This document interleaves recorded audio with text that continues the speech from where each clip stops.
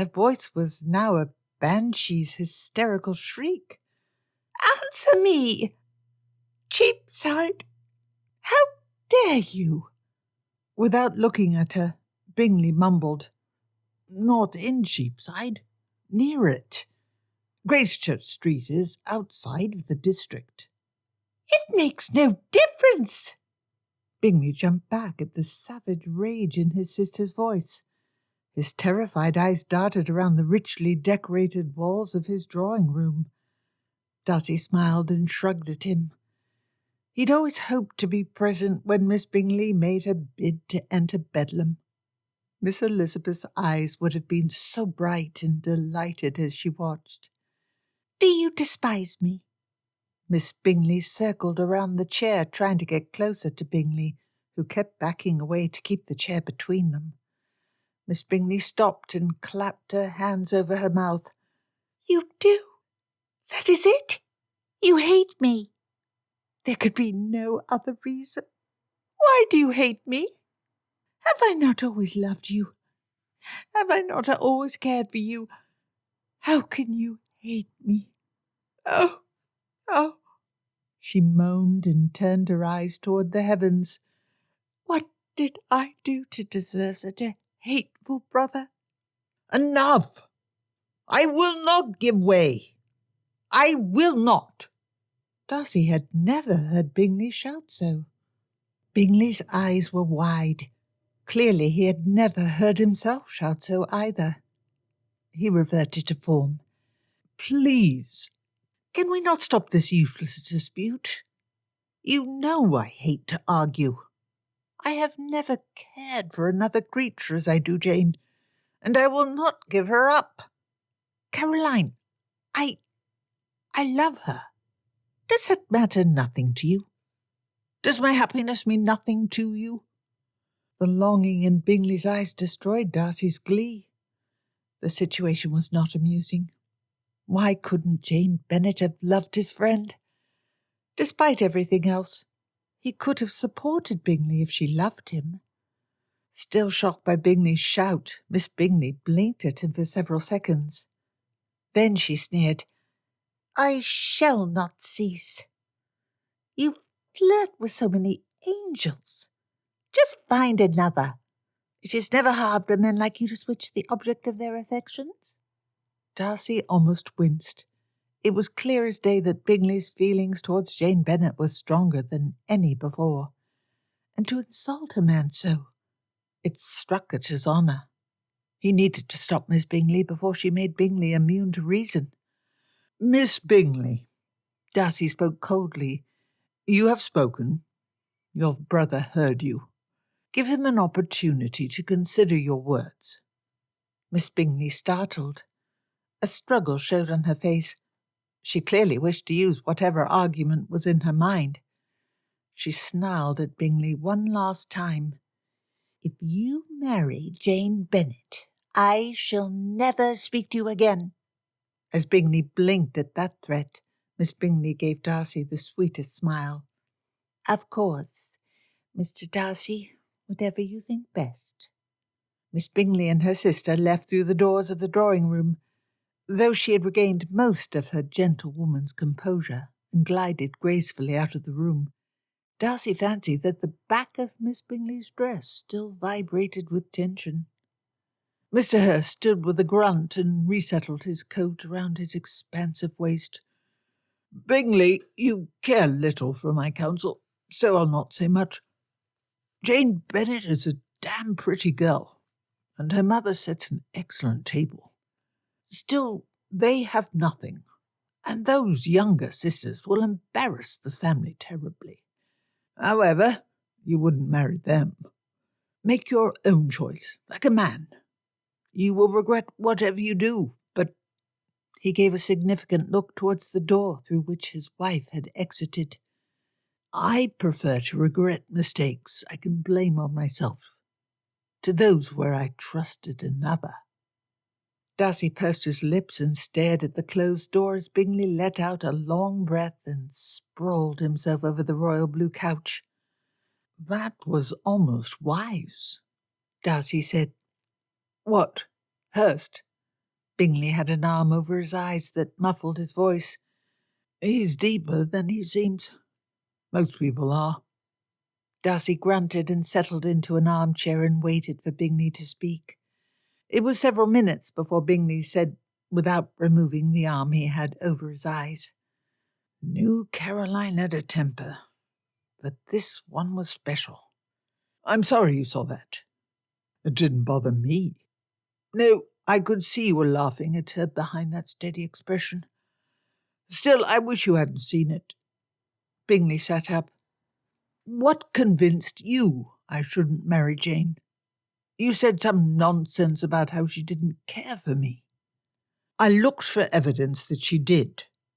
After I learned the neighbourhood expected you would marry Miss Bennet, I observed the two of you closely for the remainder of the evening. Your partiality is clear. However, I saw no evidence of hers. She smiled and accepted your attention, but she smiled at everyone she spoke to. She treated you the same as everyone. There were no special marks of affection." Darcy sighed. Bingley's eyes were intent on him, and he had gone pale as he shook his head. Darcy looked away. It was even more painful to break Bingley's heart than he had expected. "I am sorry, I sincerely am, but you do not have her heart. Her mother is eager to trap a wealthy man, and Miss Bennet would need to accept you if you offered. It would be better for her as well as you were she to marry a man she was not indifferent to." No, Jane cares for me. I'm sure of it. She must." Bingley smashed his fist against his mouth. "Good God, you are serious. Your conviction that Jane doesn't care anything for me is serious. But I thought, from everything I saw of her, I was sure she cared for me." "You cannot wish her to be made to marry without real affection. You cannot wish her to merely tolerate marriage to you." "No, I would not. But I'm sure she felt for me as I did for her. We shared so many confidences and talked so much. It is because you always approach her. Given her mother's wishes, she cannot discourage you. It is painful. I wish it were otherwise. I sincerely do. But you must accept the truth. She does not love you." Bingley rubbed his mouth and looked about like a puppy whose master had kicked him. "But I love her. How could she not?" Bingley closed his eyes and sighed. "If she cares nothing for me, I do not wish her trapped. You must be right. You always are." Darcy was always reticent with physical touch, but he still went to sit next to Bingley on the couch and patted him on the shoulder. Bingley's manner was entirely dejected as he stared at the floor. Darcy knew this was his fault. If only he had not been so focused on his unsuitable admiration for Miss Elizabeth, he would have seen how his friend felt before the attachment became so serious. "I do not understand. How could I be so mistaken? When I think back on our conversations, I still see affection. She always talked eagerly to me, always with a smile. We discussed our hopes openly. I examined her countenance and her behaviour most closely that night. She showed no symptom of deep regard for you. None." Bingley nearly looked like he wished to cry. It made Darcy's chest and eyes ache in sympathy. He hated to see his friend unhappy. Bingley almost always was happy. "I only wish—" Bingley stared at the mantel above the fireplace, where he had hung portraits of his parents. "I only wish I could be certain. She spoke as though she had affection for me." "Certainty in such cases is impossible. However," Darcy took a deep breath as he searched for the best words to convince Bingley to give up hope. His friend would not be able to leave this dismal affair behind him until he felt sure. As Darcy thought, Bingley straightened happily. "I could ask her." I have already told you she will accept a proposal. In her position she must. The sombreness of the occasion did not fully mask Darcy's annoyance when forced to repeat himself. I know that. I shall ask her to tell me what she feels, whether she loves me as I her. No matter what her interests, she would not lie about her affection. She is poor. It is not possible to trust the words of the desperate. The two men stared at each other. Darcy grimaced. He should not have implied Jane Bennet might lie. She was a gentlewoman, and her behaviour had always been exemplary. He had no call to question her character.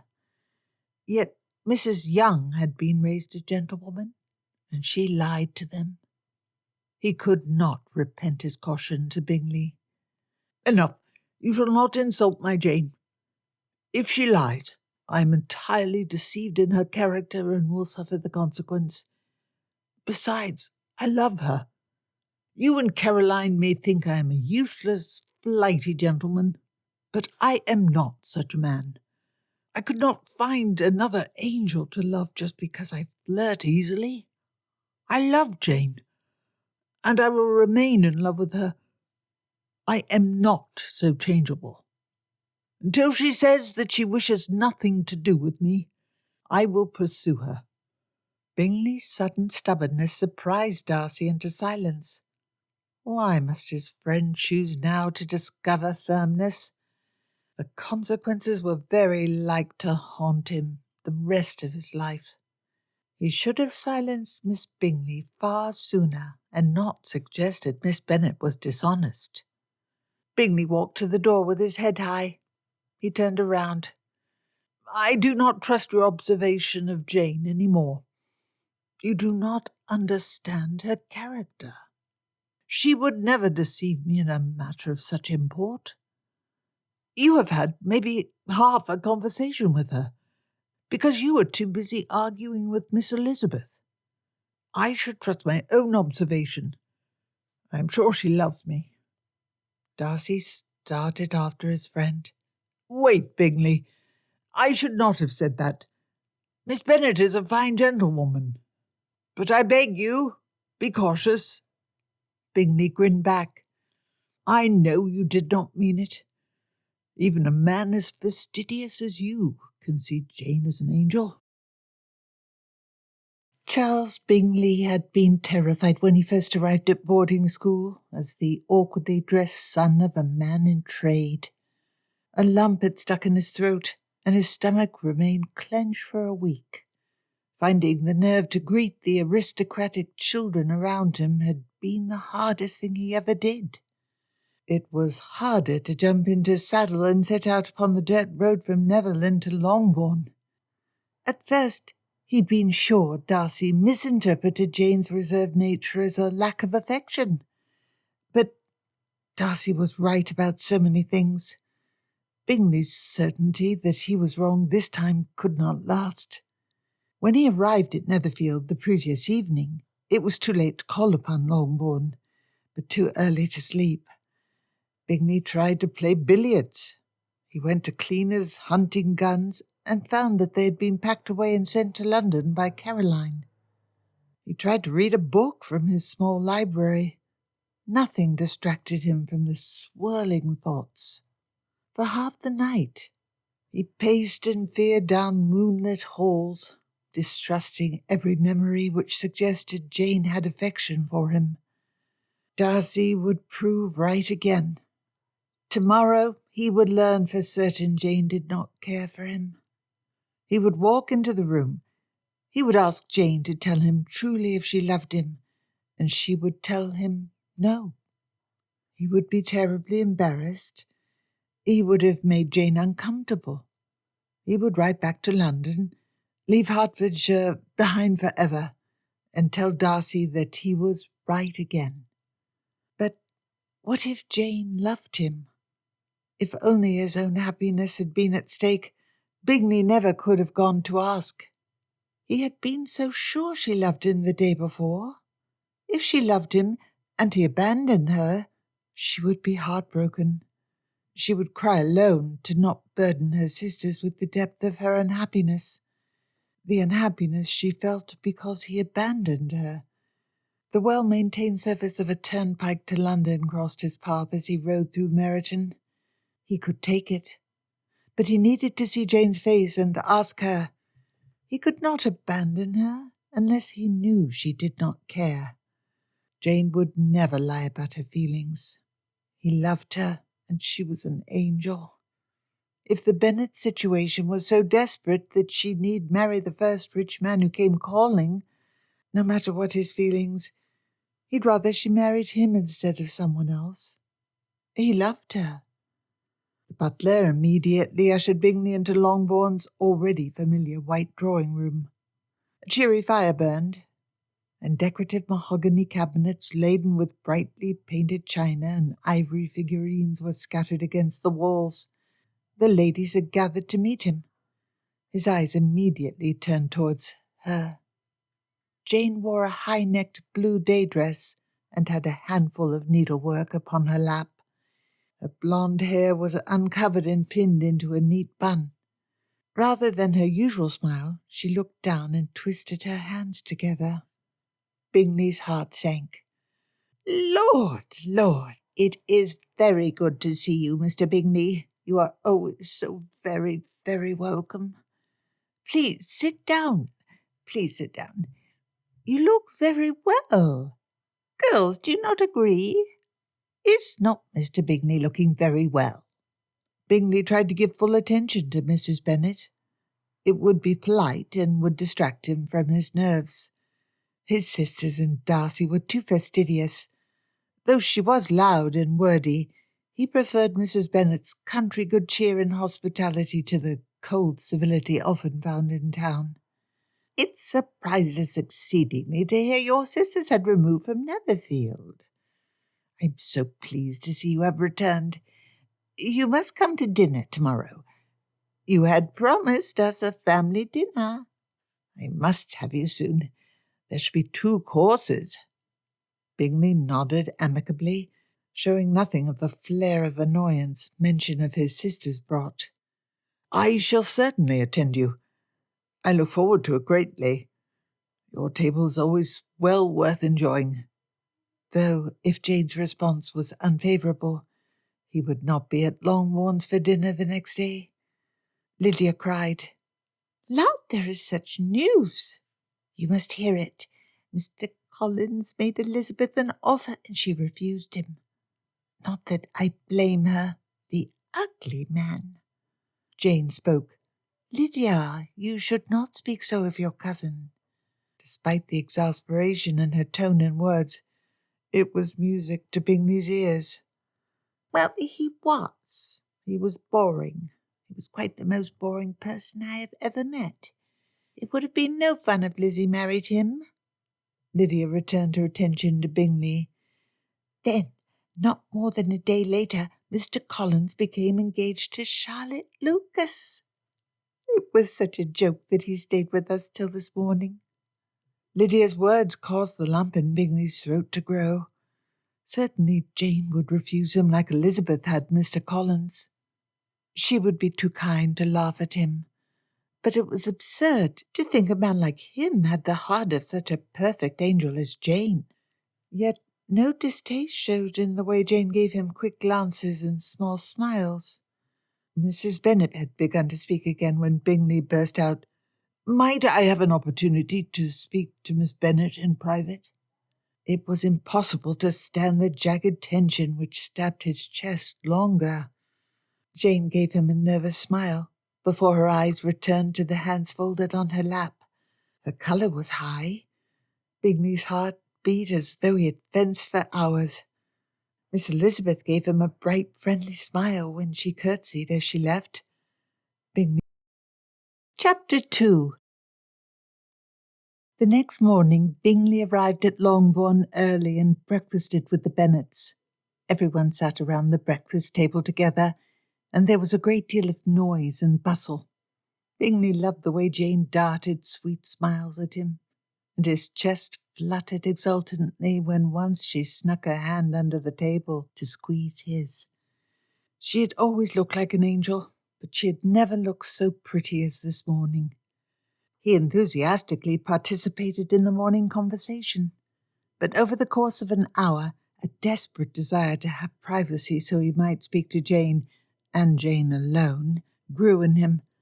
From the way her eyes turned upon his face, Bingley was sure Jane shared the sentiment.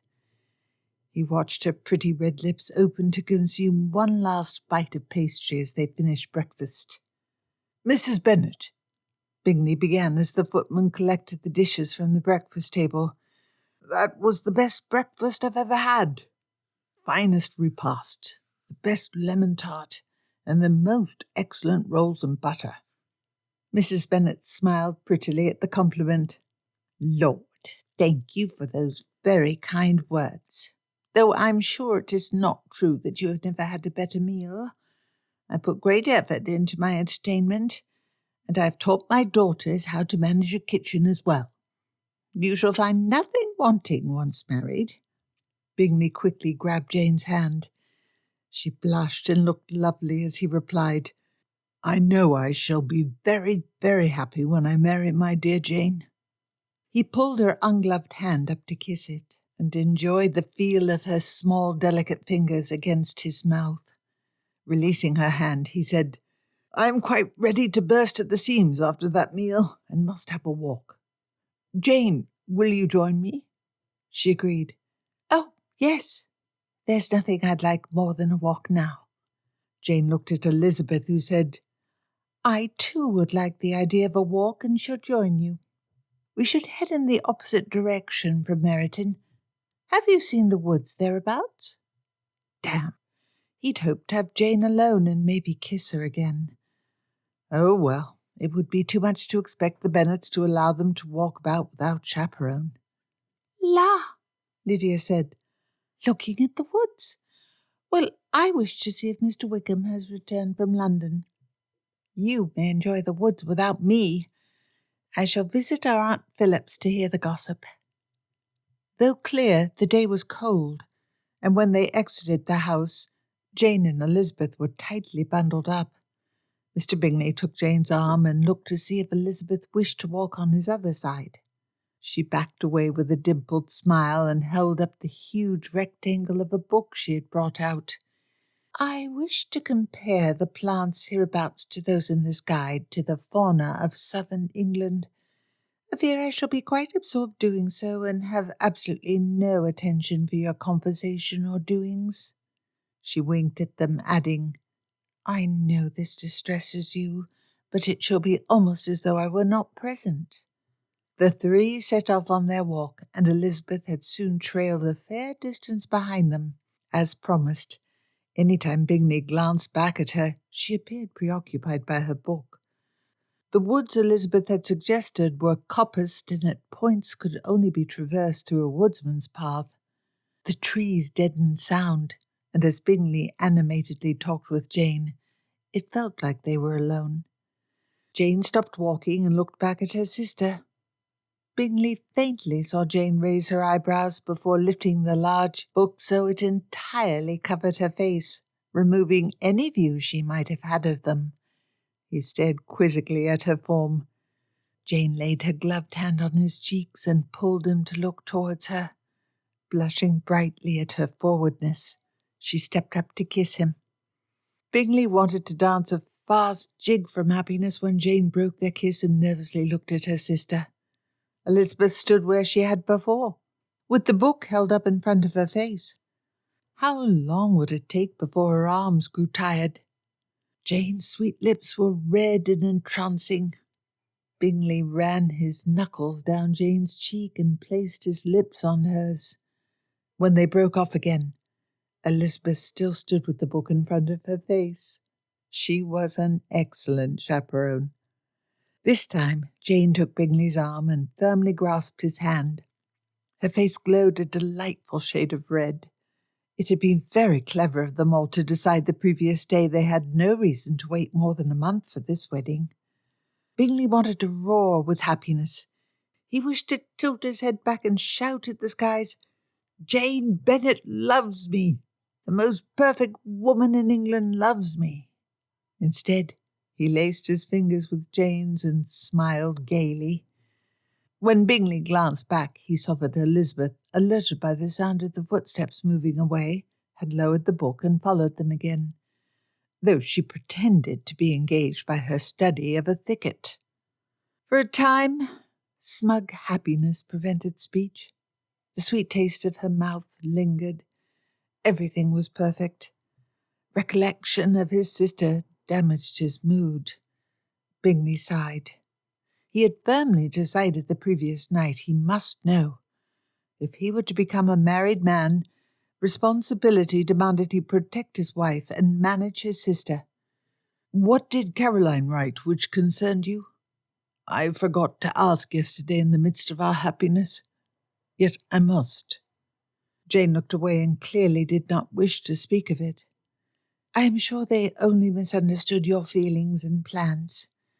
They must not have realized you cared for me, Jane replied half-heartedly, as though she knew her words were a fiction. Bingley said with a bitter smile, "It shows your good nature that you pretend to believe that, but my sister's behaviour and thoughts are not always what they ought. Caroline knew my affections were yours. What did she write?" If she knew her words smacked of dishonesty, I feared that might be the case. Elizabeth believed she wished to separate us. Jane looked away. If your family opposes our marriage, are you certain that you desire to ignore their wishes? Bingley pulled the hand she had entangled with his to his mouth and kissed it violently. I am certain. Caroline and Louisa can lose themselves in a desert. I would not care. I love you. You love me. That is the only thing which concerns me. Do not feel sorry for Caroline and her disappointment. She only wishes to puff herself up before her friends.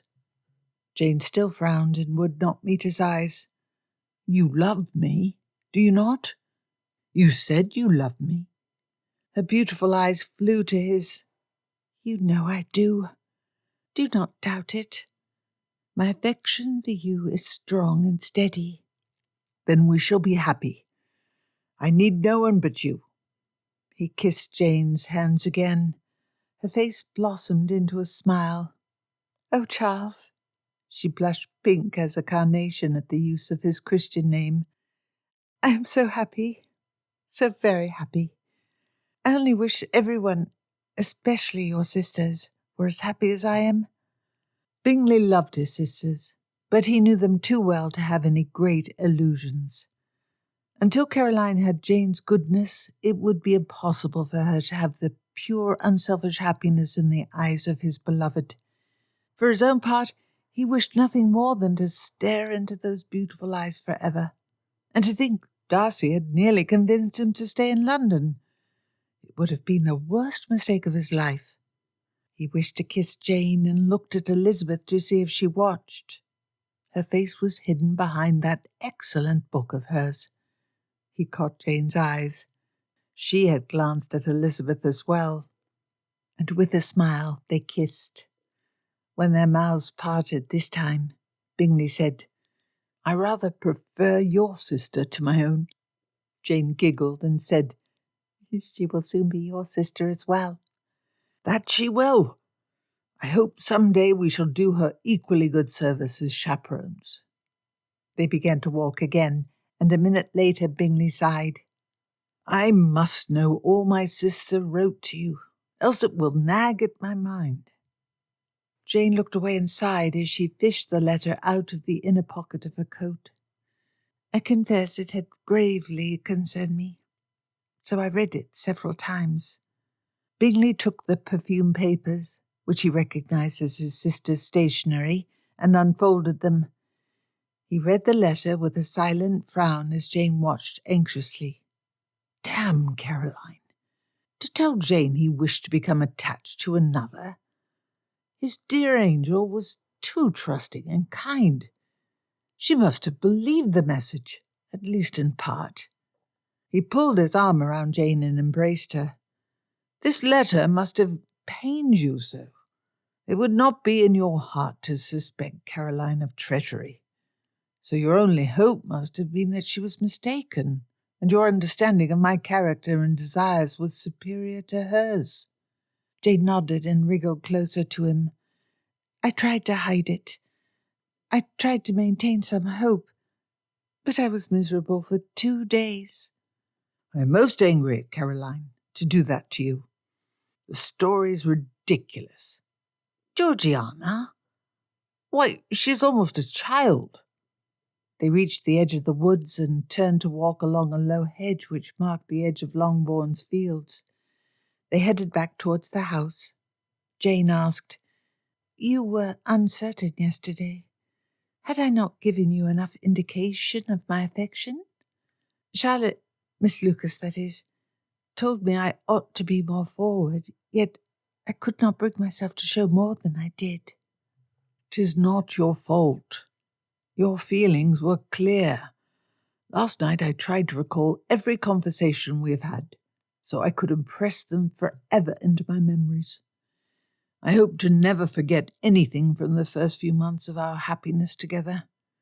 There were many ways you showed how you liked me, and I had been aware of them. Some, at least, before." Yet Bingley frowned. It had been disloyal to Jane to doubt her. He didn't want to admit it. You must understand. Darcy is a clever man who advises me well. His advice has been most useful. And he cares for my well-being. He does. He observed you most closely on the night of the Netherfield ball, and this observation convinced him you only welcomed my company out of politeness. Please do not judge me harshly. His advice is in most cases good, but Darcy's convictions nearly became mine." "How did he expect me to act?" Jane said. "It would have been improper to openly show affection before your choice was clear. I must suspect your friend would have blamed me had I done so." "He would have. Darcy looks upon matters of the heart with the same suspicious eye he uses to judge money matters. And this summer something happened, I know not what, which left him in a thundercloud of a mood. He has spoken insultingly of people's motives since. I do not think Darcy is qualified to judge in such a matter as this. He rarely speaks to women who are not closely connected to him. It is no surprise he would misjudge your character. He has hardly spoken to you." Jane waved her free hand. "He thought I would accept you due to your money, even though I had no particular regard for you?" Bingley gestured in agreement, and Jane said, "I never would have. Never. To marry without affection is something I have always been resolved against. Had I not met you, I would have far preferred to be a poor surplus relative when my father died. To live on such terms of intimacy with somebody I merely liked would be insupportable." Jane looked back at Elizabeth, who waved before bringing her book up in front of her face again. "Elizabeth's refusal of Mr. Collins ought to convince even Mr. Darcy that we Bennet girls would stand on the principle when it comes to it." That night, Elizabeth dressed in a long cotton nightgown and added a woolen robe for warmth. She walked to her sister's room. Jane was ecstatic, and she would marry an excellent man who she loved. She should only feel happiness. Yet, in a little more than a month's time, in less than 3 fortnights, her dear Jane would be gone. These late-night conferences would be no more. No longer would she be Jane's closest confidant. She would be alone when she needed to share her deepest anxieties or hopes. A candle flickered on Jane's nightstand, and a ruddy orange glow came from the half-burnt coals in the fireplace.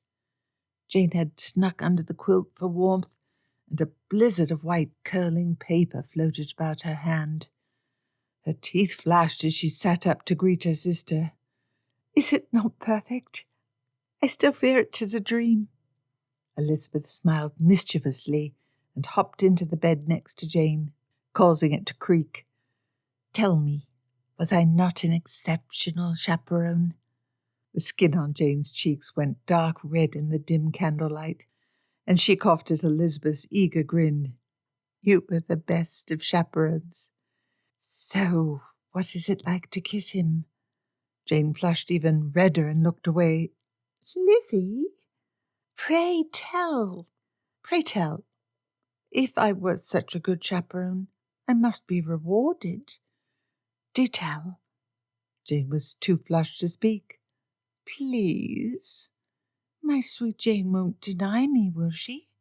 Jane did not meet Elizabeth's eyes as she spoke. It was so perfect. I put my hand on his jaw, and his eyes were very deep, and I leaned up and put my lips on his.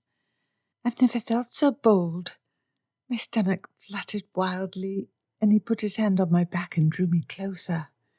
And my chest pounded so hard, and once we parted, all I wanted to do was kiss him again. And I kept watching his lips, and Jane wriggled under the covers. It was more than I ever imagined. Elizabeth sighed dreamily. Watching Elizabeth's vacant expression, Jane showed her own mischievous smile. Now, we must find you a husband so that you might kiss him. Elizabeth blushed as Jane squeezed her hand. We must. All that is left is to find the proper man. Who amongst our acquaintance would you wish to kiss most? Elizabeth was too embarrassed to reply. Jane said with her cheery voice, Perhaps it might be. She stopped and shook her head. No, I fear he would not do it all. Do you think of Mr. Wickham? For, due to Mr. Darcy's cruelty, it would be most imprudent. He had been on my mind, but such a match seems ill-advised. I do not believe Darcy was cruel. From what Bingley has said about his friend, he always acted with the best of intentions. Mayhap some misunderstanding occurred between the two. Jane was naive, and so was Bingley. The truth of Mr. Wickham's claims was shown in the open goodness of his manner. Darcy always displayed disdain for those he thought beneath him. Elizabeth recalled the first time she saw him, standing in the entryway of the assembly room with his broad shoulders pulled back and his head held high. She is tolerable, I suppose, but not handsome enough to tempt me. It was all of a piece. His rudeness to her, his disdain for the neighbourhood, and his cruelty towards Wickham. I expect you to think so. It is good you believe the best of your husband's friend. You have no need to judge differently. You shall be friends with him in any case. Jane pressed her lips tightly together as she stared at Elizabeth, and the bed creaked as she sat higher and crossed her arms. Before Jane spoke again, Elizabeth asked, What had Bingley to say about his sister's letter? Was my interpretation correct in the main? It was. Jane rubbed her arm. You are too good, Lizzie, to triumph in this. I was mistaken in their regard. Despite our friendship, both Caroline and Louisa committed themselves to convincing their brother to abandon me. They followed him to London solely to argue against return. I wish it were possible they acted from the purest of motives, but Bingley convinced me they did not. He said Caroline especially was motivated by a desire to gain a sister who she could boast amongst her friends about, and I am not. I hope we shall be friends, but I fear I will not trust her affection for some time. Jane, that is the most unforgiving speech you've ever made. I am delighted you shall not continue their dupe. I do not like the need to mistrust their affection. Jane frowned. Bingley was furious after he read the letter. Elizabeth was glad to hear it. It would bode ill if he did not take Jane's side against his sisters.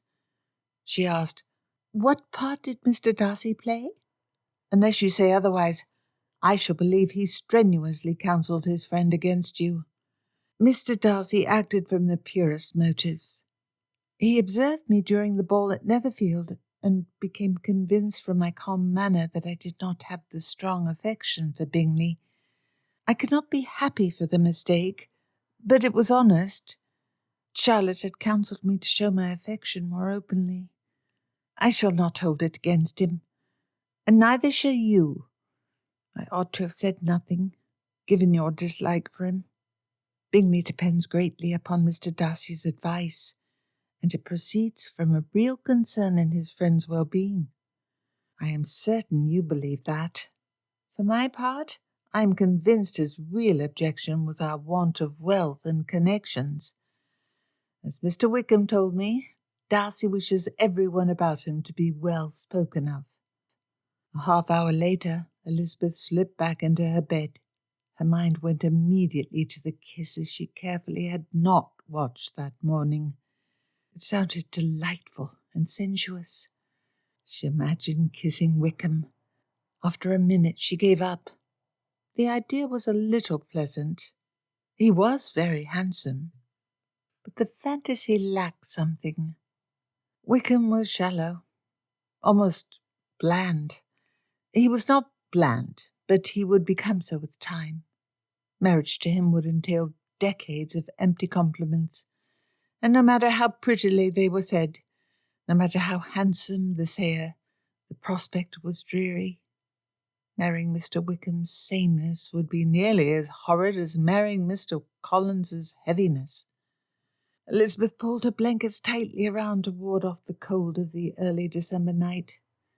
Wickham was like a sugar confection. He had an extremely pleasant taste, but no substance.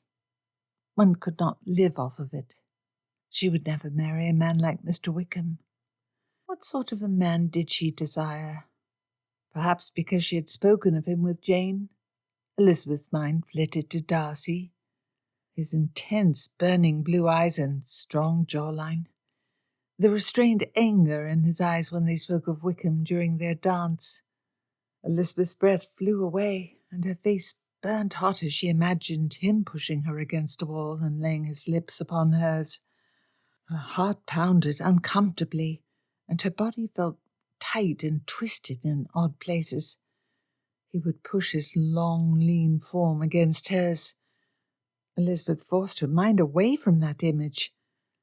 Mr. Darcy would never be bland. Elizabeth breathed heavily. This was such a joke. She felt nothing at the thought of a handsome, amiable man who liked her, and a rush of emotion at the thought of the odious, disagreeable, handsome man who cared nothing for her. A man she hated. If she was to be forever so perverse, she would end an old maid. At least Jane would provide nephews and nieces for her to spoil.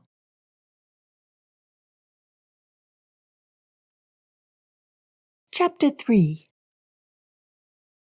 Darcy's cousin, Colonel Fitzwilliam, was briefly in London on business for his regiment, and he took the opportunity to breakfast with Darcy and Georgiana.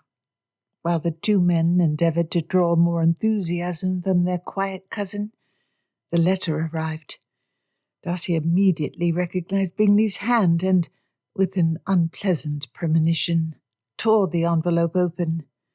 It was even less decipherable than normal, but the essence of the message was clear. Jane loves me. She really loves me. You must wish me joy. Not a mistake at all. Would have been the worst mistake. How would you expect to behave? Jane loves me. Tuesday, January 7th. Will you stand with me? Despite your... No one I more wish than you. Most sincerely your friend, C. Bingley. He hoped Bingley was right, for the marriage would only be tolerable if Jane sincerely loved him. Did she? The letter implied Miss Bennet explicitly assured Bingley that she loved him. She would not behave as Wickham, at least Darcy did not think she would, and intentionally deceive a gentleman who had come to her with an open heart. Yet he had seen none of those flirtatious behaviours with which ladies usually indicated their object of affection. She did not seek opportunities to touch him, or tease him, or even seek his attention when it was not on her. He sighed, folded the letter, and tapped it against the breakfast table. Colonel Fitzwilliam spoke. Is it poor news? Come, you know a trouble shared is a trouble halved. Darcy glanced at Georgiana and said, No, it is not poor news. My friend Mr. Bingley is to be married to Miss Jane Bennet. He looked at Georgiana. You must recall her from my letters to you. Georgiana nodded. Shall we attend the wedding? Wickham was in the neighbourhood. He disliked disappointing Georgiana when she had expressed interest, but he would not expose her to this scoundrel's presence. Georgiana was still broken-hearted over his betrayal, and simply seeing him could set back her recovery by months. You would not wish to go because... Darcy's mind dashed desperately about for an excuse. Many people will be there. You would not want to be among such a crowd. The light which had been in Georgiana's eyes dimmed, and she nodded. Understand. Might I be excused? Once the door closed, Colonel Fitzwilliam turned to Darcy as he took a swallow of coffee. I do not understand that girl. It is unnatural for someone already 16 to be that tame.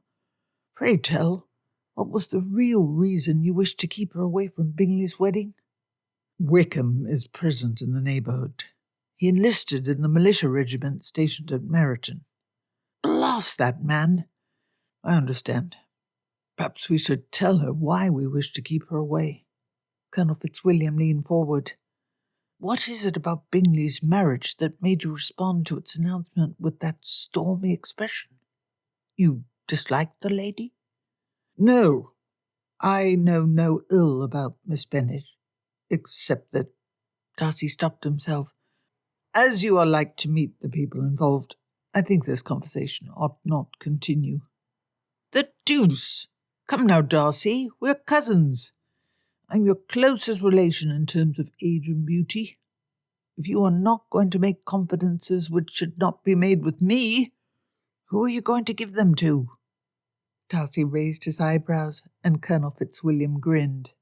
You should feel flattered that I allowed your tall, noble mien to be nearly as worthy of praise as my shorter and less striking features. Tall, noble mien. Where did you hear such silly rot? Your name has risen once or twice in conversation with the ladies. Darcy felt remarkably foolish as he reflexively smiled and stood straighter at that. Colonel Fitzwilliam laughed and said, Oh, admit it, you do wish to tell me your concerns about Bingley's bride.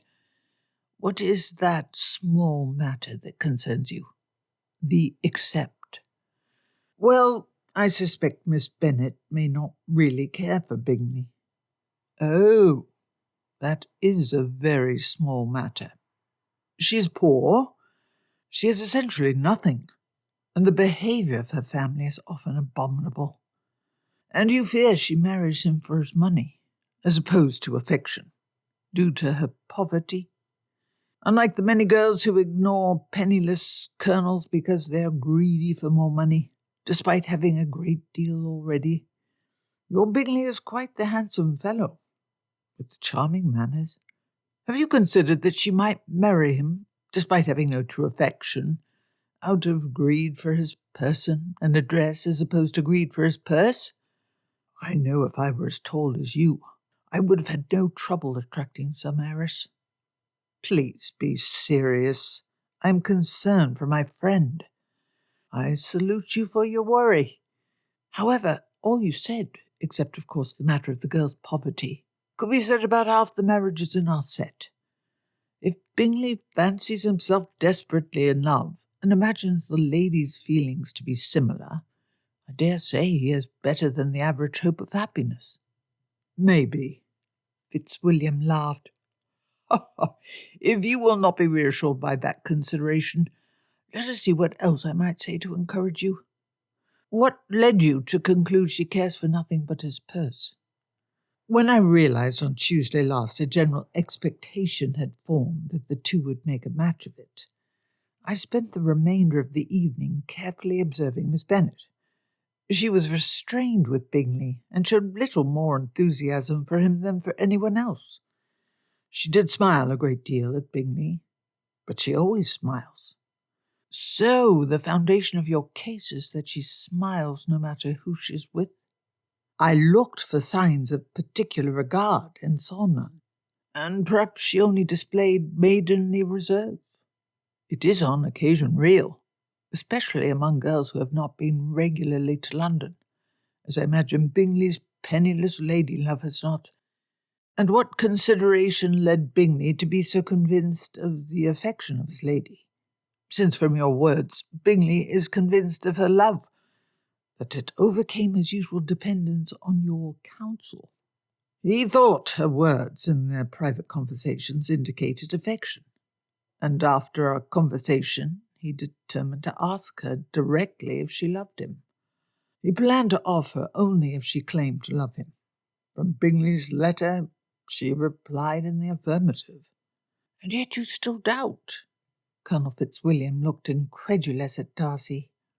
Despite your claim to think no ill of her, you believe the young lady might be a liar, and you trust your own observation from a distance, and for only an hour, more than Bingley's understanding of her character from weeks of conversation.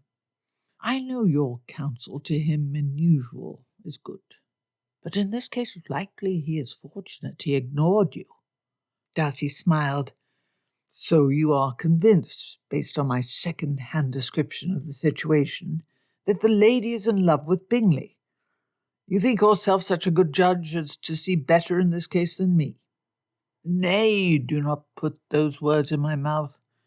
I would never dream of considering myself a better judge of the minds of women than you. Colonel Fitzwilliam laughed at Darcy's embarrassment.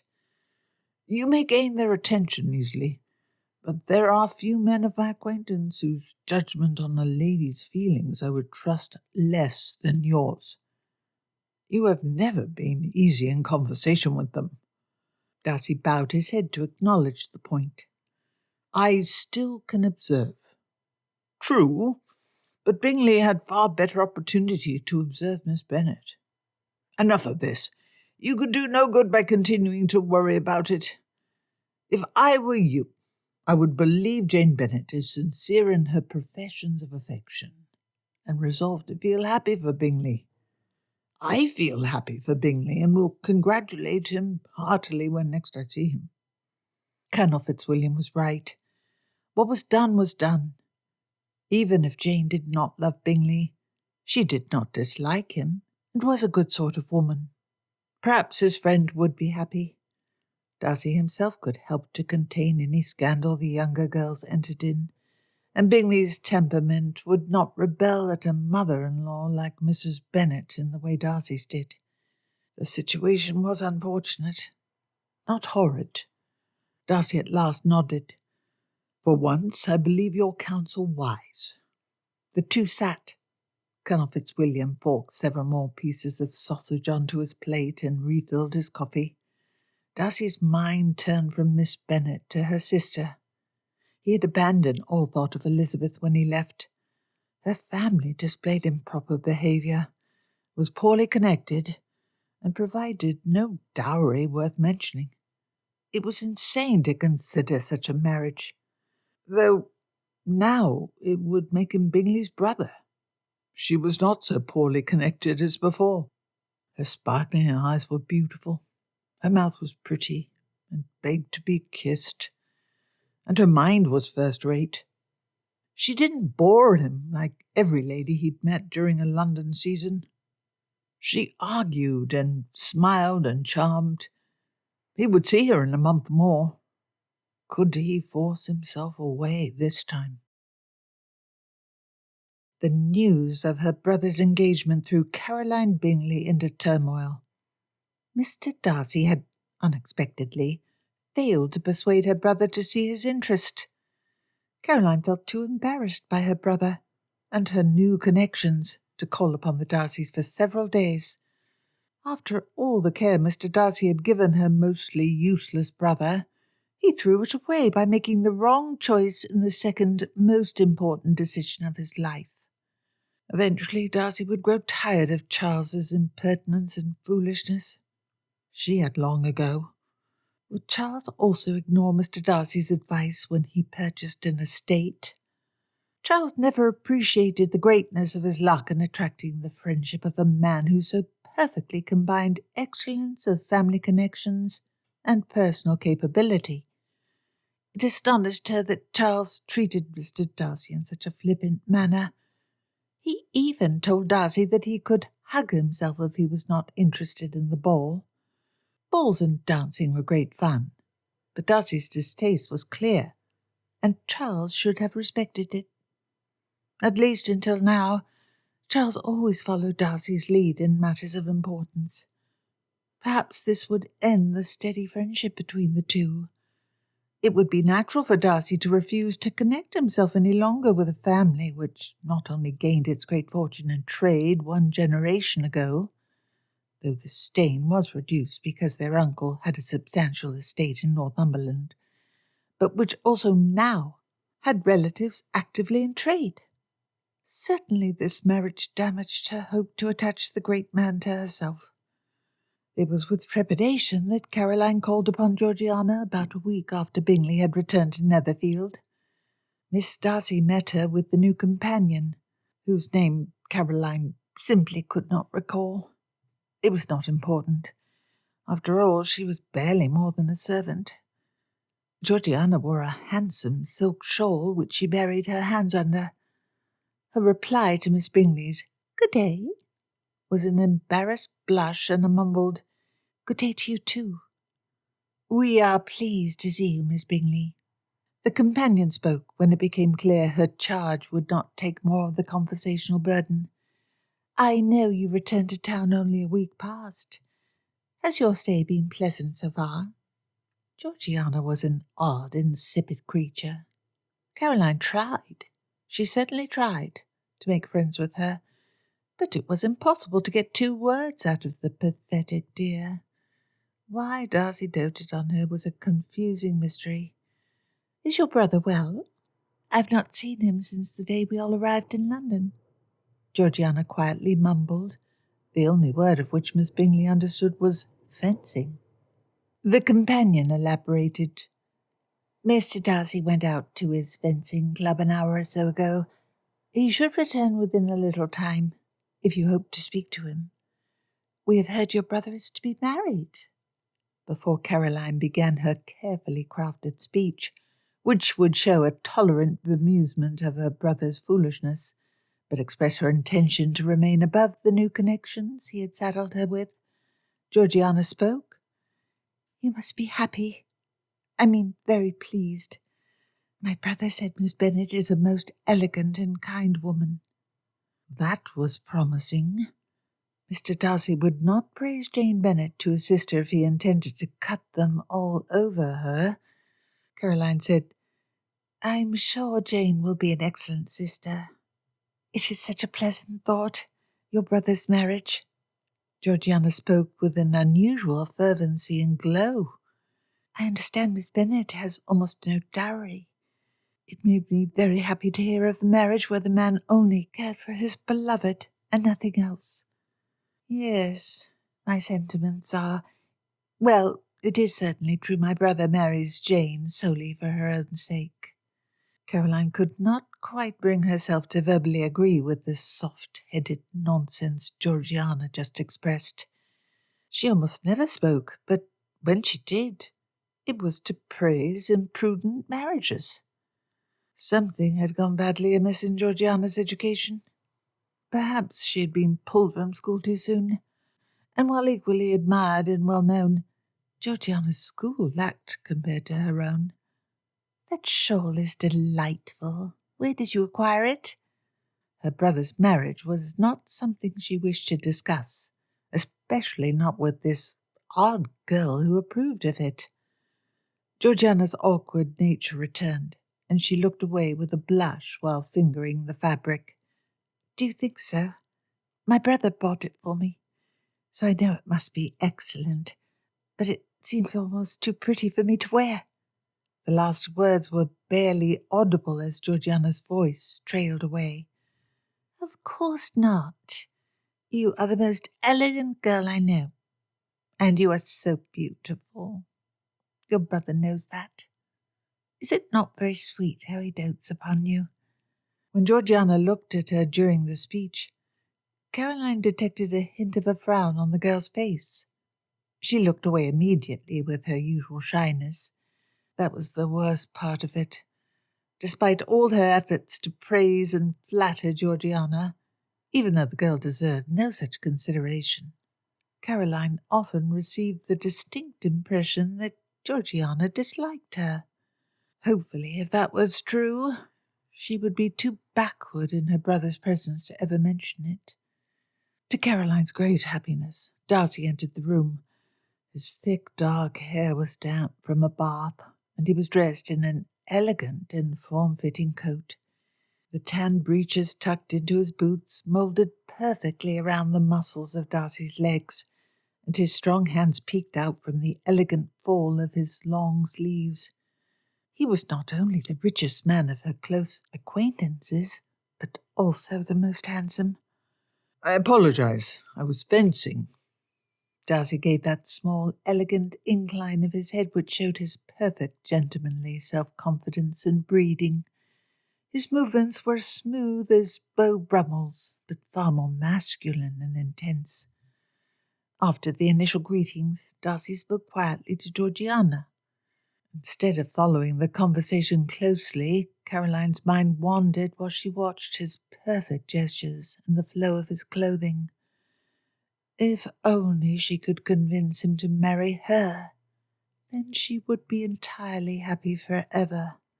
All her friends would be so jealous. Miss Churchill would say when they met at the theatre, My, Mrs. Darcy, that is a very handsome man. And Mrs. Carter, whose husband was not worth more than half what Bingley was, would pretend to be pleased for her while seething inside. Even Lady Eleanor would be forced to admit Miss Bingley's connections were now quite as good as her own. When Darcy suggested she display a new concerto she had learned, Georgiana scurried to the piano. It was certainly for the best that she leave the conversation. The music was beautiful, and both Darcy and Miss Bingley listened attentively while she played. Caroline knew herself to be quite good, far better than Eliza Bennet, due to the excellent training her school gave her, but Miss Darcy had something more which practice alone could not give. Perhaps it explained Georgiana's deficiencies elsewhere. The mind only had so much space to develop, and it was vital to receive an education which would allow one's faculties to flourish in a balanced manner. Georgiana's genius at the piano had crowded out the more important conversational skills. When Georgiana finished, the proper allotment of time for a visit had passed.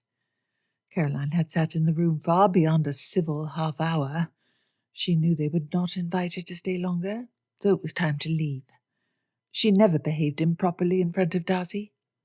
Still, she had dearly hoped to directly assess how he felt about Charles's marriage. To Caroline's great pleasure, Darcy followed her out to wait for the carriage to be brought round. His conversation was less pleasing than his presence. I must hope you have chosen to be happy about your brother's impending marriage. Darcy stated that with an air of expressing an uncomfortable truth, not the sardonic teasing Caroline hoped for. At least he had not sought to avoid her or encouraged her to leave. How could I be unhappy? The new additions to the family want nothing. Mrs. Bennet is a true wit, and her daughters all proper and well behaved. I shall have Mr. Phillips to approach should I ever need the advice of a minor country lawyer. Our family lacked one, and I can look forward to the warehouses of her Cheapside relations being opened to us at discount. I never wished so much for Charles. It is more, certainly more, than I thought possible for my brother. I comprehend your sentiments, madam, but the marriage will happen no matter your desires. Your brother's honour is engaged. He could not withdraw now, even were he to change his mind, and that is most unlikely. There is no choice but to hope for the best.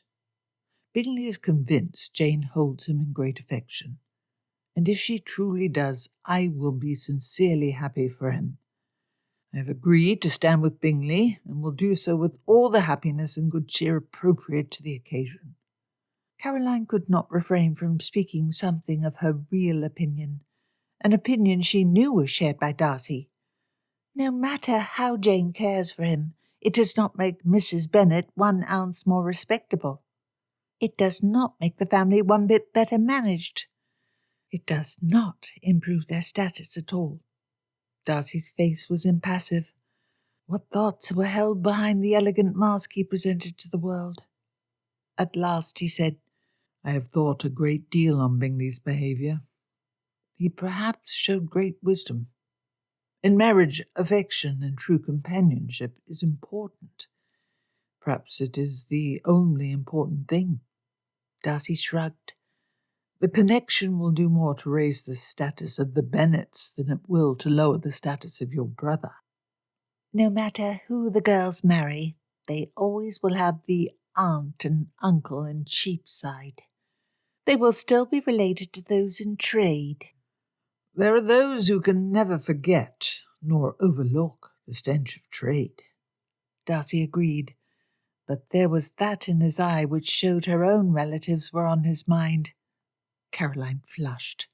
Her grandparents on her father's side had been entirely respectable, and no one in her family worked now. She was better than Miss Bennet. It was not hypocritical to think so. "None of us would be wholly safe were the misbehaviour of our relations held against us. I no longer think it well to hold the improprieties of a girl's family against her." The carriage had waited for several minutes already, and Darcy, desirous of finishing the conversation, stepped up to its door, waved off her footman, and opened it for her. He inclined his head in another perfectly executed gesture and said, "It was pleasant to see you. I hope you are well for the rest of the day." Caroline was horrified. She'd seen how his eye followed and lingered upon Eliza Bennet. His early praise of Eliza's eyes had been an attempt to tease Caroline for seeking a compliment, but it had also been sincere. If Darcy no longer thought the status of the Bennets was reason to avoid a connection with them, if he considered following Charles's choice to marry only for affection, then he might decide to marry Elizabeth Bennet. This was horrible. This was far worse than Charles's marriage. It was a nightmare. A sense of rejection pricked at Caroline's eyes. It had never been likely that Darcy would marry her. He was famously avoidant of women. If fondness for dancing was a certain step towards falling in love, to despise the art was an equally certain step towards avoiding the bounds of matrimony. Still, no other girl had been so close to him, with such good opportunity to appeal to him as herself. Since he was disinclined to marry her, could not Darcy remain a perpetual bachelor? And if he needed to marry, could he not choose anybody besides that self-important country nobody who laughed at Caroline from behind her hand, despite the inferiority of her wealth and consequence? It was clear Eliza saw her as a cross between an annoyance and an object of amusement. It would be unimaginably horrible if she became the mistress of Pemberley. It would be worse than if Louisa died. If Darcy attached himself to some earl's daughter, it would make sense. That would be the way the world was supposed to work. But Eliza Bennet? What was so wrong with her that Mr. Darcy would prefer that awful woman, that woman who never showed him any respect? Caroline had a beauty mark visible on her face, but it was small, and all her friends assured her it only made her appear more striking. And her face was a trifle too thin for fashion. Yet Eliza Bennet was not a perfect beauty either. She was not like Jane, whose face was perfection itself. She was even thinner than Caroline, due to those endless and shocking walks. Her face was not perfectly even, and her hair was far too black. Her eyebrows were poorly trimmed. Eliza did not use her parasol consistently, and her face was unusually freckled. Caroline saw no value in lying to herself. Eliza Bennet was a little prettier, but not enough to overcome her many other deficiencies. It must not be. As soon as Caroline exited her carriage at the Hurst townhouse, she sought for an idea which would ensure Mr. Darcy would not marry Eliza Bennet. She suspected Eliza disliked Mr. Darcy. Perhaps that could be worked upon. If Mr. Darcy asked Elizabeth, she would accept him. Only a fool would refuse Mr. Darcy, no matter how they felt. But if she let that distaste become fully visible to Darcy, perhaps he would withdraw.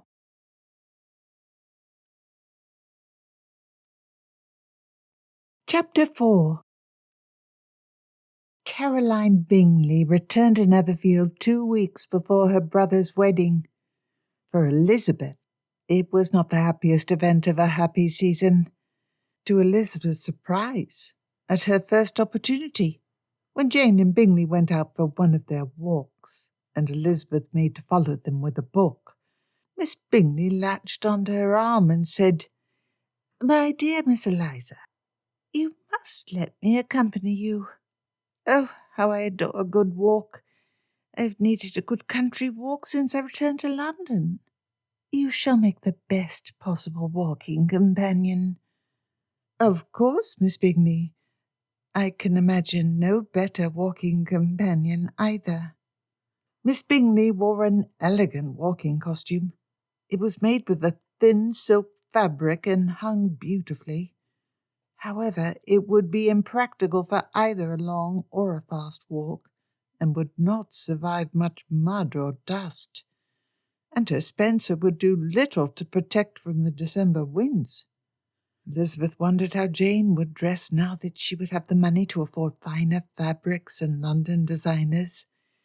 They chatted lightly, and Miss Bingley did not quickly give clue to what she was about.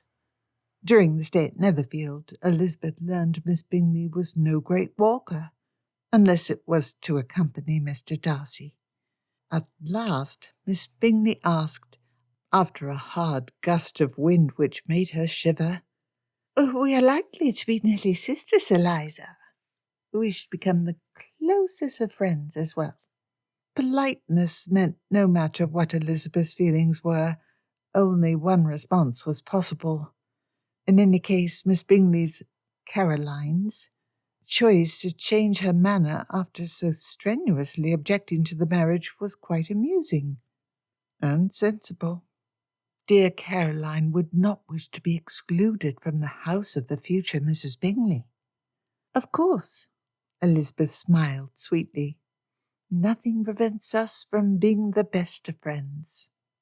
After all, my sister is to marry your brother, and we are all determined to be happy about it. Are we not, Caroline?" Caroline's eyes tightened, and she returned a perfectly fake smile.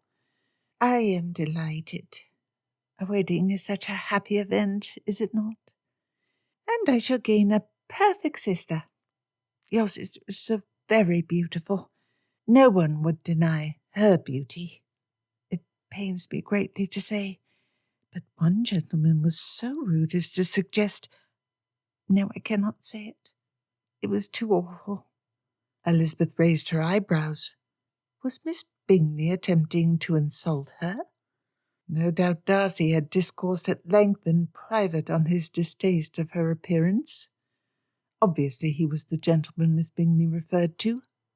Darcy was the sort of gentleman who would make sure all connected to him knew if he disliked the appearance of a woman. Elizabeth said, "I was made aware by overhearing a few months ago, why it was the very night we all met, that it is possible for a gentleman to resist my charms. You need not fear that the pool of my vanity is so shallow that it could be drained by such a thing. I am as impressed with myself as ever.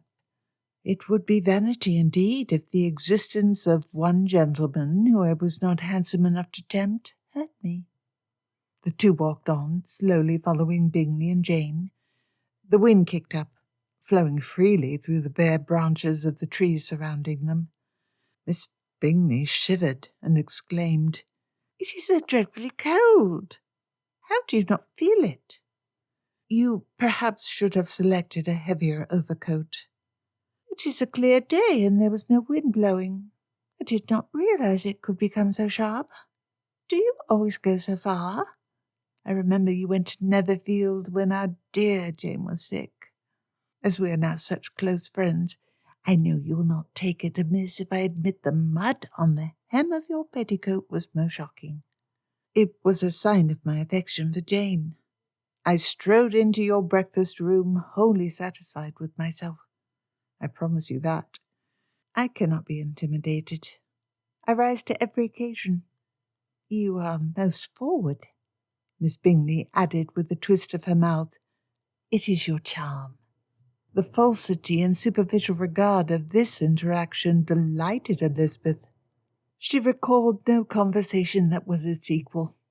Mr. Bennet would be excessively diverted when she related the story. A further surprise was in store. "Eliza, I owe you an apology. While in London, several times I visited Mr. Darcy's townhouse, and once, entirely on accident, overheard a conversation between him and a relation." Miss Bingley lowered her voice and leaned her head close to Elizabeth's. "I know it was improper for me to listen to a private conversation, but at first it was unintentional, and it is far worse for me to share the conversation with you. Yet the lack of honour shown by—" Miss Bingley pulled Elizabeth to a stop and said, "You must promise me, on your honour as a gentlewoman, not to spread the story further." A devious smile hid under Miss Bingley's superficial sombreness, and Elizabeth did not trust her intentions. Yet her curiosity was too great to be ignored. In a manner which showed she hoped her words to be ignored, Elizabeth said, "My dear Caroline, if the situation is as you say, perhaps you should not share the story. It was gained by subterfuge, even if unintentional." "Oh, I wish I could be silent. But my conscience, my sense that I wronged you and your friend Mr. Wickham, demand I speak." "Mr. Wickham?" "Yes, the conversation I overheard. It related to him. Darcy openly admitted to his relation that he had acted with unjustified cruelty towards his father's godson. Something of great value his father intended for Wickham, which was withheld out of jealousy. I heard Darcy say it. I was jealous, cruel, and unjust. Yet I will not repent of it. Wickham deserves his fate, for my father loved him more than I. I would never have imagined that Darcy could act with such a lack of honour. I'm greatly surprised you choose to share this with me. The story seemed odd. Yet Elizabeth saw poor helpless Wickham, with his love for company and self-indulgent habits, being denied the easy life promised for him. Darcy would have held his beautifully shaped head high when he bragged about destroying Wickham's future.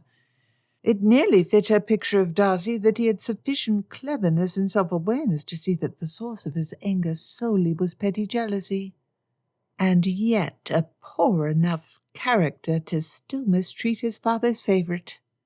Darcy was endlessly complex and astonishing. He could not be laughed at, but he was by far the most fascinating character she'd ever attempted to make out. If only his good features had not been paired with such arrogance and viciousness, he would have been a truly exceptional man.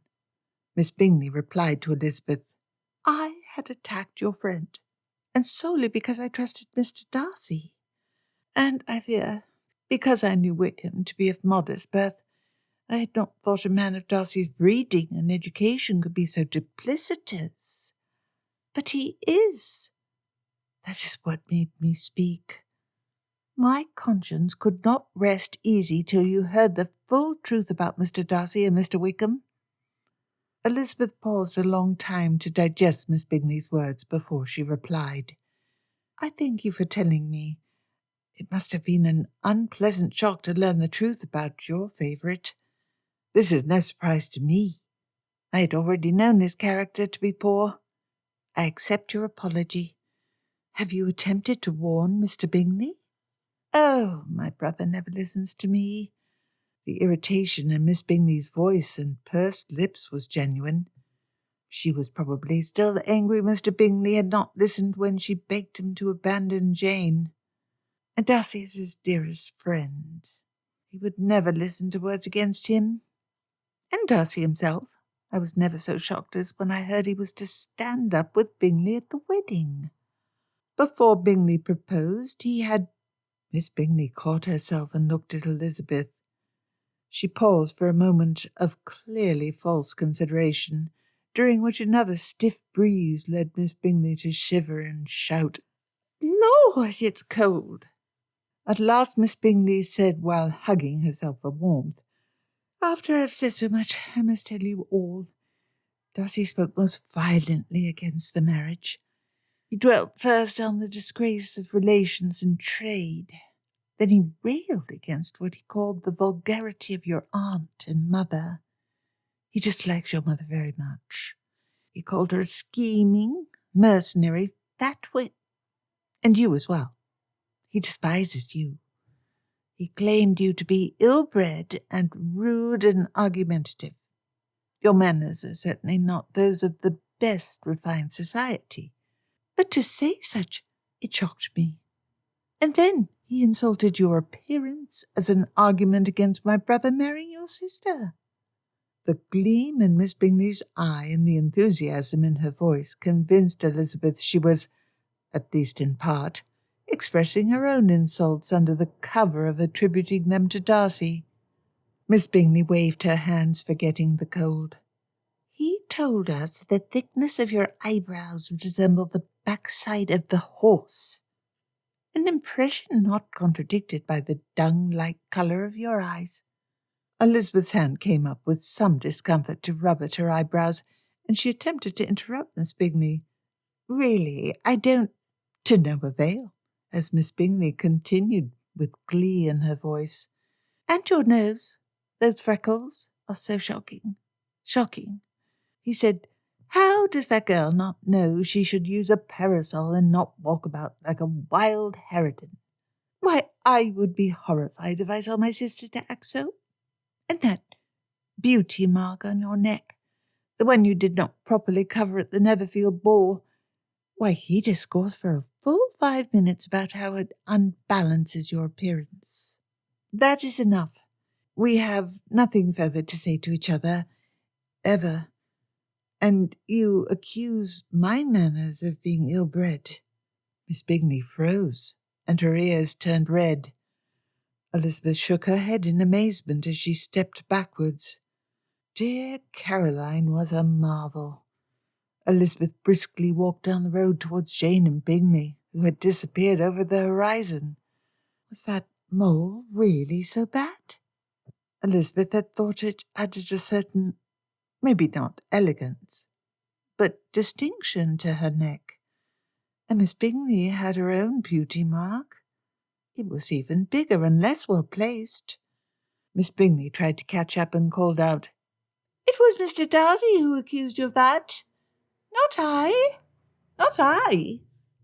Elizabeth turned around. I do not doubt that he also said as much. She made a derisive half-curtsy to Miss Bingley. I must rejoin my sister and new brother. Who knows what they may have gotten up to without my presence? Jane and Bingley were only talking as they walked along sedately, nestled sweetly against each other's arm. Elizabeth stomped up to them at a quick pace, easily catching the meandering couple. Be honest. I know I can trust you both to be honest. Elizabeth tapped the beauty mark on her neck. Does this unbalance my appearance? Upon the arrival of Darcy's carriage at Netherfield the day before the wedding, Bingley ran out to greet Darcy. He shook Darcy's hand briskly before he had even exited the carriage. It is good to see you. Very good. Bingley's broad smile radiated cheer. He embraced Darcy the instant his feet were both on solid ground. Darcy stiffened slightly at the sudden close contact, and Bingley stepped back. Sorry, old man, but I'm so damn pleased to see you. I'm in too good a mood to give a tuppence about proprieties. Darcy grinned and seized Bingley's forearm and, feeling a little self-conscious, embraced his friend. No harm, no harm. I'm delighted to see you as well. Now, I have quite enough happiness for the both of us. There's no need for you to pretend enthusiasm about my marriage. I have enough pretense from Caroline. Darcy clapped his arm around Bingley's shoulder. It is no pretense. You are my friend, and I wish you happiness. I very much hope my advice was mistaken. You are perfectly happy at this point, a month after the engagement. It bodes well. I am perfectly happy. I've never been so happy, and my Jane does love me. I was a fool to imagine you able to judge in this matter. A woman's heart is nothing like an investment or a field. You can't directly calculate whether it makes sense. The areas where you're clever and wise are quite likely to lead you astray when attempting to woo a girl. Bingley laughed. I dare say some day you will come to me for advice. Bingley's words struck Darcy. He had tried to push her out of his mind, but he would see Elizabeth again today. Bingley looked extremely happy. Would marrying Elizabeth make Darcy as happy? More and more, he thought Elizabeth might be worth the cost. Marrying her would be a great sacrifice, but she was beautiful and sparkling, and he would have her for the rest of his life. Darcy replied with mock offence. I be the one to need advice? That will be an odd day indeed. You know you are not perfect, and you are a bit shy with the ladies. Is that the true source of your disinclination for dancing? I have discovered it. Nay, that is not it. Despite his words, Darcy thought there might be something to it. Women pretended to agree with him, while secretly thinking something else. Except for Elizabeth. None showed him their true thoughts. It made him awkward and uncomfortable. That afternoon they went to a dinner party held at Longbourn to celebrate the marriage the following day. After the wedding itself, an even larger feast would be held in Netherfield's ample ballroom. The Longbourn drawing-room was decorated with a profusion of shelves that displayed china plates and figurines and other proofs that Mrs. Bennet could waste money with ill taste. As soon as they were announced, the brightly smiling Jane ran up to her fiancé. Darcy watched the couple closely.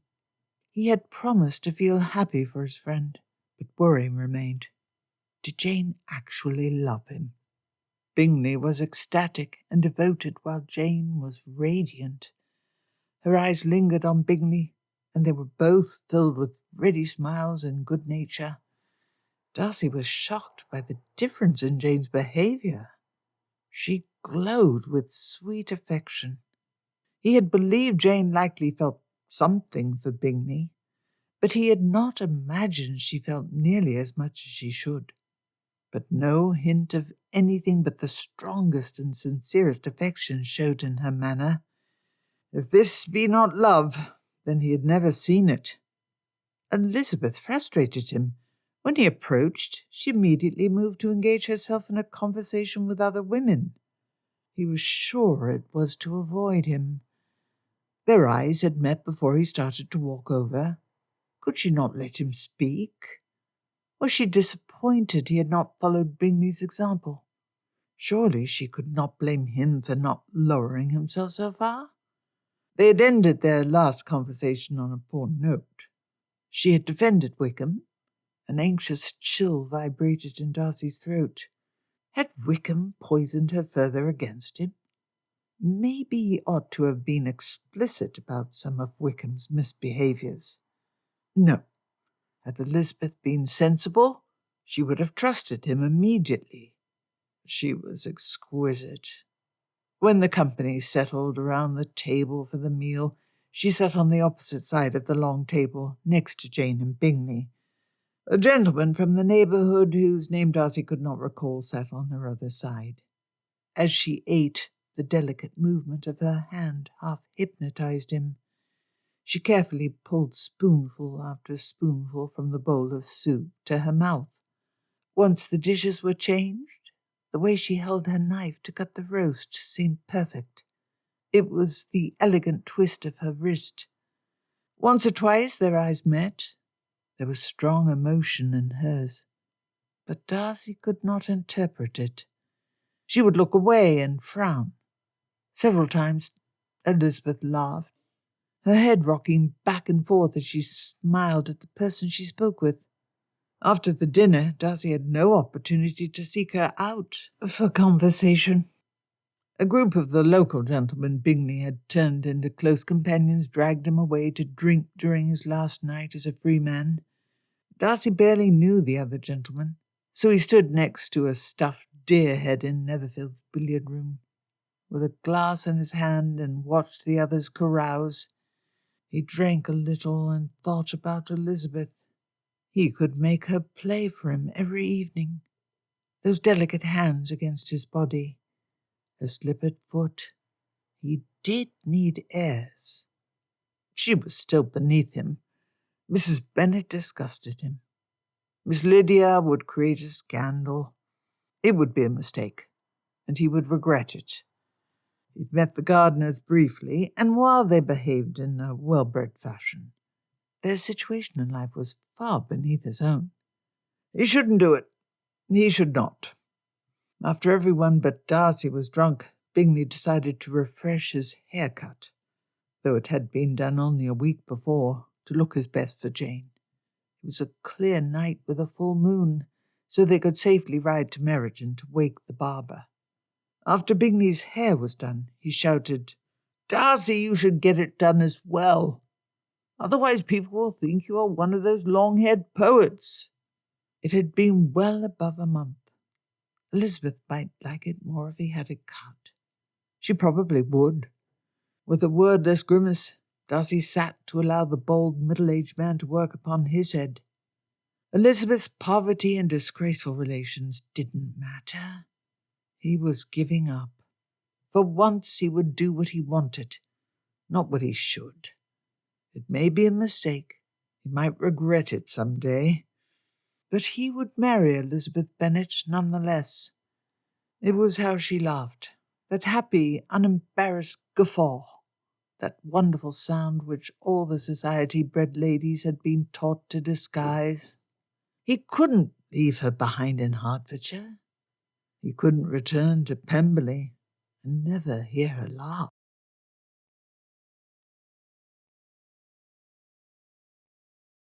Chapter 5. Elizabeth stayed near Jane until Bingley pulled her into the carriage. Jane leaned out the window, and Elizabeth seized her hand tightly. Happy tears came to her eyes as the coachman snapped the reins and clicked for the horses to stop moving. The carriage started, taking her dear, dear sister away. Jane's hand was pulled out of her grasp. Her sister smiled back at the crowd, waving her white glove. Jane appeared perfectly happy.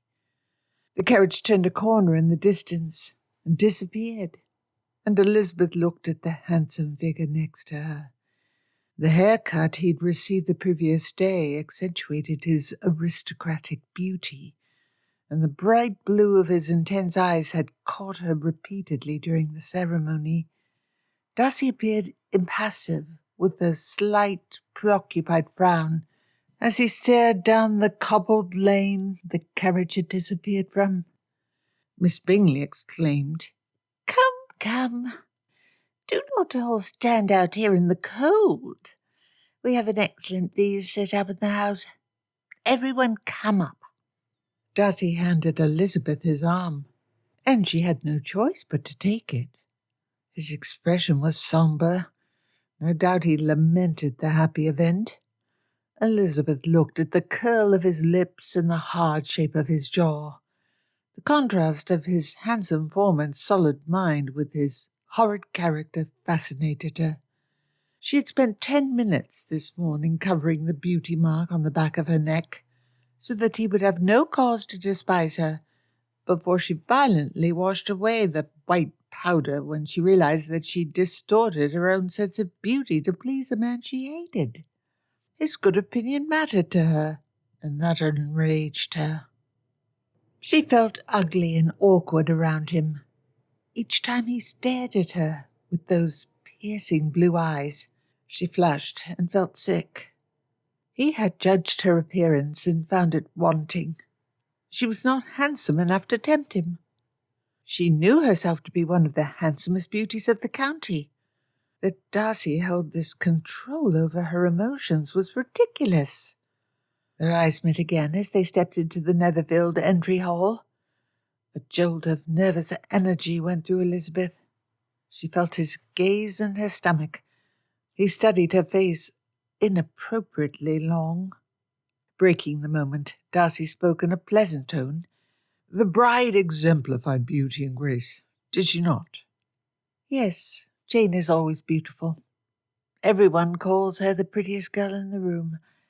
No one has ever said she was not handsome enough to tempt them. From the way his expression did not waver, Darcy did not understand her allusion. Elizabeth frightened herself. The seething anger she felt threatened to take control. She had little sleep the night before. First she talked with Jane and Mrs. Gardiner for many hours, and then she was woken quite early by a vivid dream where Darcy kissed her with those disapproving eyes. How dare he praise Jane when he intended to destroy her happiness? Why must a gentleman with such capability be cruel and dishonourable? How dare he despise her appearance when he was the most desirable man she had ever known? She wanted to kiss him and hit him.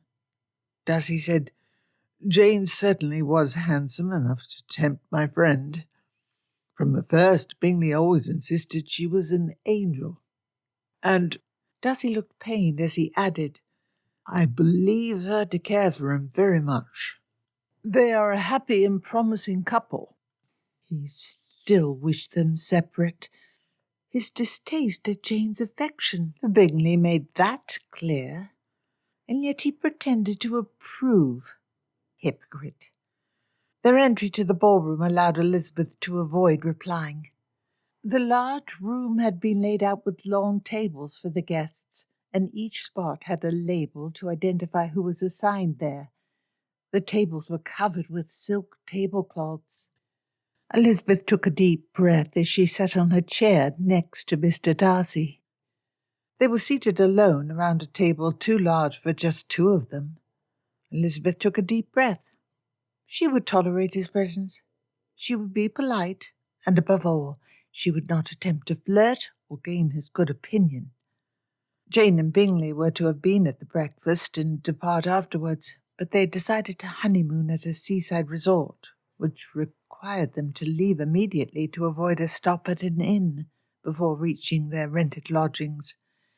It was odd that Caroline had left the initial seating where the wedding party was separate, intact. Perhaps she really had abandoned her obsession with Darcy and no longer would arrange to be near him at every opportunity. Elizabeth's melancholy at being left without sensible female companionship returned.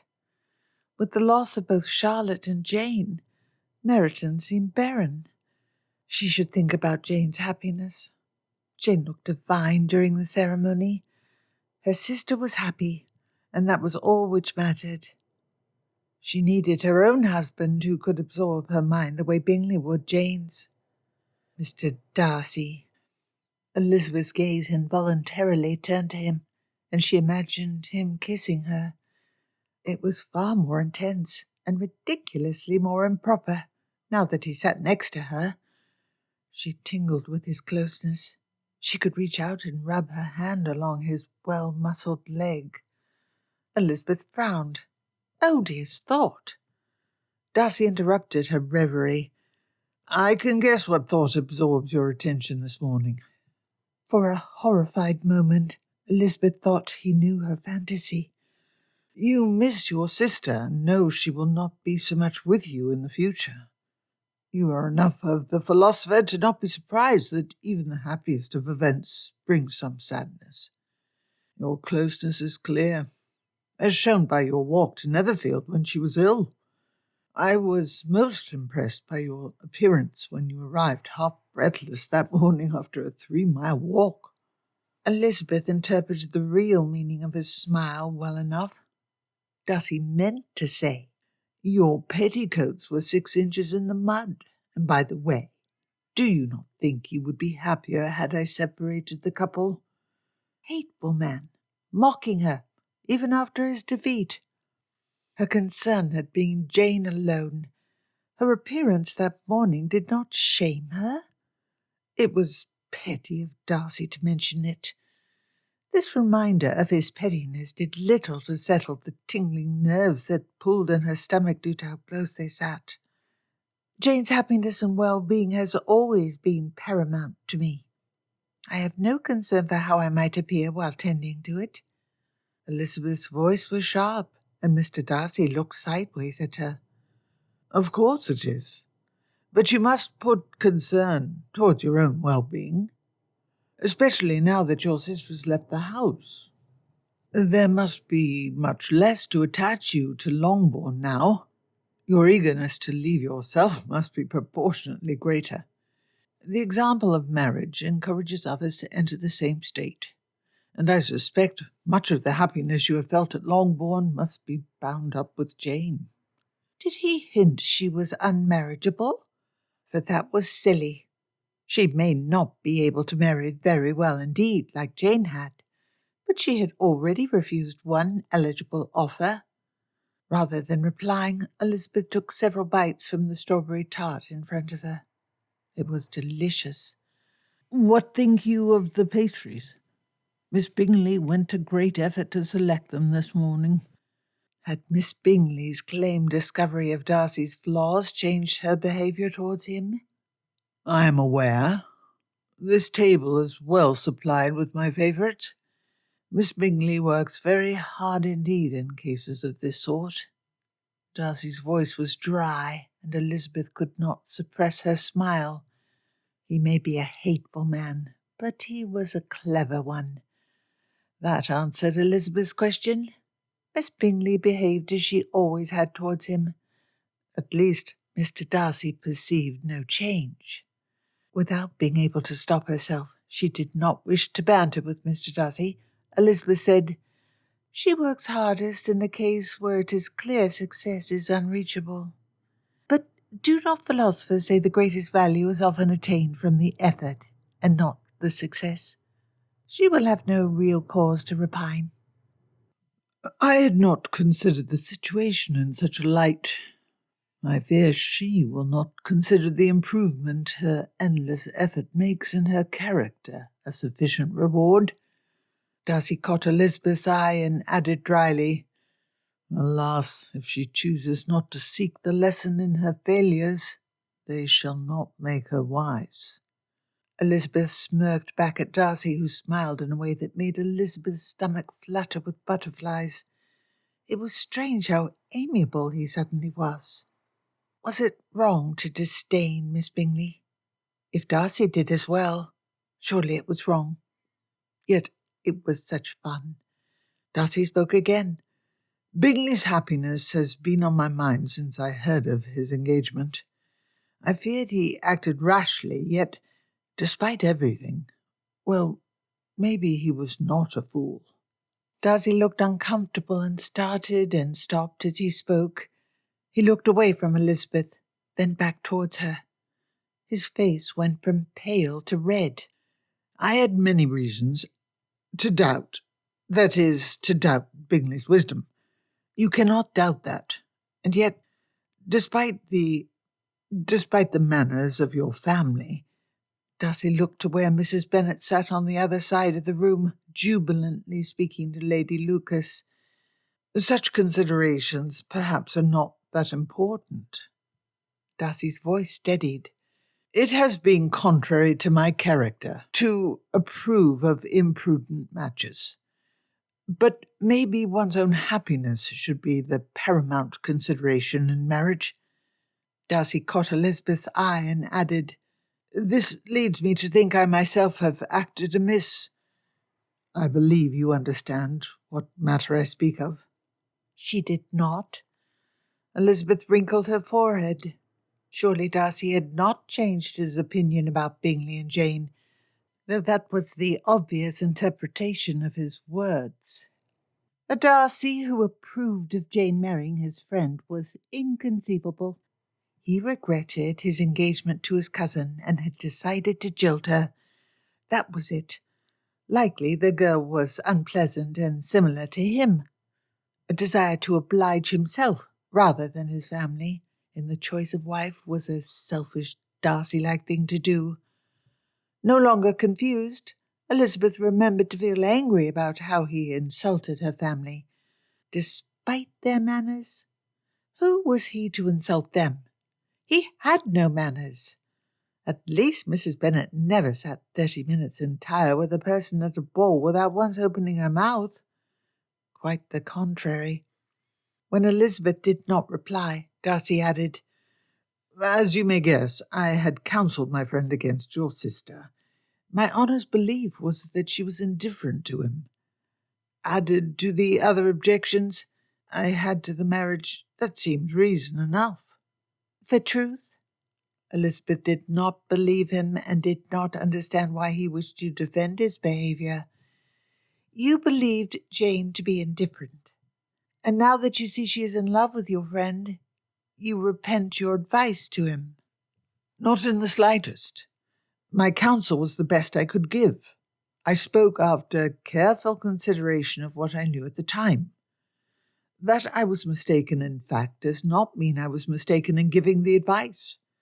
It does mean I must strive to be wiser in the future. Miss Bennet, you know I openly acknowledge myself to be flawed. An unequal marriage always is an evil, but perhaps the happiness to be found in it is great enough that it is a mistake which should be made. You believe Bingley's happiness shall be established by his marriage, yet you still think it is an evil, a mistake. You know it is a happy occasion, yet insist you were right to advise against it. Elizabeth remembered Jane's broken expression after Miss Bingley's cruel letter had been received. Why would you wish to destroy the happiness of my sister and your friend? Miss Elizabeth, Darcy's tone was placating, I wish no harm to Jane. I think the best of your sister and desire her happiness, both for her own merit and as she is the wife of my close friend. Yet I do not believe disappointed hopes, the loss of an attachment of 2 months' duration, could destroy the happiness of a person, or I had not believed so. My sister feels deeply. Her heart had never been touched so. Had Bingley abandoned her, as you wished him to, she would have been distraught. Have you no heart? You know I have. You must. Darcy's jaw was tense, and he appeared rattled as he looked pleadingly into Elizabeth's eyes. You misunderstand my meaning. I cannot believe you would blame me for giving my first loyalty to a friend whose well-being has been my concern for many years. You naturally cared for the interests of your sister far more than those of Bingley. It is right that we look first to the interests of those connected most closely to us before extending out into general altruism. And what? The pastries had been replaced by a rich ham, and Elizabeth held her fork with a white-knuckle grip and jabbed it towards his face. Convinces you Bingley made a mistake when he married a woman who loves him, and whom he loves in turn? What possible consideration can overcome the importance of affection and similarity of temperament? I did not say Bingley's choice was mistaken. Elizabeth's jaw dropped open. Do not quibble semantics. You claim unequal marriages are mistakes. I ask again, What possible consideration can overcome the importance of affection and similarity of temperament? Consideration of prudence and respectability. Darcy angled his chair more towards her. I will not pretend there are no objections to your family. Disguise is my abhorrence. Only a fool, and you are no fool, would think it proper that every time two young people feel affection towards each other, they should become married. Your family lacks basic respectability, and attachment to them must make one hesitate. It must be against the better judgment of any sensible person. Only the strongest and most passionate feelings could overcome such an objection. Lacks basic respectability. You may think every merchant with a warehouse in Cheapside is to be despised, but my uncle does not deserve your contempt. He is a respectable, well-bred man. I am more proud to claim him than I would be to claim an earl as uncle. He could appear to advantage in any room. I would stake my life on that. The status of your uncle is unfortunate, but it was not of him I spoke. I only shook hands with him last night, and again this morning. Yet, from his appearance, I believe him a respectable and sensible man. His sister, your mother, is not. She is who I spoke of. And your younger sisters, who are totally ungoverned. Miss Lydia, especially. They both glanced to the far side of the room where the 15-year-old sat surrounded by 3 officers, giggling, drunk, and brushing her hand down the arm of her red coat. Your father does little to control your sisters, and I can admire no man who gives so little care for the well-being of his children. He has held this estate these 20 years. Your dowry should at least be several £1,000s. If it was so, someone besides a besotted fool whose judgment had been stripped away by passion would be willing to connect himself to your family. Elizabeth saw red. The tension that she felt at his nearness had turned into a rage that she no longer tried to resist. I see. You despise us. The failings of my family are great indeed under your accounting. I only wonder that you hesitate at all in your condemnation of Bingley's choice. And they are great indeed under your accounting also. Darcy narrowed his eyes. I have seen you blush when your mother exceeds her usual vulgarity and foolishness. I have seen you avert your eyes. I have seen you wish to be elsewhere. Do not pretend you do not see as clearly as I the imprudence and failings of your nearest relations. Any sensible man should hesitate to form such a connection. You know it. You could not wish for me to lie and pretend otherwise. You should not have said it. Had you behaved in a manner befitting a gentleman, unpleasant truths known by all need not be shared. Your friend married my sister, not my mother. She snarled into his face. One of your cruel, unfeeling, and selfish disposition would not understand the difference. Darcy went white, and the skin around his eyes tightened. He slumped in his chair. He looked hurt. His chin trembled visibly. None of his pride was present. A spark of sympathy broke Elizabeth's anger. Surely no one had ever spoken so to him. She should not have spoken so to him.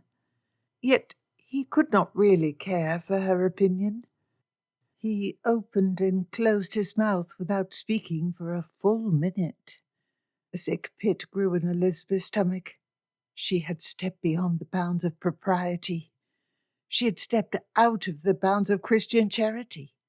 She should not have said that. She had behaved worse to Mr. Darcy than he ever had to her. The recollection of Wickham and Mr. Darcy's cruelty towards him, cruelty driven by what Darcy knew to be petty jealousy, snapped Elizabeth to see out of her pity for him. At last Darcy asked, Is this your true opinion of me? What have I done? How have I ever acted that would give you cause to label me cruel and selfish? Perhaps my manner is not so expressive as Bingley's, but I assure you my feelings are deep and strong. Why do you accuse me so? I know of your treatment of Mr. Wickham. Elizabeth could not meet Mr. Darcy's eyes. You cannot deny that when you stole his inheritance, you acted with cruelty towards him. Darcy was silent for a period of time. So, he said harshly, you take an eager interest in that gentleman's concerns? So this is the source of your dislike. He has filled your ears with tales of woe and promises of love. I assure you, Elizabeth, he will not marry you, no matter what he has promised. He is a fortune hunter and wishes to marry wealth. Can you not see that your words display again the petty jealousy you hold against him? That petty jealousy which led you to refuse to provide what your father promised. You do not even like me, yet cannot stand the thought I might love the rival for your father's affection. It is petty. Your treatment of him shocked me, for whatever I held against you, pettiness and dishonourable behaviour had not been amongst it. You believe me to dislike you? You thought I was so small-minded and petty as to steal Wickham's inheritance because my father held him in deeper affection than me? You think so very ill of me. Darcy pressed his palm over his mouth and looked away from Elizabeth. She knew it was impossible that he really cared, but he looked so pained and sad. The sick feeling in her stomach returned. She wanted to touch his face and smooth away the hurt creases about his eyes. But he had mistreated Wickham terribly. I know it is true. You may wish you acted better. I heard the story not only from Wickham, but from a person wholly unconnected to Mr. Wickham, who overheard you say that you would not give Wickham what he was owed because your father loved him better. Darcy pulled his eyebrows tight together. Because my father loved him better? You believe I claim to deny Wickham what he deserved because my father loved him better? Can you not hear how ridiculous that is? No one would speak so. Who claimed to hear me say this? I was sworn not to mention the matter and ought not to have said so much. The tension in Darcy's forehead cleared and his eyes scanned the room. An impulse led Elizabeth to hurriedly add, I care nothing for Wickham. My interest in him is altruistic. I do not feel he is too soft. I would not marry him, not even if he had as much wealth as you. I do not have that sort of affection for him. Not at all. Darcy's eyes found Miss Bingley, who watched the two with a wide smirk. When she noticed that their attention had turned to her, she looked away and took quick bites from her plate. She glanced back every few seconds. Elizabeth realized other persons watched them as well. Miss Bingley determined to poison you against me, and you believed her even though the story was fantastical and sublimely blockheaded. I thought better of you. I thought you too clever to fall so easily for the lies of one such as her. Part of Elizabeth wilted. Miss Bingley's story was ludicrous, obviously ludicrous. Nobody would say that. The other part of Elizabeth's mind rose to the challenge and replied angrily, You deny it? You deny that you refused to name Wickham to a living your father had promised for him? Do you deny that you acted dishonourably and with cruelty? There is little point in such an endeavour as you are wholly decided against me. I have always allowed my general character to be shown through my actions, and let the world draw what conclusions it may. If you are such a fool as to wholly believe Mr. Wickham's assertions, who am I to meddle with your ignorance?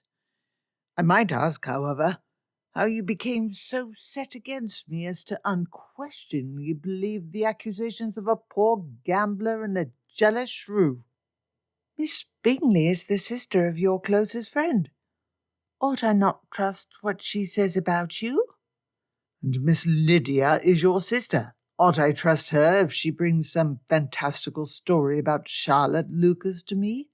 Or should I trust Miss Lucas's superior character? I see you agree with me. Miss Bingley's story only took root because it found fertile ears. So, when did you conclude my character was abominable? Darcy's handsome sneer looked down upon her as he waited for a reply. From the very first, Mr. Darcy, from the very first. You have shown from the first moment of our acquaintance a selfish disdain for the feelings of others. I confess I was surprised to hear Mr. Wickham's and Miss Bingley's stories, yet they fit with the general arrogance and contempt for those of less consequence you have always shown. So, you have always disliked me. That is good to know. A selfish disdain for the feelings of others. How did I show that? What selfish acts have you seen me engage in? You say from the very first of our acquaintance. What abominable act of selfishness did I perform at Mr. Golding's dinner party when we were introduced? It was not the Goldings' dinner, but at the Assembly Ball. Bingley approached you during the ball while I sat near and suggested you be introduced to me. But when the sick feeling which curdled in Elizabeth's stomach transformed into a tight sense of wrongness that grew with every word, and at last she trailed off. She could not say it. She could not admit that the real source of her dislike was that he had called her tolerable, but not handsome enough to tempt. A hot flash of shame burned Elizabeth. Was Darcy guilty of anything worse than rudeness? Darcy's hard eyes bored into her. He sat upright in his fine silk waistcoat. A spotless cravat was tied around his neck. He clenched his strong jaw, and his manner showed discomposure. Next to him, Wickham was a flimsy liar. Oh, why had she ever believed Wickham? Vanity and prejudice had turned her into an awful fool. Why could she not die, or at least faint? Elizabeth pulled her chin in and hunched her shoulders, trying to become smaller. She blushed so hard it hurt, and tears pricked at the edges of her eyes. I must apologize. I may have made a foolish mistake. I fear I allowed a small thing to prejudice me against you. At Elizabeth's apology, Darcy's eyes flashed with triumph. Ha! You admit you were mistaken. What was the small thing? Before Elizabeth replied, Darcy's mouth fell open. Good God! I insulted your looks.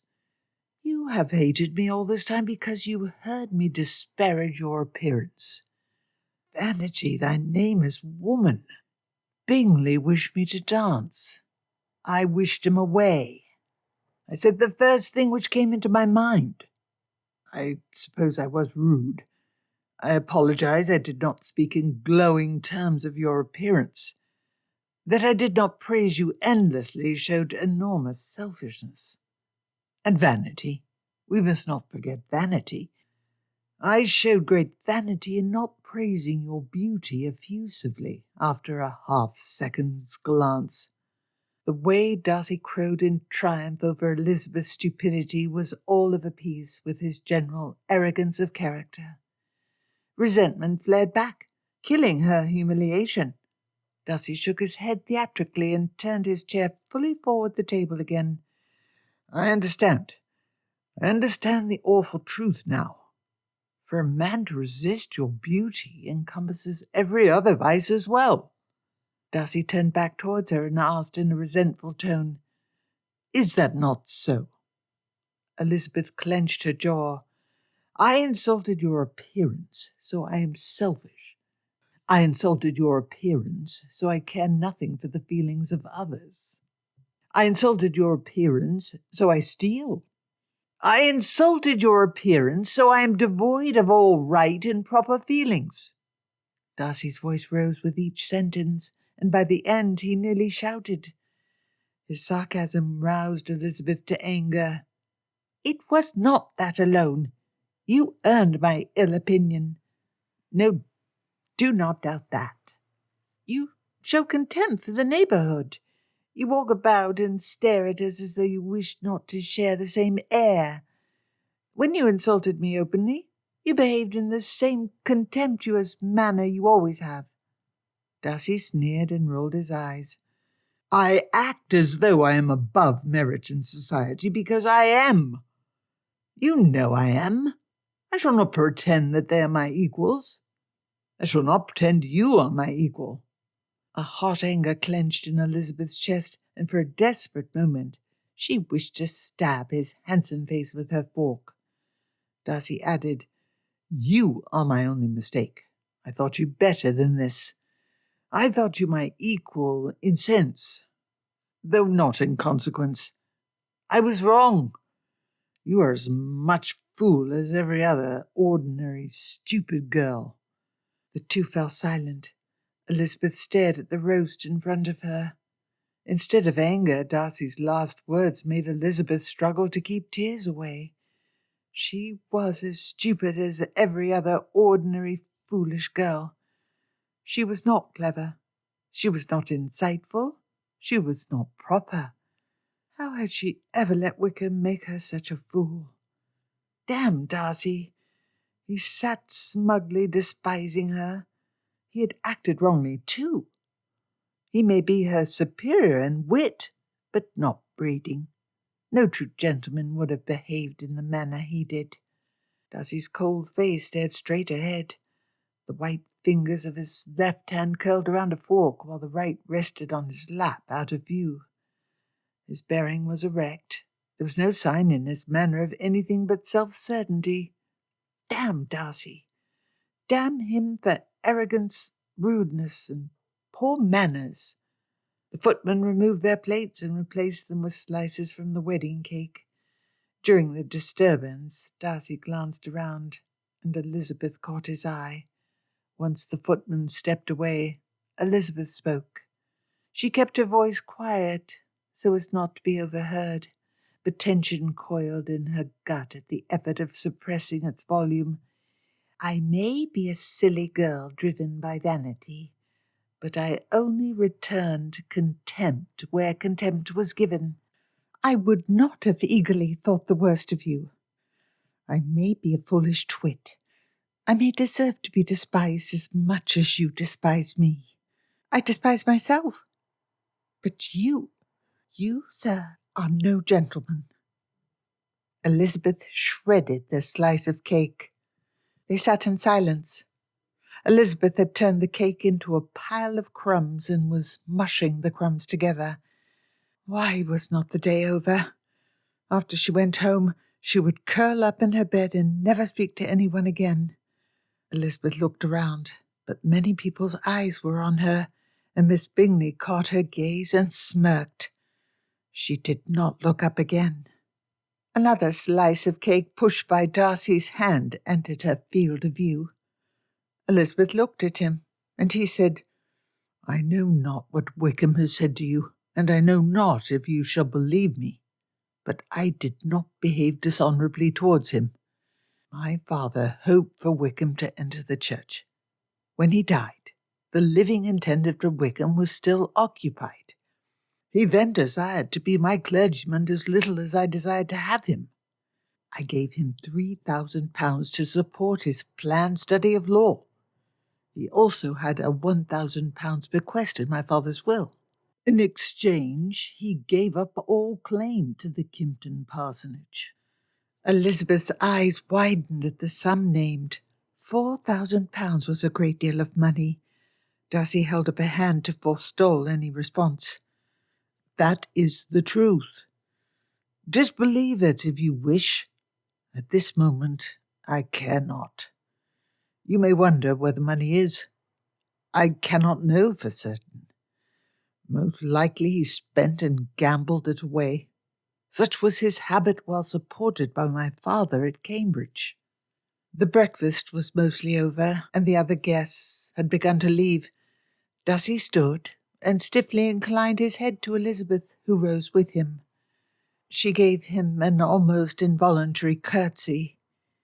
He said in a cold voice, "Good day, madam."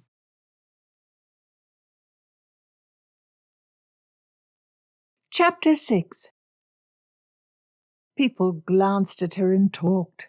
She heard laughter, and many of the people smiled. The argument had been too loud and obvious.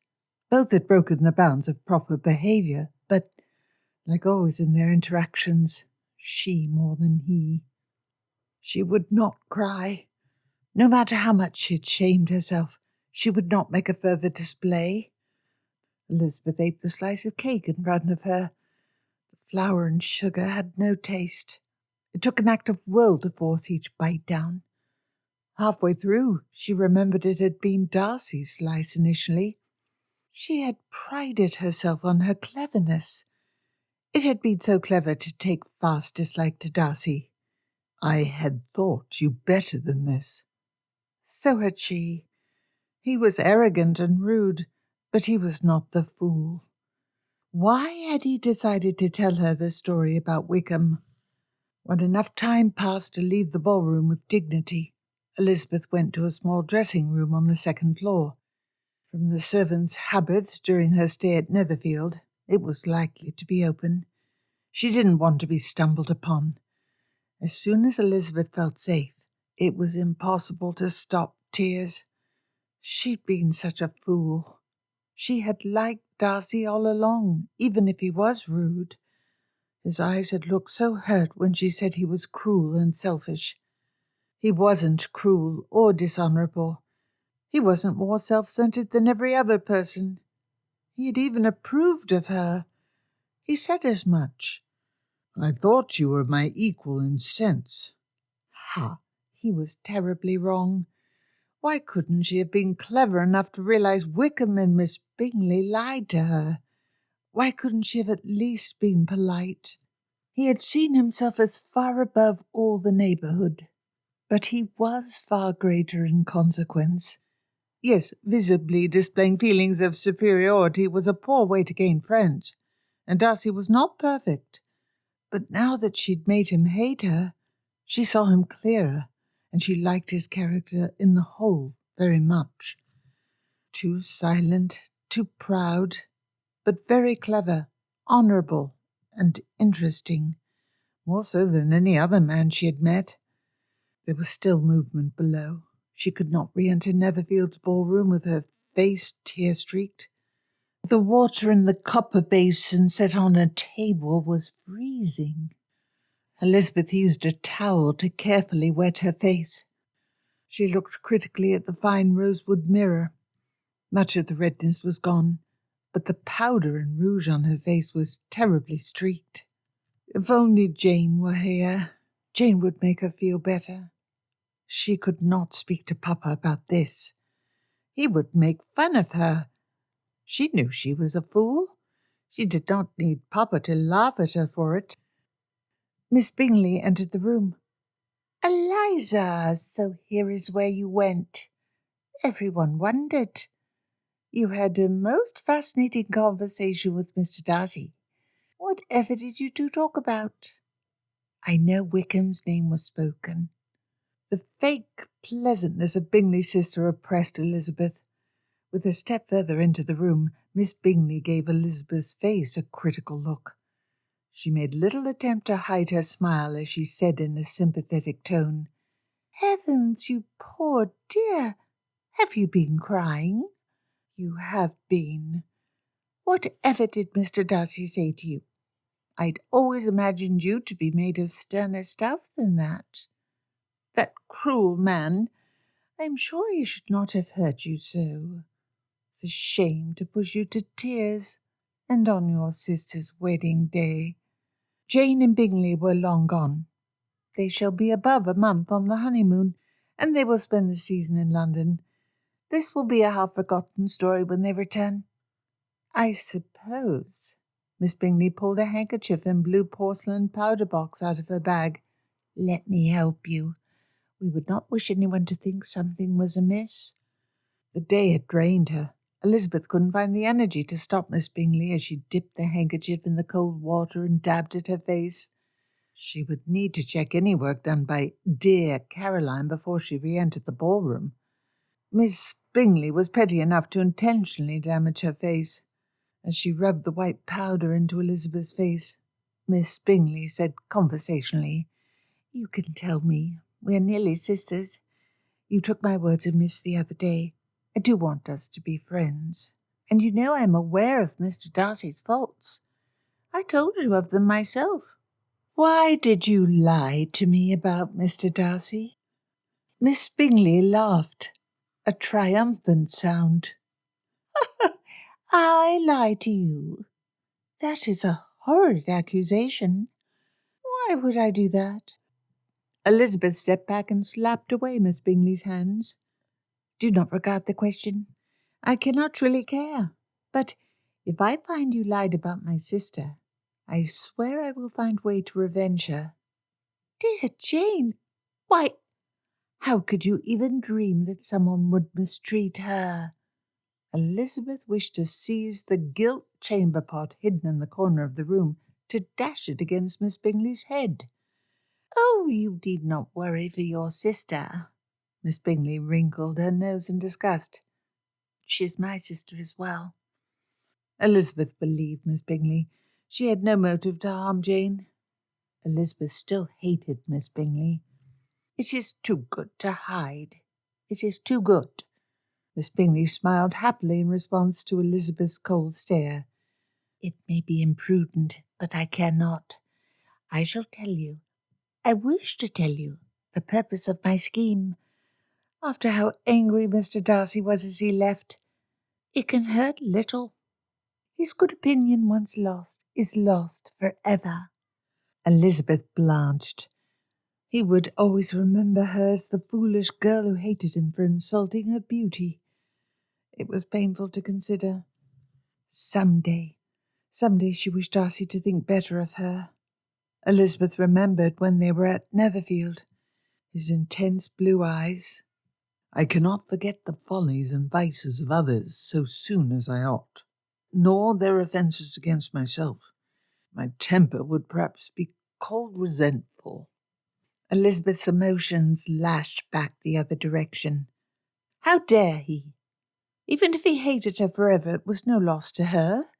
She had cause to consider him meanly, as much cause as he had to despise her. He had no right to disdain her. None. He'd been rude to her and everyone else. He insulted Mamma and Lydia and Papa and everyone in her family but Jane. Miss Bingley laughed maliciously. "You are such a fool. He admired you, you stupid girl. You never noticed that he admired you. It was obvious.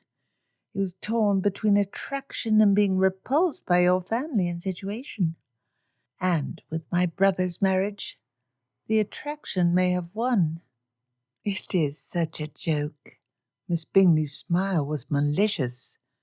"Mr. Darcy, one of the most sought-after bachelors in England, and you, a country nobody, could have had him if you'd not been such a silly fool.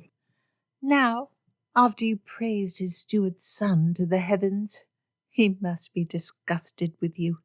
There is no chance for you now. Was it true that Darcy had admired her? It must be. Miss Bingley would not be mistaken on a matter of this sort." Elizabeth's emotions were like a driverless cart, veering suddenly one direction and then the other. She felt loss and desire. Was it possible he would have married her? The regret was smashed by the memory of Darcy's ringing voice. "I shall not pretend that they are my equals. I shall not pretend you are my equal." Elizabeth pulled her chin high. "I'm certain you are wrong. Further, I do not care. Even were he to lower himself so far as to offer for me, I could never attach myself to an arrogant man convinced of my inferiority and the inferiority of my family and my friends. Your lies were unnecessary and of no value. He shall never marry you. He can see what sort of a woman you are.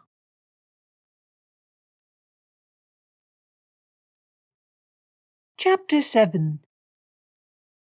All this time she had hated him. How had he so misunderstood her manner? The skin around Darcy's eyes was tight, and his chest reverberated with resentment. Maybe he hadn't always behaved as a gentleman ought. Maybe he had rudely insulted her and her family, but he cared less and less. It was impossible to relax into the velvet-covered cushions of his carriage. He had almost decided to marry that girl. And she hated him. She really hated him. She was a fool, a damn fool. She would never know what she lost due to her stupidity. Her stupidity had destroyed his regard.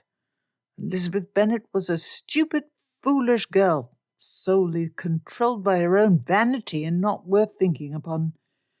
Darcy looked out the windows of the passing timber-frame buildings of a small market town. It was breeding. He had thought Elizabeth Bennet was better than the rest of her awful family. Well, Elizabeth was silly and vain, like the rest. Breeding would show true. He was Fitzwilliam Darcy of Pemberley, heir to one of the best names in the country. It had been beneath him, far beneath him, to ever consider the impoverished daughter of a minor country squire. He should only regret the weakness that allowed the idea to take hold. Flat icy fields and a succession of hedges went speedily by the window. The interior of the carriage was panelled in mahogany and kept pleasant and warm by expensive contrivances. The springs were the absolute best money could purchase. He was comfortable and happy, and enjoyed luxuries Elizabeth Bennet would never know. They overtook a farmer walking along the road. He respectfully doffed his cap to mark the passage of one of his betters. How dare she? How could she think so little of him? He was not selfish, he was not dishonourable, and he always acted in a gentlemanlike manner. He was in every way superior to her and her family. She was unladylike. No true lady would have spoken so. She was gullible and vain. She had called him selfish. Did she know nothing of the ways that he had protected Bingley's interests? How he always sought to be fair to others, even if it meant he suffered losses? Why, he had spent more than £1,200 the previous year on charitable causes, and that did not include the poor rates. Selfish? Ha! He was the very opposite of selfish. Yes, he had maintained distance from those in Meryton, but that was his proper right as a gentleman of great consequence. He had not shown contempt for the neighbourhood. Darcy winced. His inner judge refused to let the untruth pass. He had disdained their country manners and entertainments. Maybe he had felt some contempt. Well, the neighbourhood had deserved it. Elizabeth proved that. He had never behaved in an ungentlemanlike manner. Only a vain, angry girl could think he had. Darcy's townhouse was a large modern building in Grosvenor Square. Darcy entered the vestibule and leaned his forehead against the wall. How had he been so wrong about what she thought? How had he been so wrong about her character? His judgment and perceptions were clearly faulty. As Darcy walked towards the stairs so he could reach his private apartments, Georgiana ran to greet him. Fitzwilliam, I had not expected you to return for several hours more. She stumbled to a stop and asked, Are you well? Did something ill occur at Bingley's wedding? What is the matter? Darcy forced himself to smile for Georgiana. Nothing important went amiss. And the wedding itself, it was beautiful. Bingley smiled the entire time, and Miss Bennet was radiant. I said to myself as the carriage took them away that they appeared to be the happiest of couples. It was as perfect as a wedding could be. From Georgiana's worried expression, his words were unconvincing. Darcy added, I am well, but I do need to rest. I promise you I shall tell you everything about the event tonight. Darcy calmed once he entered his room. It was decorated precisely to his taste. The heavy bookshelves were packed with agricultural treatises, works of history, Latin and Greek classics, and volumes of poetry. A miniature of his father and mother, painted when they were a young couple, sat on the desk. Darcy stared at the faces of his parents before he selected a collection of Cicero's letters from his shelf and sat down. Perhaps the wisdom of the great orator would calm and settle his mind. Darcy leaned back in the chair and poured himself a double-full tumbler of brandy. With a smile, he opened his drawer and pulled out a bag of expensive chocolates. He popped one into his mouth and chewed slowly. For half an hour, Darcy worked through the passages of Latin. He had grown a little out of practice since leaving university to take on the management of Pemberley, and it was not so easy to interpret the meaning of each sentence as it had been years earlier. Elizabeth's accusations intruded. Your cruel, unfeeling, and selfish disposition. I only returned contempt where contempt was given. He pushed the memories away. Damn, it was impossible to focus. Try as he might to calm himself, he was still most unhappy about the conversation with Elizabeth. Was he ungentlemanly? Had he really given offence? It was certainly true he had not cared whether he did. He had been above his company. Now safe in his room and partially relaxed, Darcy could acknowledge that his behaviour had lacked something. He winced with embarrassment as the assembly ball flashed clearly into his mind. He saw himself insult her. He'd caught Elizabeth's eye, though she was not Elizabeth to him yet. His words had been something like, I will admit she is not plain, but she's hardly handsome enough to please me. He knew she could hear. He had wished to give offence due to his ill mood that evening. It had been the first time he was properly in company since Ramsgate. Had he really wished to insult Elizabeth? He had not acted as he ought, that was clear. It had been ungentlemanly to say that. He had behaved in ungentlemanly manner the first time they interacted. It had been selfish to peevishly injure the feelings of an unknown lady due to a poor mood. Darcy rubbed his forehead and looked out the window.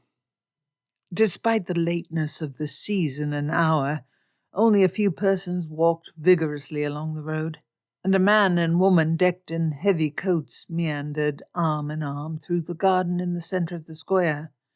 He had behaved poorly. Darcy finished his brandy and poured another into the fine crystal glass. He would not drink much, but he needed to mellow himself if he was not to be a bear when entertaining Georgiana later. There was a lesson.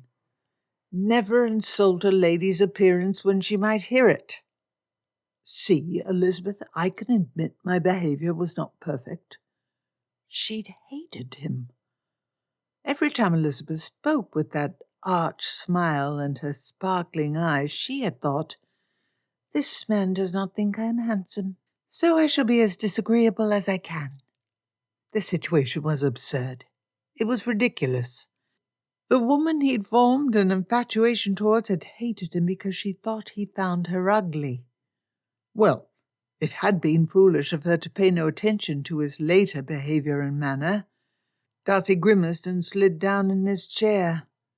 That gave himself too much credit and Elizabeth too little. She'd accused him of showing contempt to the neighbourhood. He'd felt contempt. Perhaps his icy politeness was proper, but it was no surprise she did not like him. He'd not like someone who openly showed a disdain for his friends and family. Before it had all gone wrong, When he tried to hint he wanted to marry her, he talked about how poor the manners of her family were. What had Elizabeth said? Unpleasant truths that are known by all should not be shared. Elizabeth had, from his behaviour after he'd insulted her beauty, perfectly good reason to dislike him. Well, she was still a fool. She admitted that herself. She probably behaved like every other foolish girl with a man she liked. No doubt when she was with Wickham, she acted the way Miss Bingley did with a rich man. She probably fawned over him, laughed at his empty nothings, and agreed with everything he said, no matter how silly she thought it. Worse, maybe she found Wickham's inanity clever. Oh, Wickham, tell me more about how that mean Mr. Darcy stole from you. I am wild about you, even though you are not as tall and rich as he. That was not fair. Darcy finished his brandy. The woman who shouted at him this morning might have been Wickham's dupe, but he could not imagine her slobbering over him like a dog. He had observed enough of her behaviour with others to know her manners were always light and playful. She may not have flirted with him, but her charming manner was not solely due to dislike. She was a fool, but he was a worse one. I only returned contempt where contempt was given. He had thought meanly of Elizabeth, of her family, and of her friends. He had held her in contempt. He had fallen short of his own ideals. Elizabeth's forthright anger taught a valuable lesson, and he should thank her for it. In the future, he would strive to think more kindly of all persons and less highly of himself. Beyond that, he was done with her. He had hesitated for the wrong reasons. He did not need money, and if he were happy in Pemberley, it could make little difference to him what they did in Meryton. How could it actually matter if he called a tradesman uncle? But Elizabeth loathed him, and he no longer thought her a flawless creature that had been block-headed to fancy himself in love. He had not known her well enough to enter marriage. He only hoped they could meet civilly when he encountered her as Bingley's sister. Darcy pulled out the watch he always kept inside his desk. Dinner was in only another hour. Georgiana was eager to hear about the wedding, and as soon as they both sat in the drawing-room after dinner, she asked, "What did the bride wear? You promised you would give me a detailed description of the wedding." Darcy had made such a promise before he set off for Hertfordshire, and had tried to impress details of the ceremony onto his mind so he could relate them to Georgiana. Miss Bennet wore a silvery silk dress. It was most elegant. Her shawl was white with this embroidered flower design. The flowers were made with yellow thread. Miss Bennet wore the shawl like so. Darcy gestured with his fingers, trying to produce a picture while Georgiana laughed. Darcy added, "She wore a cap, which I thought pretty. The cap was more grey than white, and it had a great deal of lace. You shall have to meet a lady who was present to get a proper description of the lace, its amount and type." "No, do not disparage yourself," Georgiana immediately reassured her brother. "You are an exemplary describer. What did Mr. Bingley wear?" Darcy frowned and looked to the side. Elizabeth's face and figure had been so pretty she near glowed in his eyes. Their gaze had met many times. Her eyes had been intense. He had been sure it meant she desired him. He had wondered what she would look on their wedding day. It was odd. This morning he had seriously contemplated marriage, and now he felt nothing of the sort. What did she think about their argument? Georgiana jostled his arm. "So Mr. Bingley was nondescript? I begin to fear I will need to ask Miss Bingley." "No, my mind had wandered. Bingley wore a black coat with long tails. Bingley's pantaloons were white as well, with a hint of yellow. And of course He wore a white cravat. He'd had his hair cut the day before and forced me to join him. It is a handsome look. What about Miss Mrs. Bingley? What about her sister? Wasn't it Miss Elizabeth who was her bridesmaid? The one who walked 3 miles in the mud to care for Mrs. Bingley when she fell sick? Darcy's stomach twisted. He saw her blazing eyes as she spoke. Had you acted in a more gentlemanlike manner? She wore a blue dress. Her hair was arranged in curls that fell around her face. She had done something with her eyebrows to make them thinner. Some pink rouge was rubbed into her cheeks. Georgiana looked curious. Perhaps his detailed description of Elizabeth's face gave her ideas that would have been true this morning. It was a beautiful ceremony. The parson had been at Longbourn since before Miss Bennet was born, and it clearly pleased him to see the girl well settled. Georgiana asked more questions about the ceremony, and afterwards Darcy's replies became vaguer as his thoughts refused to abandon the argument with Elizabeth. Georgiana, what do you think of Miss Bingley? Darcy spoke abruptly, ignoring the preceding topic. Georgiana looked at him with a deep frown, and in an endearing gesture bit her finger as she thought. If Mrs. Annesley was present, she would have attempted to break his sister of the habit. Darcy only smiled. She is a fine lady, Georgiana began cautiously. She always praises and is most attentive. Georgiana ended in a rush. You are far better than me at judging people's intentions. You would never make such mistakes as I. Georgiana frowned. I shall think as you do of her. What do you believe I think of her? Darcy held up his hand as Georgiana opened her mouth. I can tell you do not like her. That is good.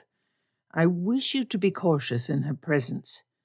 She wishes to marry me, and I have learned she will lie in the pursuit of her goal. Georgiana gasped. You mean she is like Wickham? Darcy opened his mouth to deny that claim. Miss Bingley was a well-educated lady with a large dowry. Simply because she wished to marry well and would lie for the cause did not make her like him. And yet the comparison felt apt. I should not have said that. She is the sister of a friend and a real lady, unlike me. What? You are a real lady? A far better one, I dare say, than Miss Bingley. And her behaviour is a little similar to his. You need not coddle me, Fitzwilliam. I know how you see me. I know that you expect me to misbehave if ever given an opportunity. And you are right. I should never have let that horrid scoundrel. I can't believe I was so foolish and naive and bad. Georgiana began to cry as Darcy asked in surprise and confusion, Whatever gave you that idea? It's why you would not let me be in a crowd for Bingley's wedding. You are afraid of what I might do if people who are not our intimate acquaintances could see me. I know you've been kind by keeping me with you and spending so much time with me since it happened. But you need not pretend you trust me. I know I deserve your scrutiny. But you'll see, I will never do anything wrong again. You'll see. He had been remarkably foolish. Darcy pulled his crying sister into his arms and stroked her hair as he tried to figure out what to say to undo the damage he had stupidly done to her. He had believed he knew what she thought and then proceeded to make a mess of things. He'd also believed he knew what Jane and Elizabeth thought. He always was mistaken when he interpreted a woman's thoughts. Much as Elizabeth's rejection hurt, Georgiana's well-being was his responsibility, and he'd failed her once already. He couldn't allow that to happen again. I do not think that, Georgie, Darcy said when she ceased to sob. I am proud of you. You are becoming more elegant and pretty every day. I know you would not behave so foolishly again. You know what is right, and I trust you to do it. The fault was mine, And Wickham's, and I suppose Mrs. Young's. Not yours. I don't blame you at all. You should. I was foolish. He told me I was pretty and mature and clever, and I believed him. I knew all along an elopement was wrong, but I would have done it. Darcy sighed. He deceived our father as well. You were 15. You do not realize how very young that is. I will give you leave to think you ought to have behaved a little better, but not to think you should behave perfectly.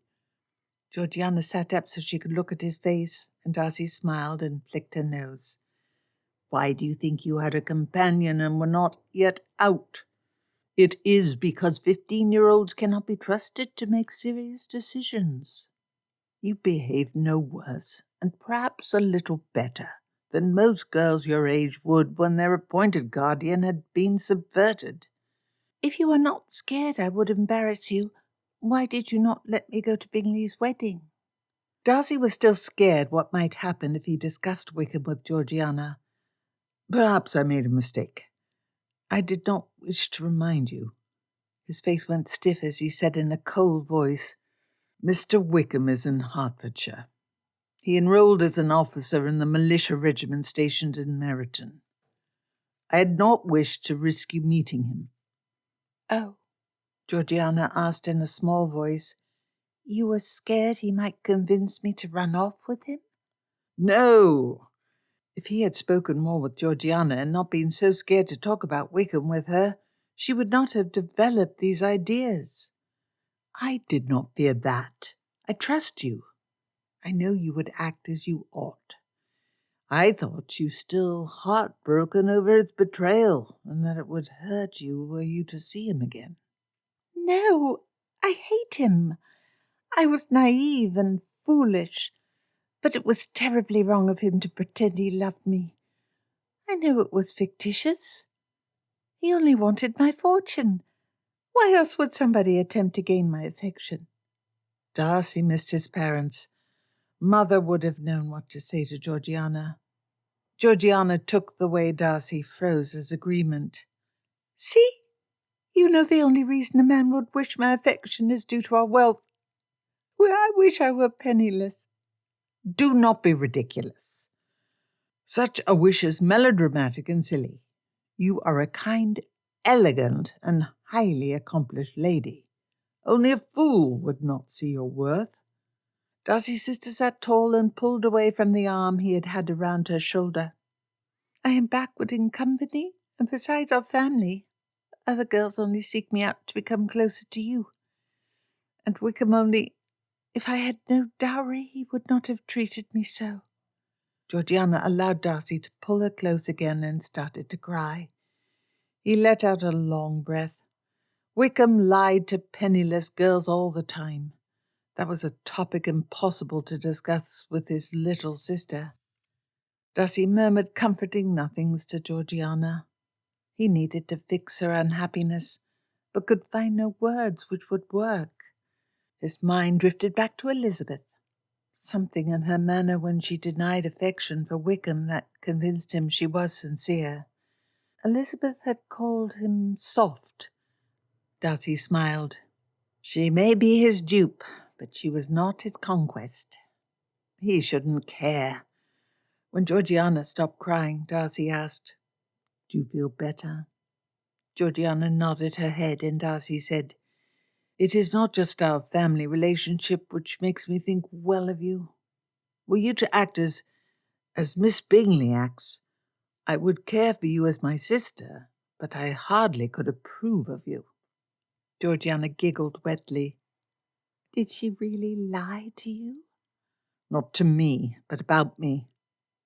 Darcy added, grave and unhappy. Her lies were believed. Oh. Georgiana's voice resonated with a quiet sympathy, and she squeezed Darcy's hand. The two had been silent a while when Georgiana suddenly spoke. Do not think so ill of Miss Bingley's victim. It is often easy to be deceived. It was partly his fault in any case. He said his general character should have protected him from such stories, but he saw himself during the weeks in Meryton. All he did was stand about the edges of rooms and think upon how great his consequence was. Hertfordshire was far from Derbyshire, where his reputation was well established. You are right. I should not. Darcy yawned. He had been awake quite late the night before, and in a few minutes more he and Georgiana stood to return to their rooms. As they parted, Darcy called out, "Georgie, I know I—" Darcy swallowed, feeling very uncomfortable. "It is hard for me to say such things, but I am glad, most glad, you are my sister. I always have been. And this is not only my opinion as your brother, but as someone who lives in society and has seen many young women. You are growing into a very fine lady. There is nothing important I would wish changed about you." Georgiana ran up and gave him a fierce hug that convinced Darcy he somehow said the right thing.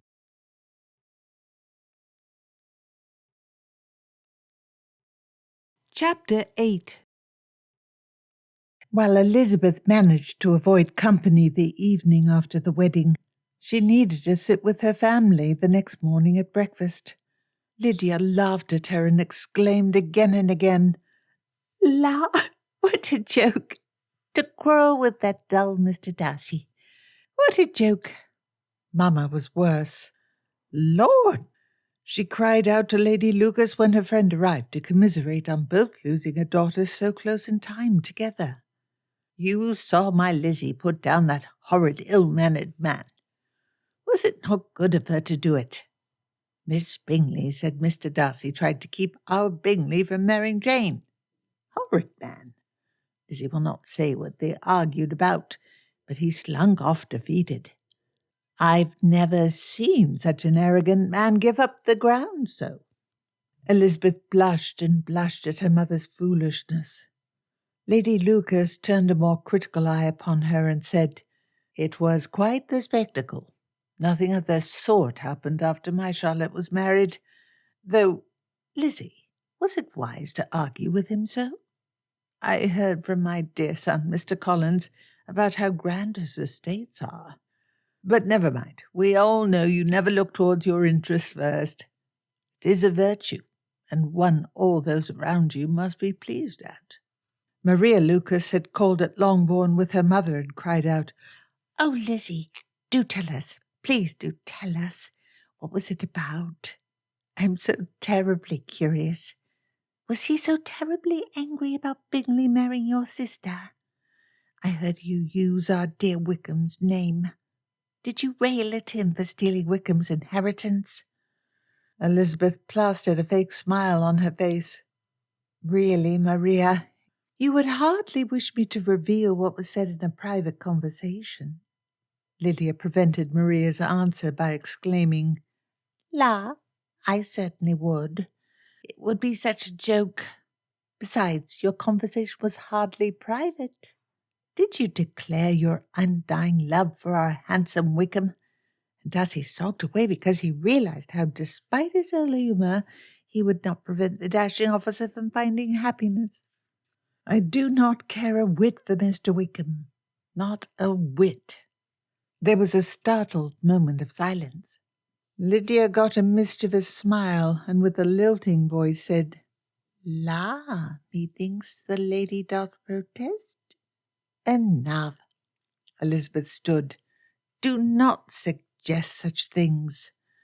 I will have you spread no such stories about. I would suggest you behave more cautiously around your dear Mr. Wickham. I will say this. I have grave reasons to doubt his character." Elizabeth exited the room with a poor imitation of intact dignity. She heard Lydia's voice cry out, "Ah, this is such a joke. She likes dull Mr. Darcy now." Elizabeth stalked to the side door. She went out, slamming the door shut without putting on her pelisse and gloves. She passed next to the window of her father's study. Their eyes met. and he raised his eyebrows sardonically and gestured for her to join him.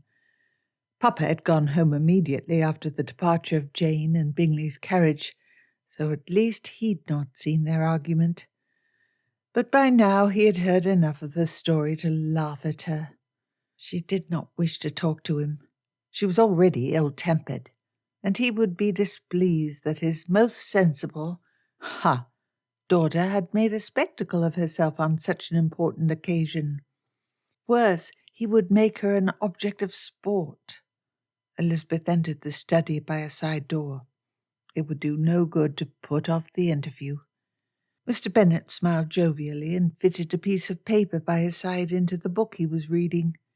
He wore the thick woolen cap he preferred during the winter to keep his ears warm, and his reddish-brown dressing robe. He waved his hand at the narrow brown sofa kept in the room. "Sit down, please. Sit down." Her face flaming with embarrassment and anxiety, Elizabeth settled onto the sofa cushions.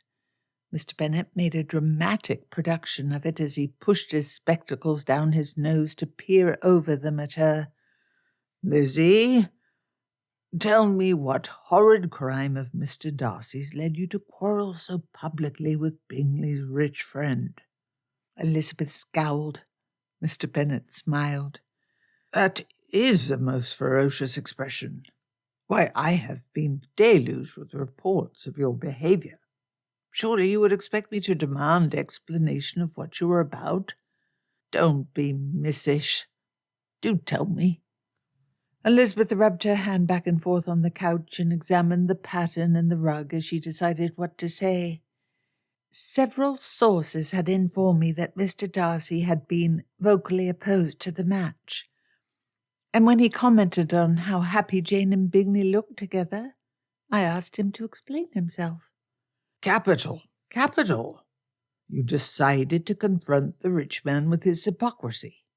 And I dare say, since your mother tells me he slunk away in complete defeat, you succeeded in making him appreciate the error of his ways. Good job of it, Lizzie. Very good. Men of that sort rarely listen, and you would not have been able to pick a more momentous occasion than after your sister's wedding for your triumph over that unpleasant man. Pray, how did Mr. Wickham's name end up mixed in this? Must you make sport of everything? Elizabeth said in exasperation, and began to cry. Mr. Bennet was startled by her tears, and rose from his armchair to sit at Elizabeth's side. My dear, if it has been that distressing, do tell me what is the matter.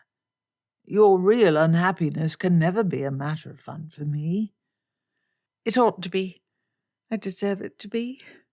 You will laugh when you hear how stupid and silly and vain I have been. Whether you deserve to be laughed at or not, it will not be by me. Not until you can look back on it with amusement yourself. Her father's shoulders smelled comforting, and Elizabeth took a deep breath when Mr. Bennet embraced her. Now, how were you silly and vain? For I'm sure you were far too clever to be stupid. Elizabeth sighed.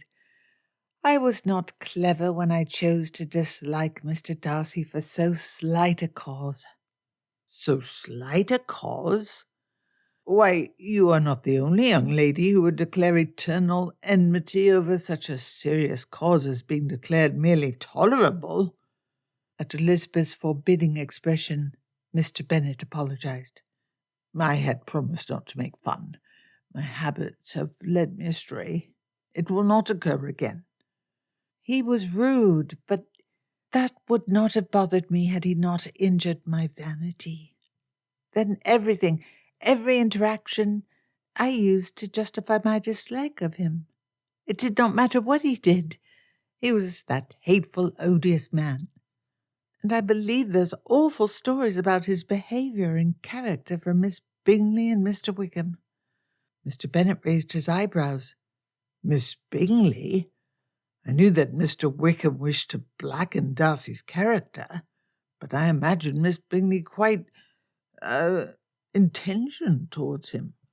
When Elizabeth made no immediate reply, Mr. Bennet said, So you chose to think the absolute worst of Mr. Darcy, encouraged by a woman who hopes to marry him and the son of his father's steward.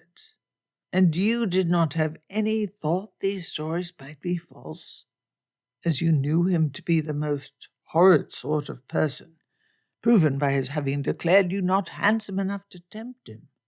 Lizzie, you view yourself rather more the fool than you are. You do not understand. He did not dislike me. All of Elizabeth's self-recriminations poured out suddenly. He admired me. That was why Miss Bingley told me that ridiculous story, and his feelings are obvious now that I know. That was why he always watched me and sought conversation. It was not to look for imperfections, but because he liked my company. I think he wished to marry me. Elizabeth's misery returned, and now he must hate me. I called him selfish and cruel, and insulted him horribly. It was cruel of me. I saw how much it hurt him. He looked so shocked. Now he knows what a petty, vain fool I am. And I realize I liked him very much. He is not a horrid man. His only failing is that he is too quiet among strangers and has too low an opinion of those whose status is lower than his. Wait. Mr. Bennet blinked at her. You mean to say that after insulting Mr. Darcy horribly to his face, you decided you had an affection for him? No! Perhaps, Elizabeth wailed. I don't know. Mr. Bennet wore the solemn face he showed when he was amused, but did not wish to reveal it to the object of his amusement. She pointed and accused him. You said you would not laugh. Her father pressed his lips tightly together and looked away. You are right. This is not a matter of sport because you are distraught and confused. It would be unfatherly to think it amusing while seated next to you. Perhaps I can help you see what you feel. I can hardly understand your claim to like him, for as everyone knows, he is a proud, unpleasant sort of man, a point you admitted yourself merely a minute ago. So why do you none the less like him? Elizabeth cried out, I was such a fool. Now that I know he spoke out of friendship and even admiration, I realized that when we conversed, he was in fact perfectly amiable. Amongst those he likes, he is a pleasant, if disputatious man. I thought he was rude, but I relished our conversations about the difference between country and city, or how desirable it was to be easily persuaded by friends. He is proud, that is true, but he has great reasons for pride. Besides, he is so tall, and his face so very handsome, and I want him to... Elizabeth's cheeks flamed hot as fire, and she stumbled to a halt. She absolutely would not describe to her father how Mr. Darcy's presence made it impossible for her to turn her eyes away from him, how simply touching his arm would give nervous jitters in her stomach, and how she had dreamt for the past month more nights than not of him touching her intimately. The way Mr. Bennet raised his eyebrows and peered at her made her suspect that he knew exactly what was in her mind. She looked down to avoid his gaze. Her blush creeped down her neck and onto her chest. This was the most awkward moment, including after the argument yesterday, in her entire life. Well, Mr. Bennet drawled out the word very slowly. I have solved the mystery of why you like him, and why you took his insults so much to heart. It was impossible for Elizabeth to feel more embarrassed, so Mr. Bennet's implication that she only took Mr. Darcy's indifference to heart because she had been attracted to him improved her mood. She had behaved like the fox with the grapes in Aesop's fables, disdaining what she could not have. It was a common, ordinary failing. She may be as much a fool as every other girl, but she was not more foolish. Elizabeth frowned at her father with mock annoyance. You had promised not to make sport of me. I believe you just did. It did cheer you. Why then are you not sure you like him? Oh, I do like Mr. Darcy, but not enough to regret him. He is too arrogant. I could never marry a man who disdained my family and birth, no matter how much I may appreciate his virtues. He should not have insulted Mamma and Lydia. He thinks the marriage between those of unequal stations is always an evil. He would never make an offer to a creature with so disreputable a family as to have relatives in trade and a vulgar mother. He insulted your mother during your conversation? Mr. Bennet asked with a smile. That was quite rude of him. You have less to be ashamed of than you imagine, because a man who would openly insult you and your relations has no right to complain when insulted in turn. Elizabeth felt a flare of anger at Darcy suddenly. That was right. He no doubt thought she was a fool, and she was. But he probably believed he'd never behaved ill. And he had. He didn't have a right to hold her in contempt. She needed to feel angry, otherwise she would cry again. Was their argument the worst mistake of her life? Mr. Bennet embraced her again. Don't look like that, Lizzie. It feels awful, but things turn out for the best. I recall how your Mr. Darcy appeared when you two danced at Netherfield at the end of November. He might have asked you, despite believing it to be a mistake. The humour which she normally saw in her father's eyes was absent. Youthful passion drives men to act against their better judgment and contrary to their normal character. But those feelings rarely last, and when they are gone, what is left is regret. It is a poor basis to build a life together. I beg you never to enter marriage under such circumstances. I would not wish to see you made unhappy for life with a husband who resented the marriage. Elizabeth remembered a snatch of the conversation. An unequal marriage always is an evil. Her father was right. She didn't want to marry a man who thought himself so far above her that their connection must be a mistake. Mr. Darcy used almost those very words. Elizabeth flushed. It was when he insulted Mamma. He claimed the better judgment of any sensible man would refuse to connect himself to us, that only the strongest passion could overcome those objections. Elizabeth's hand flew to her mouth. He actually would have asked me, and I would have needed to refuse him. And perhaps I wouldn't have. Maybe it is for the best. I only wish I'd not given him good reason to despise me. She had acted inappropriately and been a fool, but at least she had not destroyed her best hope for a happy marriage. She could not have married Darcy anyways. I acted a fool, but it really was for the best. I shall take the lesson and never judge so quickly in the future. But I have no cause for prolonged unhappiness. Mr. Bennet smiled at her. I am relieved to see your reaction is so sensible. Elizabeth embraced him. Thank you, Papa. He patted her shoulder a bit uncomfortably and smiled. There's sweet girl. At last Elizabeth released him, and with an affectionate look in his eyes, he left the sofa to return to his chair and book. Elizabeth smiled at the middle-aged figure of her father. He was a little short and had put on weight over the years. He tended to smell of port and tobacco. He was indolent and should manage her sisters and mother better. Darcy was correct that he should have accumulated a dowry for them. He wasn't perfect, but she loved him dearly. Colonel Forster greeted Elizabeth when they sat next to each other at a dinner party. I hear you defended the honour of one of my officers the other day, Miss Bennet. This was the worst part. They all thought she was in love with Wickham and had done something wonderful. except Lydia, who more perceptibly teased her about being in love with that awful, mean Darcy. The gossip and Market Town foolishness of Meryton had always been so amusing.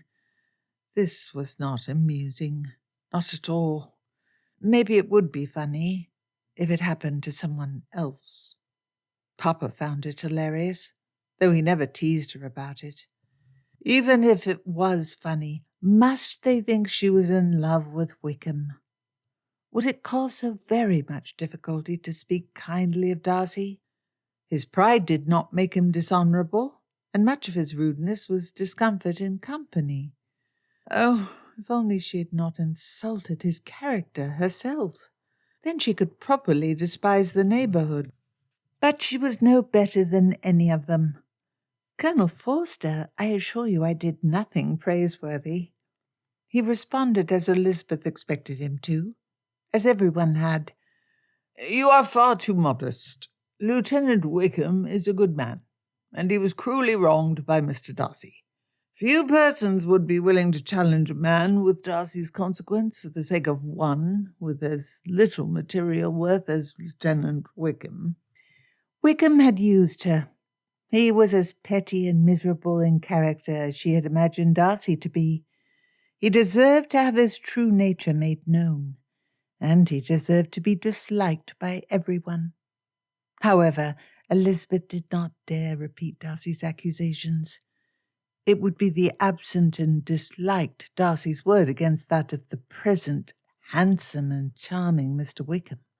Besides, she was too embarrassed. She could not say it straight to all of her friends and acquaintances that she had been a vain fool and was wrong about both Darcy and Wickham. She ought to, but had not yet found the nerve to do it. If she did, they would all know she was a nitwit. Her vanity still refused that. Elizabeth had the perfect idea. She turned to the Colonel with sparkling eyes and said, "You will not believe what stories Mr. Darcy told about our dear Wickham.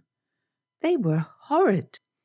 Why, Darcy claimed he had paid out to Wickham an inheritance of £4,000, and that Wickham spent the entire sum in a few years. And, if you believe it, he accused Mr. Wickham of spending extravagantly everywhere he went and leaving behind large debts to tradespeople." Elizabeth wrinkled her nose and shook her head with an exaggerated expression of disgust. Darcy even, and I only tell you this because your own observation of Wickham's character will absolve him from the accusation, Darcy claimed Wickham would gamble to excess and not always pay his debts of honour. Surely you see why I had no choice but to defend our dear Wickham's honour. Any person would have spoken under such provocation. Colonel Forster had a troubled expression, and Elizabeth asked sweetly, "What bothers you? Surely you have not seen anything in Wickham's behaviour to justify Darcy's accusations?" Of course not. Only... Colonel Forster pursed his lips, then shook his head. I'm certain it is nothing. Wickham does enjoy a good game of cards, but there's nothing amiss in that. Certainly not. Certainly. And I'm certain that a man of Wickham's talent, drive, and indefatigable application will quickly rise in the service. You have watched him perform even the smallest task you give with a relentless desire to do well. Small extravagances now are likely to be paid back out of his future fortunes. He shall have many opportunities to distinguish himself. Colonel Forster half smiled at Elizabeth. You mistake us. We are the militia, not the regulars. Unless Boney should land on the shores of our merry England, and let us all pray to God that he does not, there are few opportunities for finding distinction or advancement in our ranks. From his manner, it was evident that she had unsettled Colonel Forster. Elizabeth smiled with better cheer than she had felt in days. "I am certain you do yourself a disservice. I would never doubt the bravery of those who stand and wait for the attack of the French. Should the worst befall us, it will be your efforts that save us from rapine and pillage." Now it was Colonel Forster who flushed with embarrassment, and with a vindictive glee, Elizabeth spent the remainder of her conversation exaggerating the risks and bravery of the militia.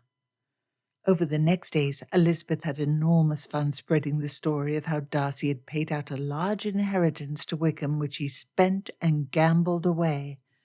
She pretended to disbelieve the story entirely, and she always added that she was certain her hearer could refute it by their own observations of Wickham's virtues. It was pleasurably dishonest to attack Wickham in this manner. Soon Wickham himself approached Elizabeth at another card party given by her Aunt Phillips, and begged her to stop.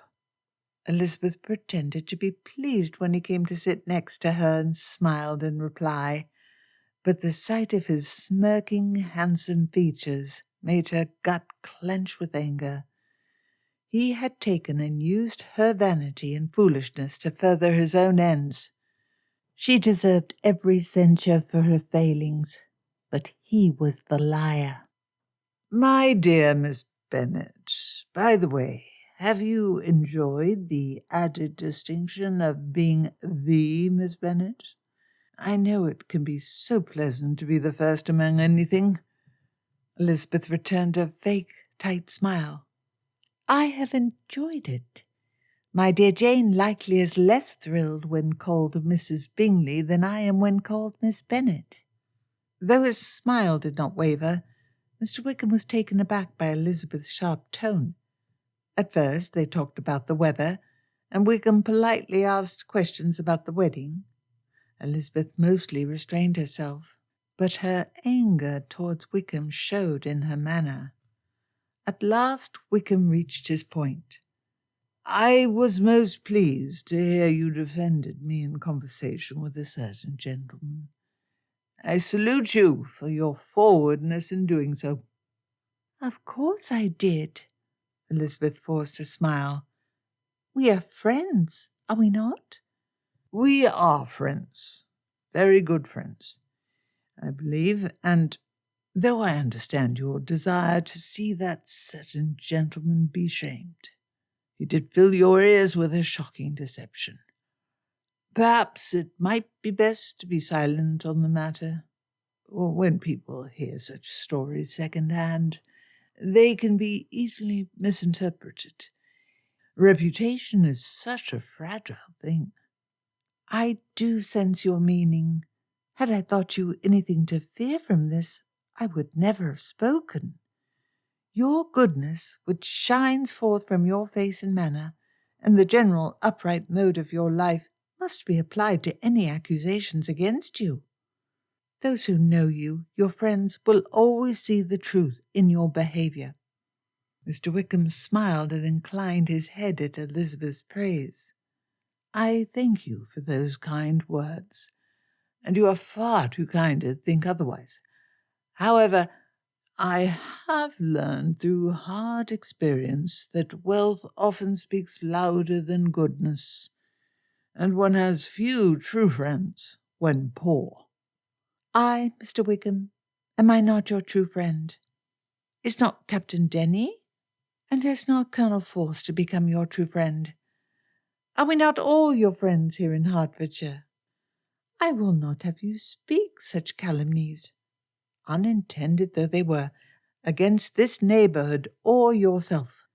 Your happy manners will gain you friends wherever you go, and your virtues will keep them. You have nothing to fear here."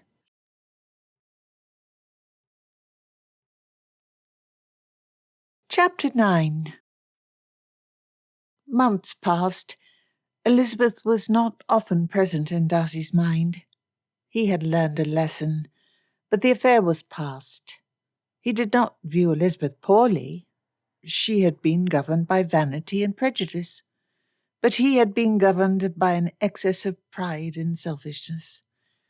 It would be hypocritical to judge her harshly, but not himself.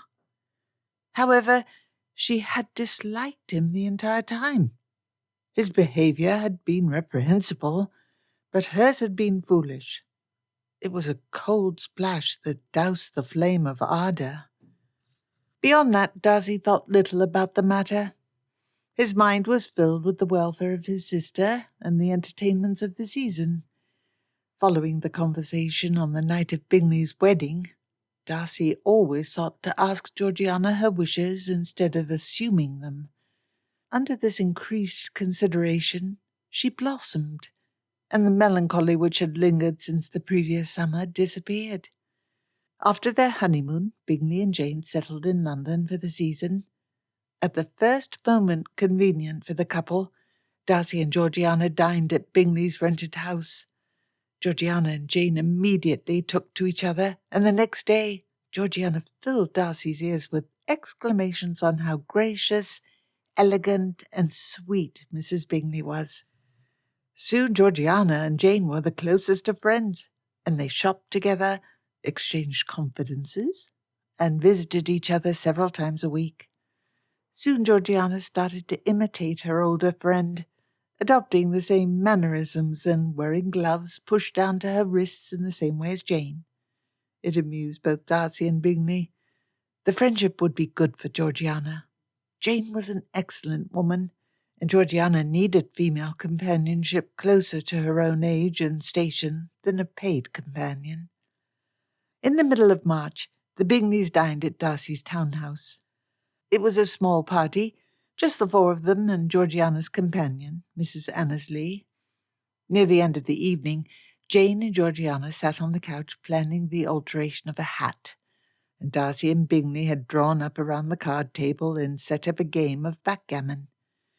It was a dull way to spend an evening, but except Georgiana, they were exhausted due to a ball held by Darcy's uncle the previous night. "I say, have you any plans for Easter? Jane and I plan to get up a good party and hire musicians." Darcy grimaced. "I shall be out of town for 2 weeks. My annual visit to Aunt Catherine. I leave for it in only a week's time. I forgot. You visit her every year. Oh, well, we would have had an excellent time." "I dare say the entertainment at your house would be superior. But blood and family." Bingley laughed. "Aye, even when you wish otherwise, you cannot escape them. Not completely. At least I convinced Caroline and the Hursts to make their own party for the season." Jane heard something of the conversation and walked to stand next to her husband. "You are to visit Lady Catherine at Rosings Park? In Kent?" At Darcy's assent, she said, "You must give my greetings to Lizzie. She is visiting Charlotte. That is, Mrs. Collins. I believe you know that our neighbour Charlotte Lucas married your aunt's parson." "Miss Elizabeth? She's at Rosings?" She had not crossed his mind for several weeks, and now he was to meet her again. Jane laughed merrily.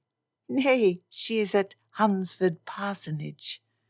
From Lizzie's letters, I understand it to be almost 10 minutes' walk." Darcy smiled at Jane's jest as his composure returned. He had known he would meet her again, and was wholly prepared to greet her as an acquaintance. He was eager to see how she would behave. Would she appear different now? Darcy said, "I will be happy to give her your greetings at the first opportunity.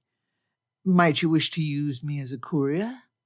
I could save you the postage on some letters or bring some small object or gift." "That is very kind. With your permission, I will also ask my aunt. Elizabeth is a great favourite with her children, and they have produced some drawings for my sister which were to be given to her when she passes through London on her return, but are not worth paying the postage on." Darcy nodded agreeably. Jane turned to his sister, who still studied the hat they had discussed. "Georgie, shall I lose your company for a few weeks?" Georgiana almost shivered and shook her head vigorously. "No. Lady Catherine frightens me.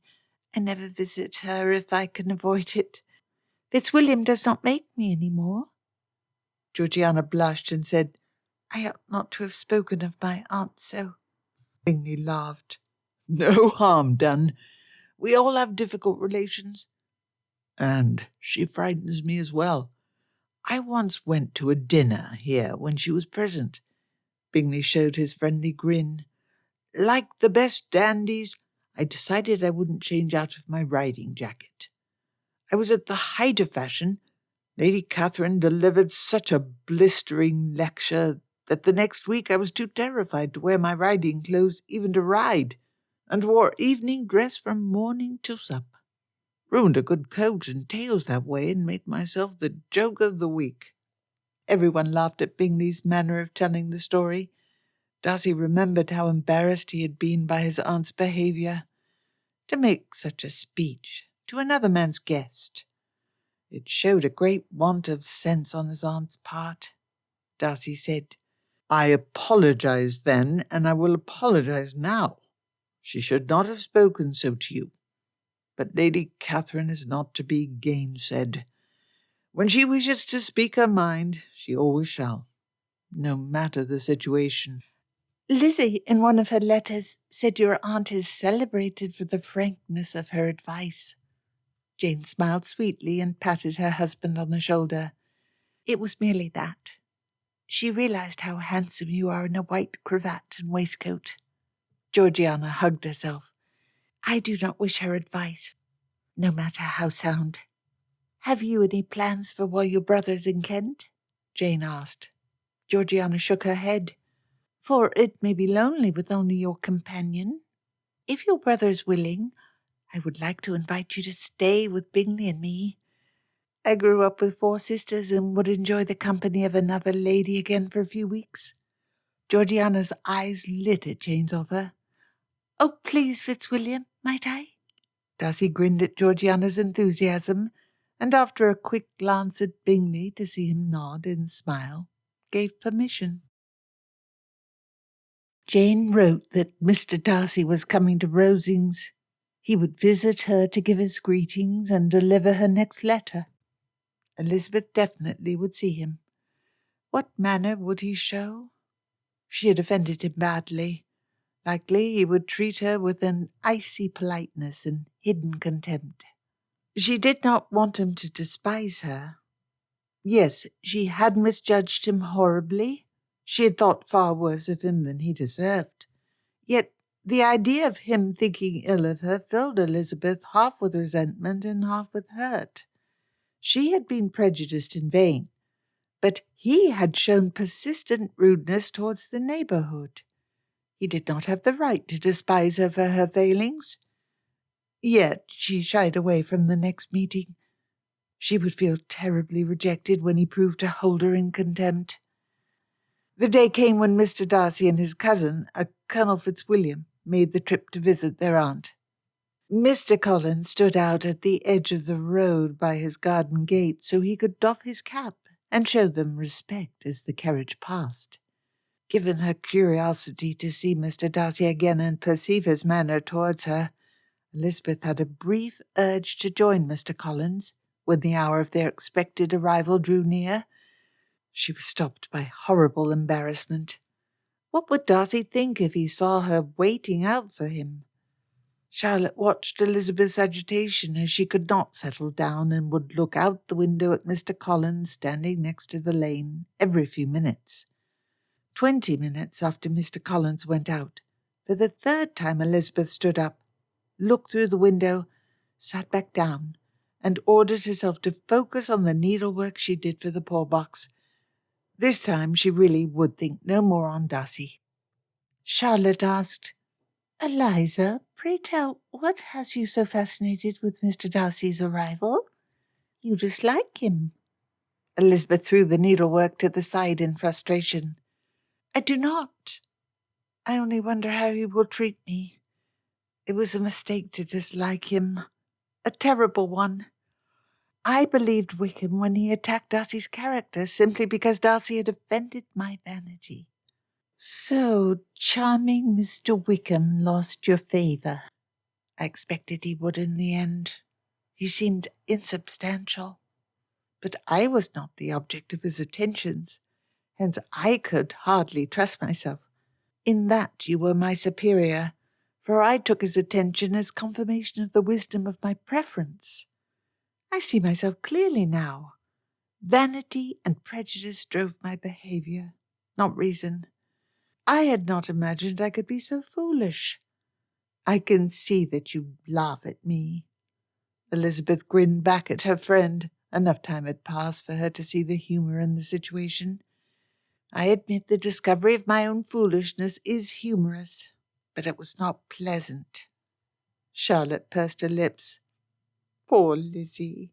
She discovered that she is not always right. Why, as your friend, I had hoped you to at least reach 30 before that awful truth dawned upon you. I would not have believed you could take it so calmly." Elizabeth stuck her tongue out at her friend. Charlotte laughed. "How did this astonishing realization come to you?" "Perhaps it had something to do with that famous argument at your sister's wedding. The one my mother and sister, and even my brother, wrote me about." Elizabeth's cheeks flamed. Since Charlotte had made no comment on it before, she had hoped the story had not reached from Hertfordshire to Kent. To distract herself from the embarrassment, she teased back. "John wrote you a letter?" "I believed him not to know the art." The oldest Lucas brother was famed amongst the intimates of the Lucases for writing home only twice in the entirety of the 4 years he was away at university, both times for money. "Yes, it shocked me exceedingly as well. Your argument was a better joke than any he heard while away." Charlotte tilted her head to the side. "Though what prompted John's letter were the rumours of Wickham's debts and depravities which had spread through Meryton. He found it terribly amusing that the clever Eliza Bennet had defended the gentleman just before everyone turned against him. I began those rumours. Yes, I heard that from my mother. She was impressed by how cleverly you did it." Elizabeth blushed. The praise pleased her a little. "Come, Lizzie, tell me the whole story. You wish to, and even if you do not, I wish very much to hear it. My curiosity has eaten at me for the past 3 months. Please end my suffering." "Just for that, I ought not to tell you." Since Elizabeth would likely see Darcy soon, she did not wish a confidant besides her father. She looked away from Charlotte. "I chose to lecture him for all his failings when we sat together at Jane's wedding." "You did?" Charlotte's eyes lit with enthusiasm. "I can see it clear. Elizabeth Bennet, full of a righteous fury, defending the honour of her dear friend Mr. Wickham from the despicable Mr. Darcy. At a wedding, no less. Her own sister's even. I held off until Jane and Bingley had left. You cannot claim I lack affection for Jane. In fact, that began the argument. You see, your friend of the situation was proved out. Mr. Darcy thought Jane indifferent to Bingley and discouraged his friend on those grounds. And the ill-bred behaviour of the members of my family, except myself and Jane, was an additional cause for his friend to avoid the entanglement. I proceeded to prove that all of us but Jane could show ill-bred behaviour. Jane, of course, never shall." "Oh my, if he was so rude as to say to your face that your family was ill-bred, perhaps you had an excuse for incivility." "No, the excuse had been his. I accused him of caring only for money and connections, and lacking all good Christian feeling." Charlotte raised her eyebrows. "He did attempt to detach Bingley from Jane. Was it unreasonable for me to think it was a matter only of money? And poor Wickham had told me this dreadful story about how Darcy stole the inheritance intended by his godfather for him. And Mr. Darcy defended himself by claiming to believe Jane indifferent and your family improper?" "Yes, and I would not believe him, for I knew he was cruel and unfeeling." "Oh, I should not have said that. Beyond the impropriety, it was not true, and I hurt him. I could see it in his eyes. Miss Bingley later told me he had admired me. It must have been a terrible shock, and the worse for being undeserved. Miss Bingley? She told you that? What had she to do with the matter? Elizabeth laughed. It is very ridiculous. Dear Caroline, as she insisted I call her, became worried that Darcy's admiration lead to marriage. She claimed she overheard Darcy admit he stole Wickham's inheritance because his father loved Wickham better. She did so to rouse me further against him and hope I would offend him and end any chance that Darcy's admiration might become more. Well, she succeeded. Though Jane wrote that Darcy refuses to speak to Miss Bingley or admit her to his house, so hers was a Pyrrhic victory. Charlotte's mouth hung open. Well, I cannot fault her for lack of audacity.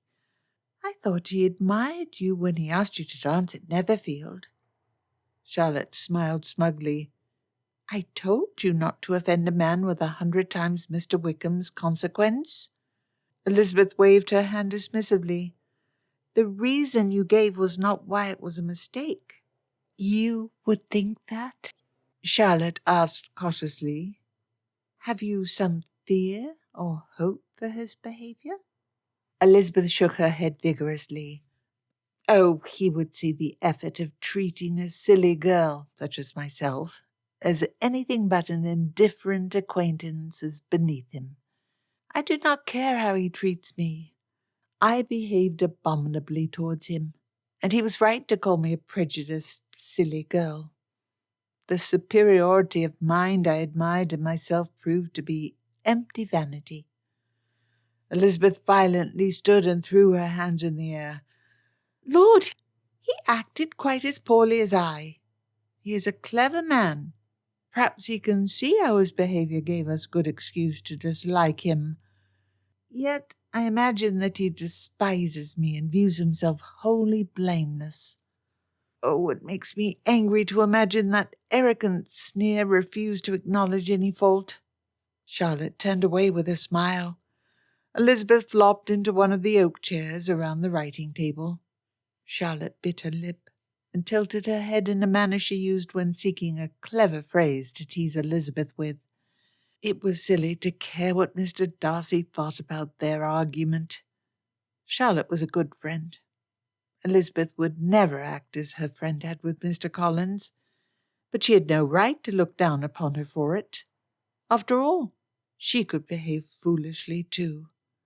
At last Charlotte said, I perceive you care a great deal for that gentleman's good opinion. Elizabeth grabbed a cushion from the sofa and threw it at Charlotte. I shall take that as confirmation. Do invite me to the wedding.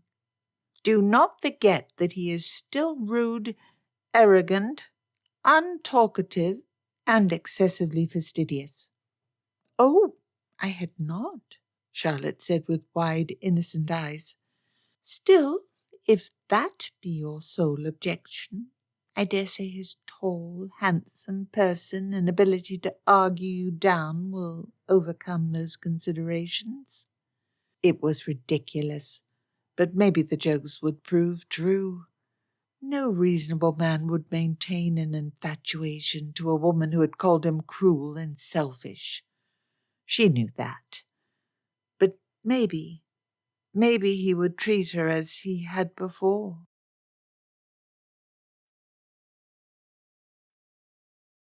Chapter 10. As early as practicable the next morning, Darcy and Colonel Fitzwilliam wound their way down the neatly mowed lawn to call upon the parsonage. Darcy carried the bulky package filled with letters and drawings Mrs. Bingley had entrusted to him to deliver to her sister. It was as though he brought her a gift. It would not matter. She probably despised him yet, and still thought him the cruel gentleman who destroyed Wickham's hopes and endeavoured to separate her sister from Bingley. Well, he would prove her expectation false. He had practised showing friendship to those socially beneath him for months. His manners were enormously improved, and to his own benefit. He could be polite. he would show Elizabeth. The parsonage was a solid timber-frame building with 2 stories, and as they stepped towards the entryway, Darcy's eyes caught how an addition had been built to the kitchen since he passed by the parsonage last. The vegetable garden had been expanded and neatly fenced in. Knowing his destination for the morning, Lady Catherine had described the improvements she made when Mr. Collins took the parish and again when he had married. Darcy did not like his aunt's taste in ornamentation, but she was a sensible woman, and Mrs. Collins must appreciate many of the changes.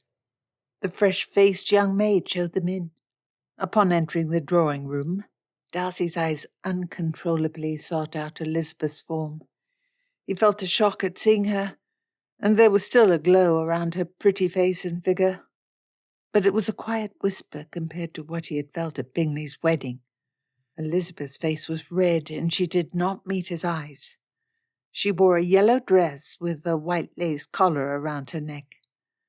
Darcy collected himself and stepped forward and sat near her. "Miss Bennet, you look well. I have been instructed by your excellent sister to deliver this."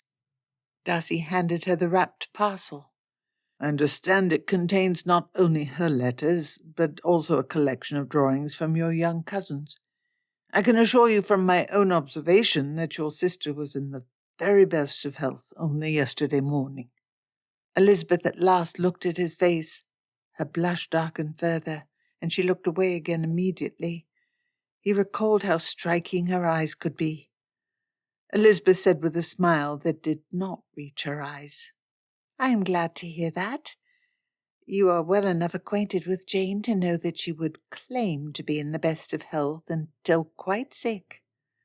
I hear your sister stays with mine?" "Yes." Darcy filled his voice with amiability and good cheer. "They have become quite close. My sister has developed quite an enthusiasm for yours. Georgiana had decided she must imitate Mrs. Bingley in every respect, not expressly advised against by your sister." No doubt Elizabeth expected him to show disdain for her sister due to the contempt he had shown before, but he would prove he did not. Darcy added, "I am grateful to your sister for allowing mine to come under her wing. Georgiana is backwards in company, but has blossomed under your sister's guidance. There is no woman I'd more like her to pattern herself after than Mrs. Bingley." Elizabeth replied with a real smile, "Jane adores Miss Darcy. Since they met, all my letters from her have been filled with her piano playing, their shopping trips, and their visits to various London sights. I begin to grow quite jealous." Her manner did not show any ill will towards him, but he had before proven incapable of interpreting Elizabeth's emotions. He would not trust himself. He had greeted her warmly and politely. She must greet him in a similar manner no matter her feelings. He still had to prove that he had changed for the better and no longer held those of lower station in contempt. After a few more polite requests after family and news had been exchanged, Darcy introduced Elizabeth to Colonel Fitzwilliam and started a conversation with Mrs. Collins. Darcy had only spoken with her a few times in Meryton, but had always seen her as a sensible woman. They conversed about parish topics and the parsonage. Darcy enjoyed the conversation. She was a clever woman. It was to be expected. She was Elizabeth's particular friend. Elizabeth's attention was partly on them. No doubt she expected him to suddenly revert to his former behaviour and become silent and rude once again. He would not. He thought well of Mrs. Collins. Colonel Fitzwilliam made Elizabeth laugh, and Darcy forced himself to not look. He no longer was infatuated, and he would not act as though he were. He still felt himself smile, and his spirits lift at her laugh. Besides, Colonel Fitzwilliam had a plain, square face and was short. When it was nearly time for them to leave, Mr. Collins returned from a clerical call. Darcy remembered that he had thought very poorly of the man. Mr. Collins had presumed to introduce himself and proceeded to give a long-winded description of the felicities he found as Lady Catherine's flatterer. Surely his mood that evening had made him think worse of Mr. Collins than he deserved. If he'd been quite as much a fool as he remembered, a sensible woman such as Mrs. Collins would not have married him. On the man's entrance, Darcy quickly said to him, "I am pleased that our call allowed us an opportunity to greet you. My aunt depends on you greatly, and you must be about a great deal." Mr. Collins's eyes widened, and he almost swooned in pleasure at Mr. Darcy's friendly greeting. "I thank you for those kind words. Like your aunt, you are all affability and condescension. My humble abode and dear wife and cousin do not deserve the visit of such an august personage as yourself. But it shows the way your family graces and elevates its high rank that you none the less condescended to grant it. None in England deserve respect more than those of your blood." He turned to Elizabeth and Mrs. Collins and said, "My dear ladies, are we not all very grateful for the visit of Mr. Darcy and his noble cousin? You must admit your gratefulness for the condescension." Mrs. Collins calmly told her husband that they had already thanked their visitors for the friendliness they showed. Colonel Fitzwilliam's eyes were a bit wide as he stared at Mr. Collins. Elizabeth frowned and did not look towards them. Her colour was high. Did she expect him to disdain her cousin as he would have before? Darcy could freely admit that was the most toading speech ever directed at him. But Elizabeth watched. He would prove he could treat Mr. Collins with respect. "Sir, you underrate your own merit. A visit to the parsonage could never be a burden. I do not feel so far above you. You are too kind, far too kind. But I know my place. I am happy to be your humble servant. Her ladyship, your estimable and gentle aunt, has done so very much for me. All of my present happiness is owed to the patronage I have been so fortunate as to receive from her liberal hand. Every respect is due to her, and to every person so profoundly blessed as to be connected to her great personage. Why, even all of my daily comforts depend upon her." Mr. Collins made a minute description of every change and modification made to his home by Lady Catherine. It was dull. Why ever did Mrs. Collins marry him? Darcy recollected that Mr. Collins was to inherit Longbourn, and at 27 Mrs. Collins must have grown desperate. It was a pity for her, though fortunate for Mr. Collins. Darcy normally would have found some way, polite or otherwise, to escape the conversation, but not in front of Elizabeth. After 10 minutes, Colonel Fitzwilliam stood. "We shall head back to Rosings." He saw Elizabeth gaze in his direction as she stood with Colonel Fitzwilliam. Did she think he desired to escape conversation with her cousin? Darcy held up his hand. "I wish to wait a little longer. Mr. Collins, I meant to ask you about your sermon last week. On what subject did you speak? I shall not leave until I hear a full description of it." Mr. Collins glowed from within, and he clutched his chest and looked at Darcy with an adoring smile. "You, sir, you are as good as your magnificent aunt. Of course, one of your noble blood would have a proper respect for matters of religion. You need not worry. I followed your aunt's instructions on how to prepare the sermon in every detail." Everyone else stared at Darcy in frank amazement. Elizabeth began to smirk and brought a hand up to hide it. Darcy found himself beginning to smile as he was forced to listen to Mr. Collins's detailed summary of his sermon, which included long digressions on the wisdom Lady Catherine had imparted on the art of writing sermons. Nobody except Lady Catherine would ask Mr. Collins a question of that sort. At least Elizabeth must know he wished to be polite. As soon as they escaped and stepped back into the sunlight, Colonel Fitzwilliam exclaimed, "Darcy, have you taken leave of your senses? That was the most ridiculous man I've ever heard. I've never seen someone who better fit the type Lady Catherine seeks when she hires. Never. And you encouraged him." Colonel Fitzwilliam shook his head as Darcy made no reply. Elizabeth had shown no ill will towards him. Maybe she believed what he told her about Wickham. Perhaps they could meet as friendly acquaintances in the future. "It was not a loss for me. I did have an opportunity for 10 more minutes' conversation with that pretty Miss Bennet." Colonel Fitzwilliam halted and grabbed Darcy's arm. "Did you attempt to impress her? Is that why you pursued conversation with her cousin? You succeeded. She saw very clear how ridiculous you can be." "No," Darcy replied stoutly. "Of course not." "Ah, of course not. Fitzwilliam Darcy would never make a fool of himself for a lady. It was absurd of me to suggest it."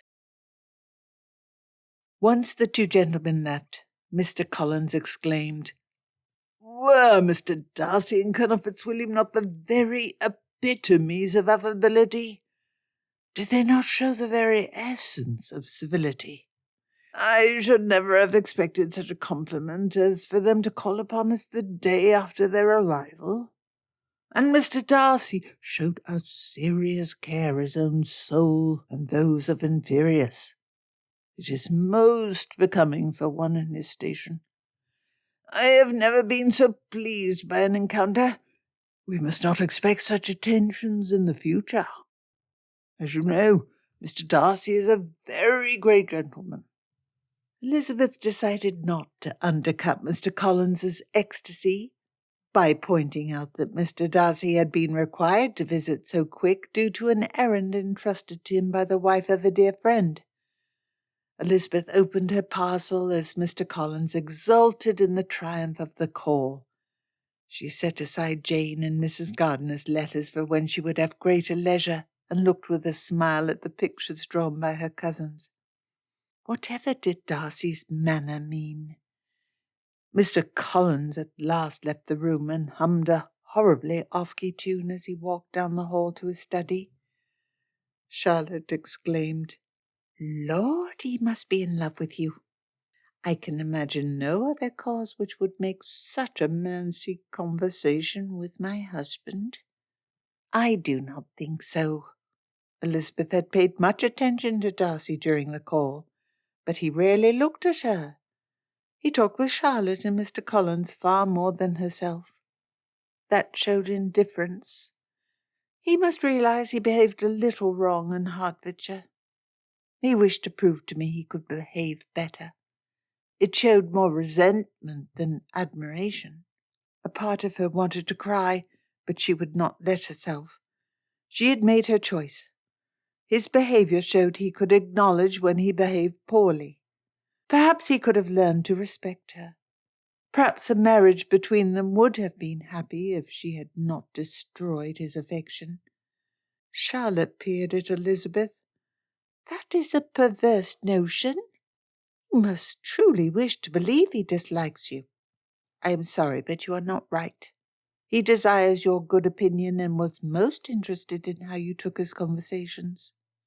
You should find opportunity to apologize and see if you might rekindle what interest he had." "Do you really believe that?" Elizabeth shook her head. "He is too silent and grave. I will not obsess over this. And I will not make myself unhappy over him." Charlotte smirked. "There was nothing silent and grave in him today. He eagerly questioned my husband, and his conversation with me was amiable. You must find better objection." For the next days Elizabeth saw nothing of Mr. Darcy. Rosings had more activity due to the guests. It affected Elizabeth mainly because, with the presence of her nephews, Lady Catherine was not so inclined to call the Hunsford party to her side. Elizabeth was not surprised. She could not blame him if he did not seek her company, or even if he avoided it. Not after her treatment of him. But his evident indifference still stung. She did not let it make her unhappy, though. She walked a great deal. The changing seasons showed the area to great advantage, and the conversations and calls made with Charlotte occupied her mind.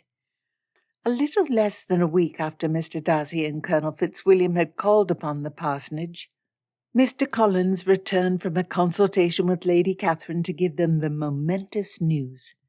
Tomorrow they would have dinner with Lady Catherine and her esteemed nephews. Elizabeth set out for a walk. So she would dine with him tomorrow. How would it go? No doubt he would follow the pattern set when he called at the parsonage. Politeness to her and everyone else, but no special attentions. She wanted that. Anything else would unsettle her. When Elizabeth reached a grove which had become a particular favourite of hers, she saw Mr. Darcy. He stood along the path. He could not see her because he stood trunk of a thick old oak tree. Darcy's hands were pulled behind his back, and he stood firm and tall with the tails of his green coat hanging behind him. He was the image of a dignified gentleman. He was so handsome, and she had made such an awful fool of herself. Now that they were outside of company, he would treat her with the contempt she had earned. Elizabeth nearly turned to walk the other way. That would be silly. He would not behave that way, for he was not cruel. She had no good reason to avoid Mr. Darcy, and she would grow quite frightened of him if she let herself. With a light step, Elizabeth quickly walked towards Darcy and called out, "I can see you enjoy yourself this fine morning, Mr. Darcy." "I confess I do. This grove has always been a favourite of mine when I visit my aunt." Darcy smiled and inclined his head in a small bow as Elizabeth came near to him. "You look well this morning, Miss Elizabeth." "Pardon me." "I mean Miss Bennet." Elizabeth laughed. At least he would treat her politely. "You may trust me not to take offence should you fail to give me proper precedence." "I am pleased to hear that." Darcy took Elizabeth's arm and they began to walk along the path. "For I once knew a girl, the sister of a Cambridge friend, who was terribly offended if someone referred to her as Miss Iphigenia after her sister's marriage." "Oh, you can hardly blame her. Iphigenia is quite a mouthful. And was she not the girl who was burned alive by her parents to ensure good sailing to Troy? If that were my name, I would wish to escape it as well." Elizabeth laughed nervously and looked at Darcy, who showed her his impenetrable smile. "That was Iphigenia, not Antigone or some other girl?" "Iphigenia was Agamemnon's daughter. Antigone was Oedipus's daughter." "Oh," Elizabeth nodded. He was as handsome as ever. He'd once liked her. Did he now despise her? She would show him her best self. Elizabeth said gaily, "That is another name with most unfortunate implications. Should I marry, I will decidedly put my foot down and disallow classical names for any girls. Should he wish to saddle his sons with such stories, that might be his prerogative." Why had she spoken about children's names? Darcy seemed entirely unruffled as he replied with that steady manner of his. "Some classical names have fortunate implications. For example, Fortuna." Elizabeth giggled. "That would be a fortunate name, I admit.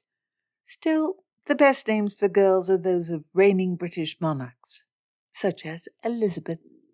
Darcy smiled. "My mother's family agreed with you. An Anne in each generation, and Georgiana is almost the name of the reigning monarch. Catherine there was not." Darcy turned to Elizabeth with a serious expression that made her smile and ask, "Do consorts count? 3 of Henry VIII's wives were named Catherine." "Perhaps, but they are of an inferior order to those who actually reigned." Elizabeth froze. Even when she dearly wished to be friendly, her conversations with Mr. Darcy would go astray. I apologize. I meant no insult to your estimable aunt. None taken, of course. You need not fear I will mistake an attempt at levity by you as an insult. Quite the contrary. There was something like resentment in Darcy's tone, and Elizabeth's stomach squirmed unhappily. Her behaviour last autumn had been abominable. They walked along a shaded path. There was a mottling of light on the ground where the sunlight broke through the leaves.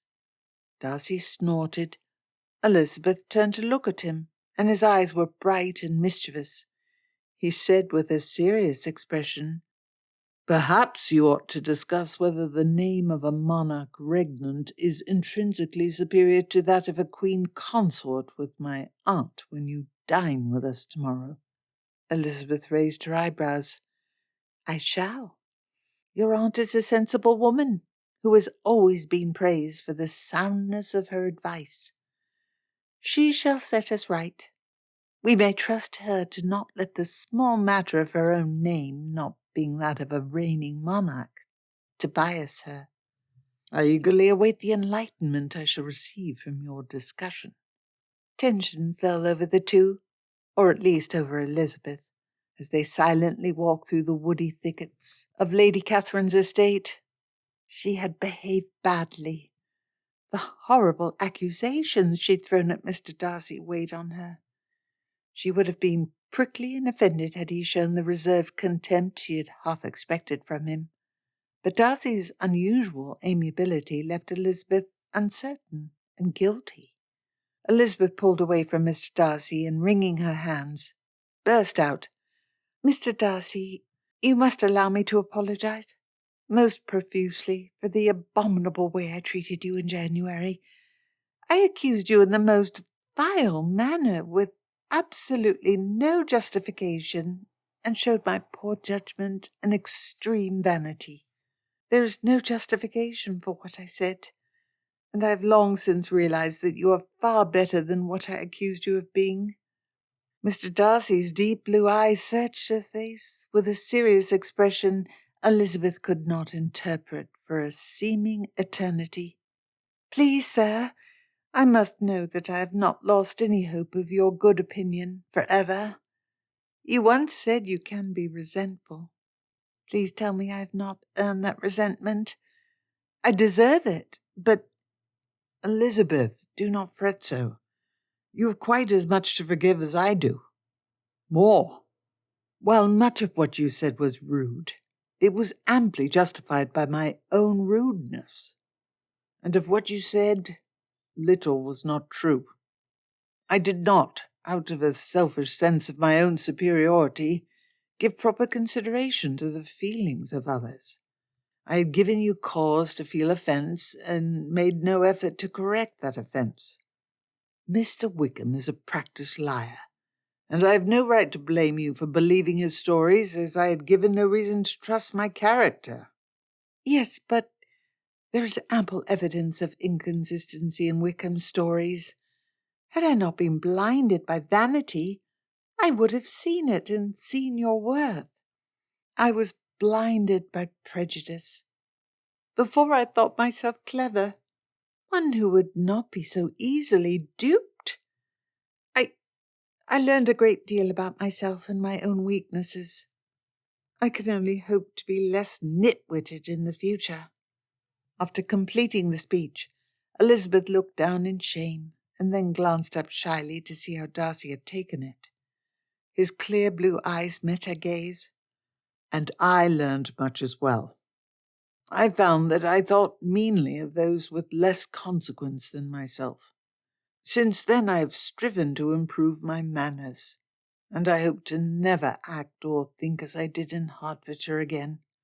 It was not pleasant to examine my own behaviour and see so much to regret." "You were not so very bad," Darcy replied with a broad smile that made one of his cheeks dimple and started butterflies fluttering in Elizabeth's stomach. "I was so very bad, and you knew it then, whatever you think now. Miss Bennet, As we both learned a valuable lesson from the occasion of our quarrel, I cannot regret it. I must. I could never look back on what I said with that much easiness. It was wrong of me and foolish, especially when I called you cruel. The way you appeared has burned in my memory for these many months. I have heartily regretted it. Darcy smiled somberly. I am glad you do not think that still. His manner convinced Elizabeth he had felt the accusation deeply. Elizabeth's shoulders slumped, and she could not look at him. She had unjustly hurt him. Darcy touched her shoulder. Do not feel poorly. Please, you must come to see our argument as I do. I cannot have you remain unhappy. I will not allow it. Elizabeth looked into his eyes, and they were warm. If I were the perfect gentleman, he smirked at her, I would claim your behaviour was unexceptionable, and hence that you had no need to censure yourself. But that would not be true. While you did nothing immoral, Miss Bingley's story was very ridiculous. Elizabeth giggled. Darcy's smile was broad and pleased. Elizabeth felt as light as a hot air balloon. He took the sting out of her guilt by making her laugh. She said, It always sounded odd. I thought it a mark of how very fascinating you were that you would say such a thing. So I fascinated you? Elizabeth blushed, and Darcy's smile was a little lopsided. Well, you have taken your lesson, and I have taken my lesson, and we both have committed to doing better. You have nothing left to feel guilt about. At least, you can have no more to be ashamed of than I do. Darcy showed a handsome smirk. For myself, I would prefer not to feel too deeply ashamed. You mean to say, if I insist on strongly feeling my misbehaviour, you would take that as an insult to yourself? That is a fair interpretation of my words. I had believed my true failing to be a propensity to wilfully misunderstand everyone. Elizabeth smiled happily at him. The awful feeling she'd had because she had wronged him had dissolved. Darcy smiled back at her, but he then looked away. Miss Bennet, last year I believed us to be friends. Darcy looked Elizabeth straight in the eyes. I would very much like it if we were friends in truth. Can we be? Would you start afresh? Elizabeth felt another stab of guilt and an upwelling of hope. I would like that very much indeed. Darcy replied with an infectious smile that lit his eyes and made him yet more handsome than ever before. Elizabeth exclaimed, Wait, if we are to begin afresh, we must be introduced anew. The trees will hardly do a creditable job, so we must do the honours ourselves. Darcy's pleased expression made Elizabeth's heart skip. He said, That is a capital idea. Elizabeth thought she appeared as happy as a loon when she stepped back and gave an elaborate deep curtsy to Mr. Darcy, such as those she had practised with Jane years ago for an imaginary presentation to the Queen. Miss Elizabeth Bennet, of Longbourn in Hertfordshire. Very pleased to meet you. Darcy made his own elaborate bow. Fitzwilliam Darcy, of Pemberley in Derbyshire, at your service. Very pleased to meet you. The two smiled at each other. She felt so light that her feet were barely tethered to the ground. He still smiled. She could not look away. At last Darcy spoke. Tell me, Miss Bennet, do you as a rule never talk about books in a wood?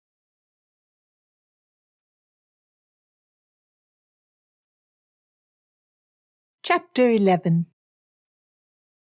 Elizabeth felt as though she could fly like a sparrow until dinner the next day. Even if Darcy only wanted her friendship, he still wanted that. It made life perfect. She was so happy. And he looked at her with those smiles. Perhaps he didn't admire her, But she didn't need that. She just needed his respect. He'd chosen to improve himself. He completely forgave her. He hoped to be her friend. He made her laugh. He was near perfect, with only a few flaws that accentuated his other virtues. Did he still admire her?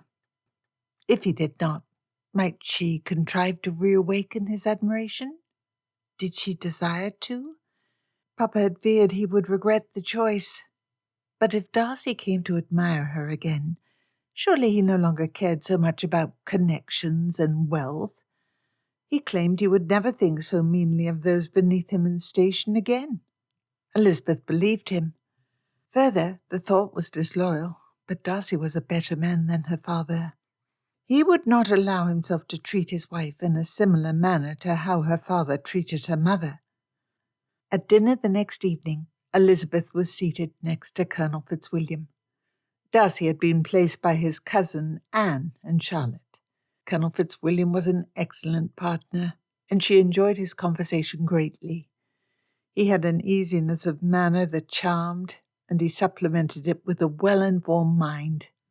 Darcy always stayed in her attention. Colonel Fitzwilliam made her laugh, and Elizabeth surreptitiously looked to see how he took it. He glanced briefly in their direction and returned his attention to his conversation with Charlotte. No sign of jealousy. Damn. At least he showed little interest in Anne. He had attempted to converse with his cousin, but when she responded in monosyllables, he gave up with a tiny shrug. Though Mr. Wickham had said they were to marry, Elizabeth had long since come to disbelieve that story as she did every other given by him. Elizabeth liked to see her belief that it was a lie confirmed by Darcy's manner. Their eyes met a few times when she glanced in his direction, but her heart skittered. She pushed out a bright smile each time, and he would smile back a little before looking away. She was being silly, but it was impossible to stop herself. She just wished he would look at her as he used to. When the party separated, Lady Catherine settled on her throne-like chair in the middle of the drawing-room and lectured or questioned the ladies in attendance upon her. Elizabeth had far less attention for her than usual. She mixed ecstatic high spirits with disappointment. He did not look at her as he once did, but he was here and her friend. Darcy had spoken amiably to Charlotte as they talked about parish business. She had never seen him so friendly, not even when they were at Netherfield. If he often behaved so, her sole remaining objection to him, that he was too solemn and grave, would disappear. But he did not admire her any more. That was no matter. It was not as if she loved him. She just liked him very much. Hopefully he would converse with her. They had promised to be friends. The men did not linger long over their port, and while Mr. Collins immediately went to attend Lady Catherine, the other two gentlemen approached her. Colonel Fitzwilliam spoke first. "Miss Bennet, I have been informed you play. You must indulge us with music later tonight." Elizabeth smiled and immediately tried to involve his cousin in the conversation. "Mr. Darcy can swear to the inferiority of my playing. But if you insist, I might be prevailed upon." She looked at Darcy with an arch smile. "You can vouch for me.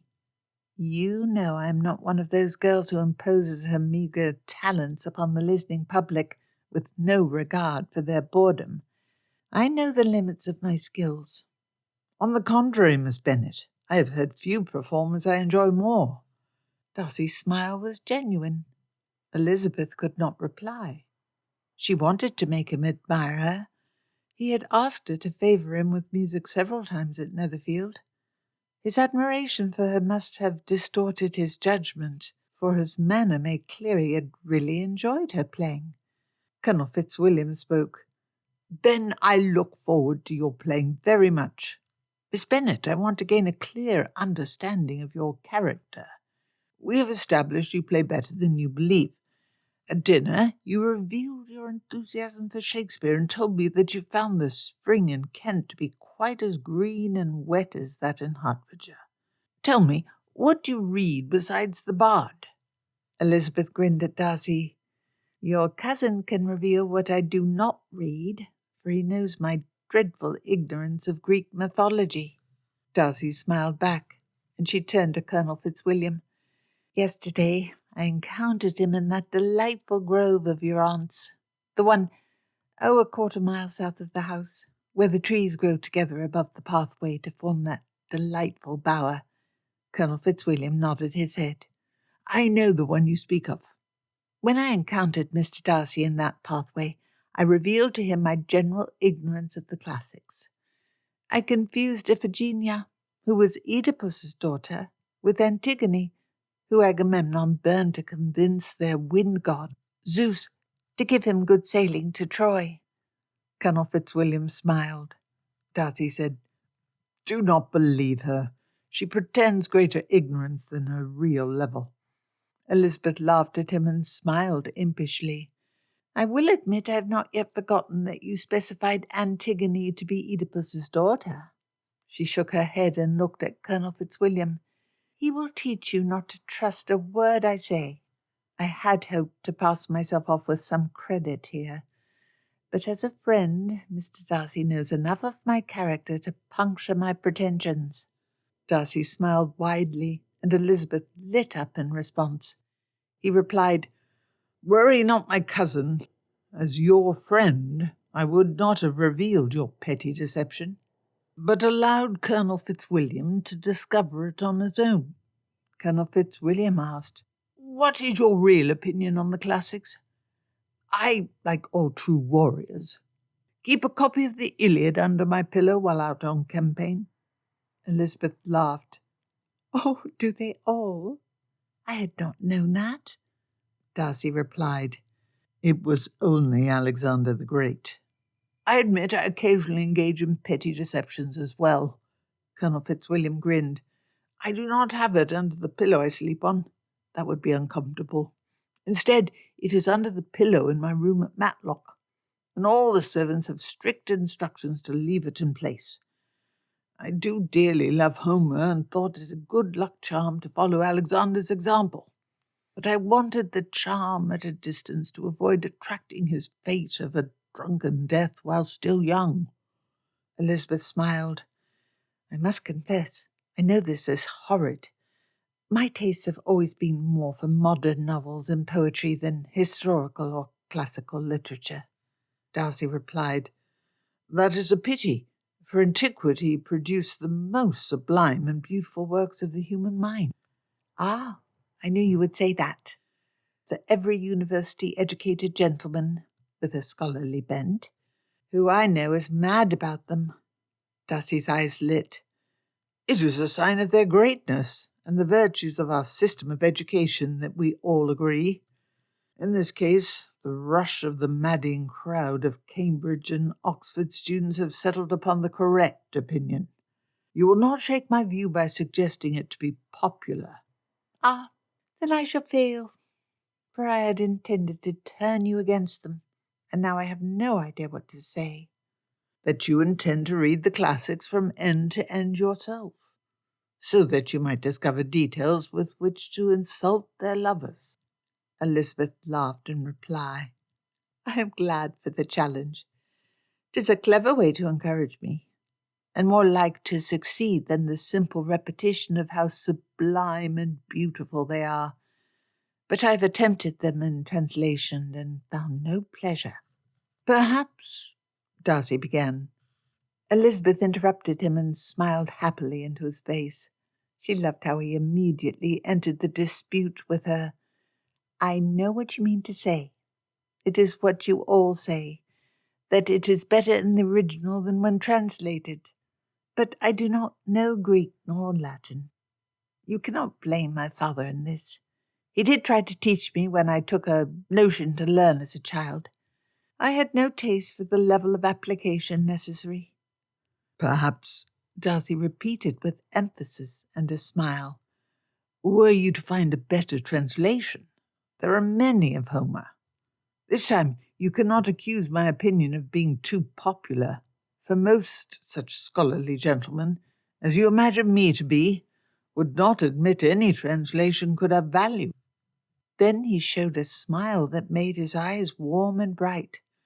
"That image is very charming. I see you as a little girl struggling over declensions for a week or two before running to Anne Radcliffe or Frances Burney for easier entertainment." Elizabeth laughed. "Your imagination drew a good picture. For as I recall, that is how it went, except it was Robinson Crusoe I turned to. So you think I should find a superior translation? That does destroy my objection. Once someone has already learned the ancient language and translated the poet's words into readable English, what excuse could I offer for not putting forth a much lesser application to read their efforts?" Colonel Fitzwilliam spoke. "There is no excuse. It is Pope's translation that sits under my pillow. I can heartily recommend it." "I attempted Pope's Homer already. I have begun the Iliad in more than one, though less than 3 translations." Elizabeth gave Colonel Fitzwilliam an arch smile. "We disagree on the merit of Pope. I have never liked him. The heroic couplet is too refined and constricted for my taste. Unnatural. I see you both smile. You think I speak like every girl with an enthusiasm for contemporary poets. And I do. I own the ordinariness of my enthusiasm freely." Darcy shifted about and said with a half frown, "You have a potent charm solely your own, even should your opinion be shared by many other persons. It has distinction due to the possessor. I smiled because I agree about Pope. The poets between Milton and Cowper are really to my taste." He had once said she was a fool like every other girl, and now he praised her in this manner. Elizabeth's spirit soared bird-like, and she exclaimed, "Ha! We have read the same books, with the same feelings." "I never doubted it. You suggested the opposite." Darcy's grin flashed his teeth as Elizabeth replied, "Never have I been more pleased to be wrong." Lady Catherine called out from where she sat on her stiff-backed chair, attended by Mr. and Mrs. Collins. "What do you speak of? I must have my share of conversation." Elizabeth saw a flash of irritation in Darcy's eyes. She held up her hand to stop him, and Colonel Fitzwilliam from replying to Lady Catherine. With a mischievous smirk at Darcy, she spoke. "We spoke of names, and I wished your advice on the matter. I think Greek or Roman names should be prohibited. The other day, Mr. Darcy told me about a young lady named after a girl burned alive by her father. This lady forced her sister to marry a man she fancied not at all, so that she could escape being Miss Iphigenia and become Miss—" Elizabeth looked at Darcy for help. She hoped he was not offended by the levity with which she'd chosen to treat his aunt. He grinned back at her. Elizabeth felt warm and happy. "The lady became Miss Webb." Lady Catherine cried out, "Miss Webb? Is she one of the—" "No, madam. Her father is a cousin of theirs, though—" "I have met the man," she then said to Elizabeth in a firm voice. "You wish my advice on names?" "I do. It is wise you put thought on this matter. Naming a child is a momentous consideration. The name influences how a man is perceived, and through that changes their character and destiny. However, your opinion is wrong. Classical names are appropriate, even if the story is tragic. But there is a common practice you must swear to avoid when you marry. Do not allow your husband to add a feminine ending to a man's name. It is silly. I never permit anyone I can prevent from doing so." Elizabeth blinked, a little surprised by her vehemence. "Is not your niece named Georgiana?" "I tried to prevent it." Lady Catherine slammed her hand against the cushioned arm of her chair and directed her speech to Darcy. "Nephew, I counselled your father to seek a different name, but he did not listen to me. An illness of Sir Lewis's kept me in Kent at the time of your sister's birth. or else I would have prevented that horrid name. When I had opportunity to speak with him, your father was convinced it was too late to change. She had already been registered and baptized. I will have you promise that you will never act so." Elizabeth watched Darcy to see how he would reply. He turned to her before he replied and smirked. His eyes were bright and mischievous, and he was very handsome. Darcy adopted a sombre look. "Aunt, I apologize and must beg your pardon. But Fitzwilhelmina has a delightful ring in my ear. I have long desired to have a daughter and name so." As Lady Catherine sputtered in response, he looked around and caught her eye. Elizabeth was a foot behind him, so he did not face Lady Catherine when he did. He winked at her. "Miss Bennet, I appeal to you. Do you not think it is a beautiful name?" Lady Catherine ranted about how horrible of a name Fitzwilhelmina was, and demanded he drop the notion. Elizabeth barely heard any of it as she stared at Darcy with an astonished smile. She was lost. Perhaps he no longer cared for her affection, but this brilliant man who wished to make her laugh had it.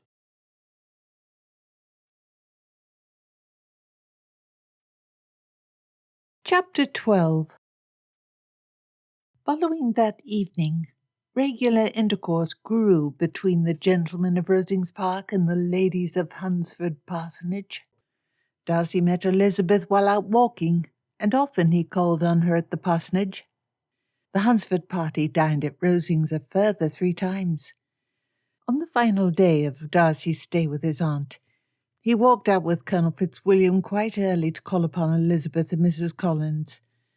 It was a damn shame Colonel Fitzwilliam needed to return to London so he could visit his parents for a few days before he rejoined his regiment.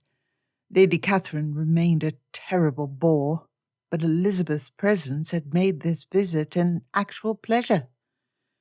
Near every day he had spoken with her on a call or a walk.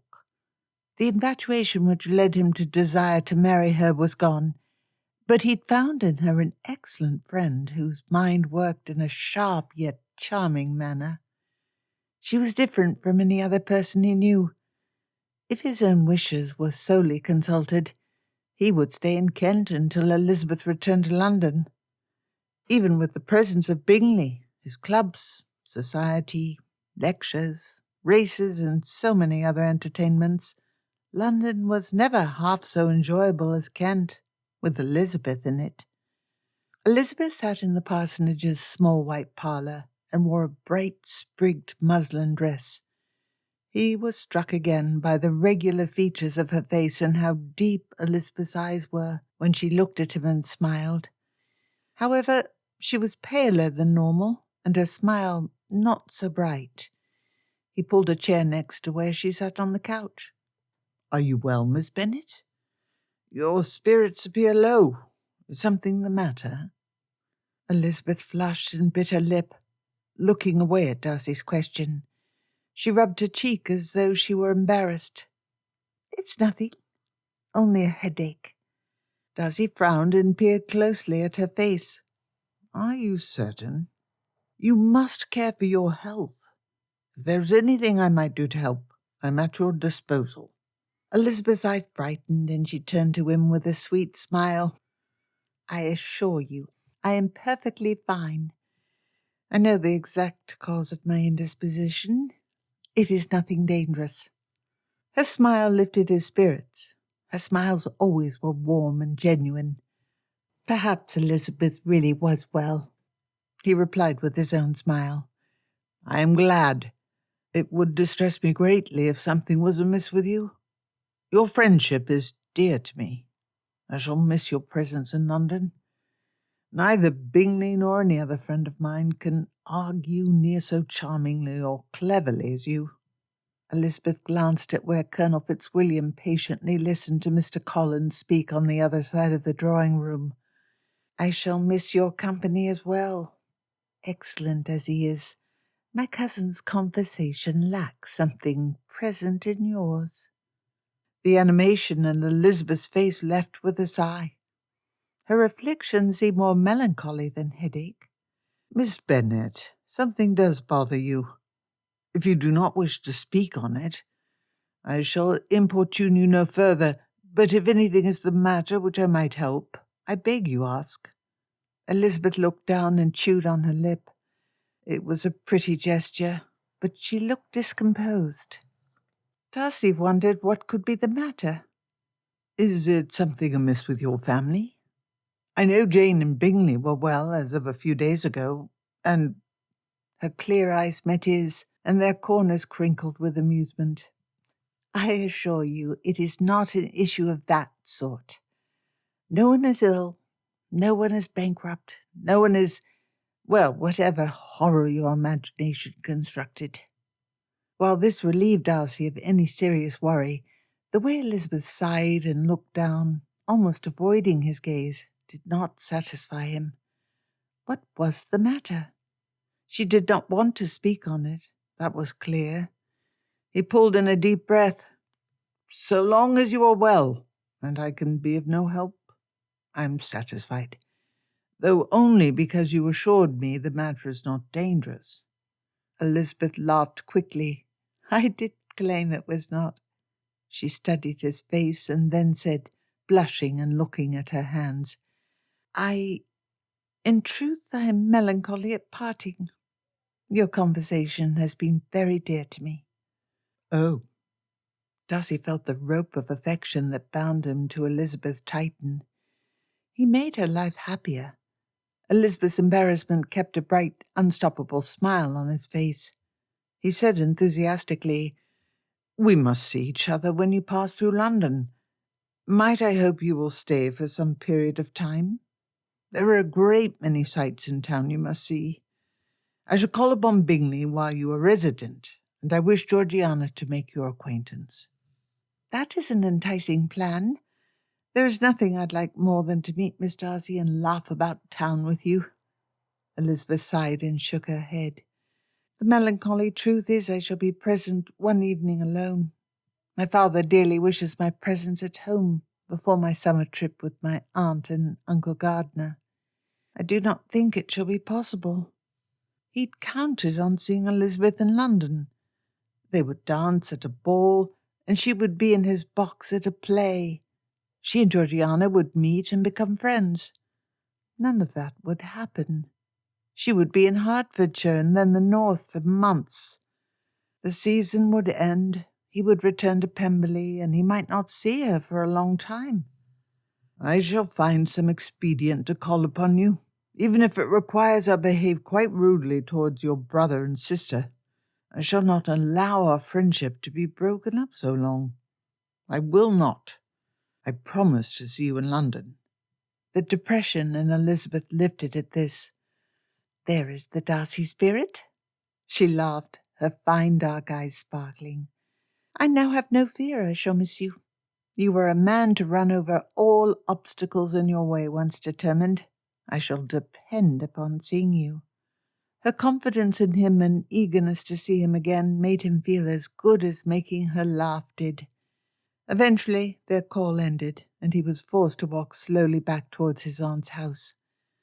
The lawn was kept clipped short, and one of the mowers was out in the middle sweeping the long scythe through the grasses. It was a foolish extravagance to cut it as often as his aunt did.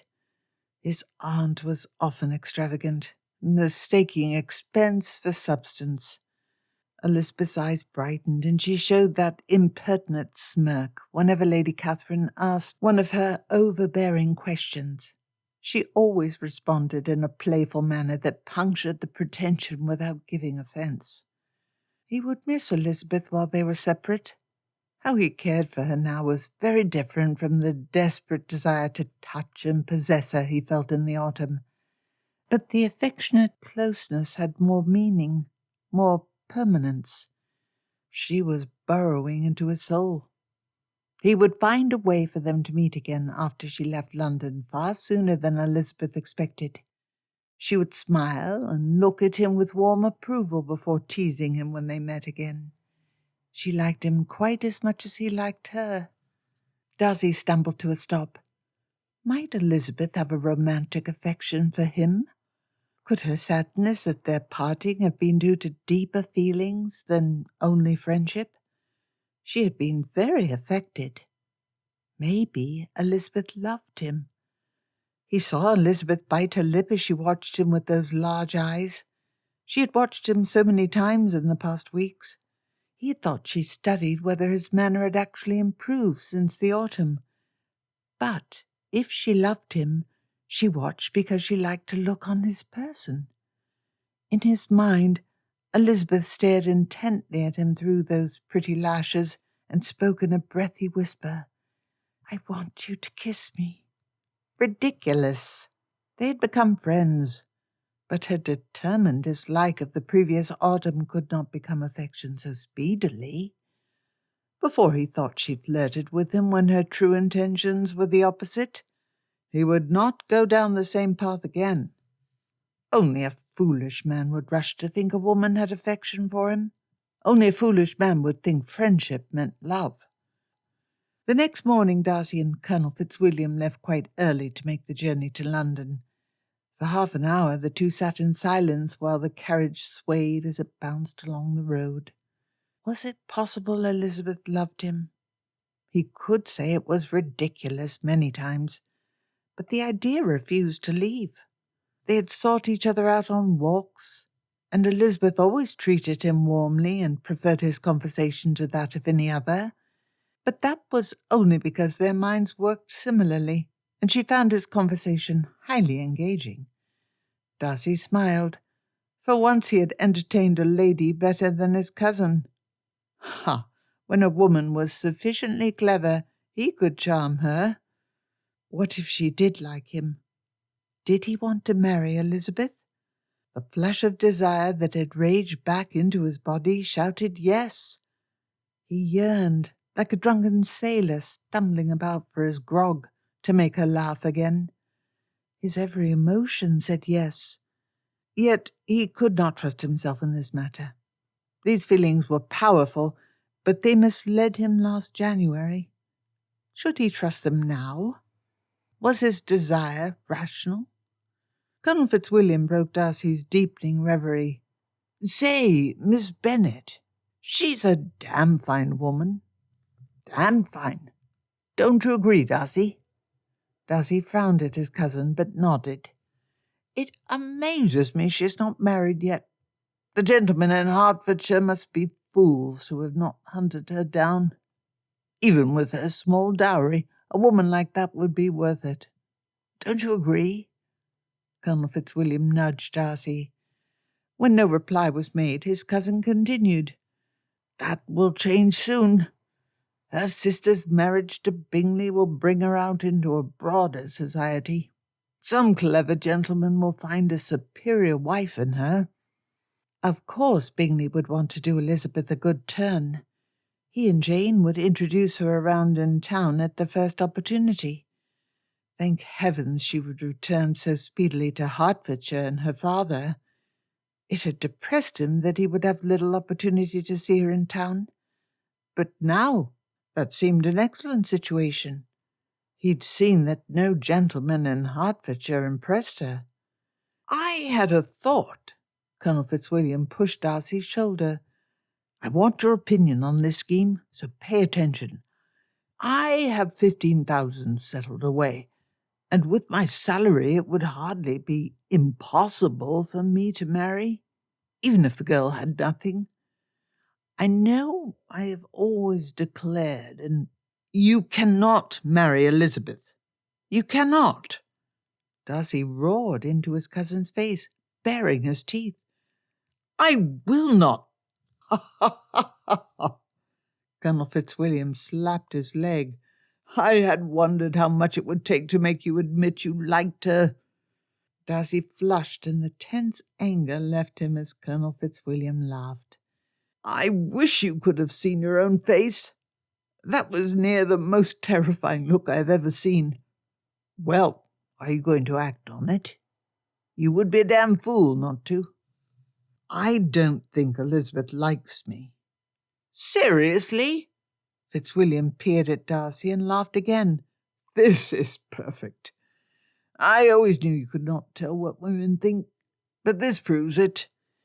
I have rarely seen a lady so eager for a man's esteem as your Miss Bennet is for yours. Whatever made you think she disliked you?" Darcy sat stiff and didn't reply. He told Colonel Fitzwilliam months before about how he'd argued with a lady he nearly decided to marry, and that it had convinced him he thought too highly of himself. Colonel Fitzwilliam had thought it was hilarious. He would not admit to his cousin that the lady he'd argued with was Elizabeth. The admission was unnecessary. "Wait! I should have realized it before. The lady who said you'd behaved as a crowing rooster must have been Miss Bennet. Oh, I wish I'd seen her railing at you. She has such bright eyes. I assure you that lady no longer holds the manner you insulted her against you." Darcy glared at Colonel Fitzwilliam. Bingley would have ceased to speak if shown that gaze. Colonel Fitzwilliam grinned wider. "You cannot scare me. I've known you since we both were lads jumping in puddles. She most likely argued with you because she liked you." "That makes no sense." Darcy felt a spasm of rejection again as he remembered that horrid moment when Elizabeth called him selfish, cruel, and unfeeling. "She thought most ill of me. Don't feel bad about it. You have improved, and she likes you now. That is what is important. Had some ordinary person offended her, she would have laughed and been done with it. Our aunt and her cousin try their best to offend her, and it arouses no dislike." Colonel Fitzwilliam smirked. "But when insulted by the tall and handsome Mr. Darcy, the man whose noble mien she admired, that was different. Miss Bennet would not have thought ill of you if she did not think well of you." That made a startling amount of sense. It explained so much. Perhaps when they argued in the autumn, she tried to impress him. Elizabeth thought him a friend now, and she argued even more. Hardly an opportunity was lost to challenge him or make him defend some silly hypothetical. Darcy grinned, not caring that he looked like a lovesick fool. He loved Elizabeth's manner. He loved Elizabeth. It was that simple. Colonel Fitzwilliam laughed again. "Now that is a silly smile. So you will marry her?" "I'm still not certain she cares for me," Darcy said plaintively. "Love, it makes the best of men fools," Colonel Fitzwilliam said. "Ask her. You are no coward." "I think I will." Once they arrived at Darcy's house, Colonel Fitzwilliam took off to his father's townhouse. Without Georgiana or a guest, the house was empty. Darcy rarely minded solitude, but it now oppressed him. He'd have so little opportunity to see Elizabeth when she was in London. Should he ask her then? It was late for a call, but Darcy set off for Bingley's house. He more wished to see Elizabeth's sister than Bingley or his own. It would connect him to her. It was near dark when Darcy knocked on his friend's door.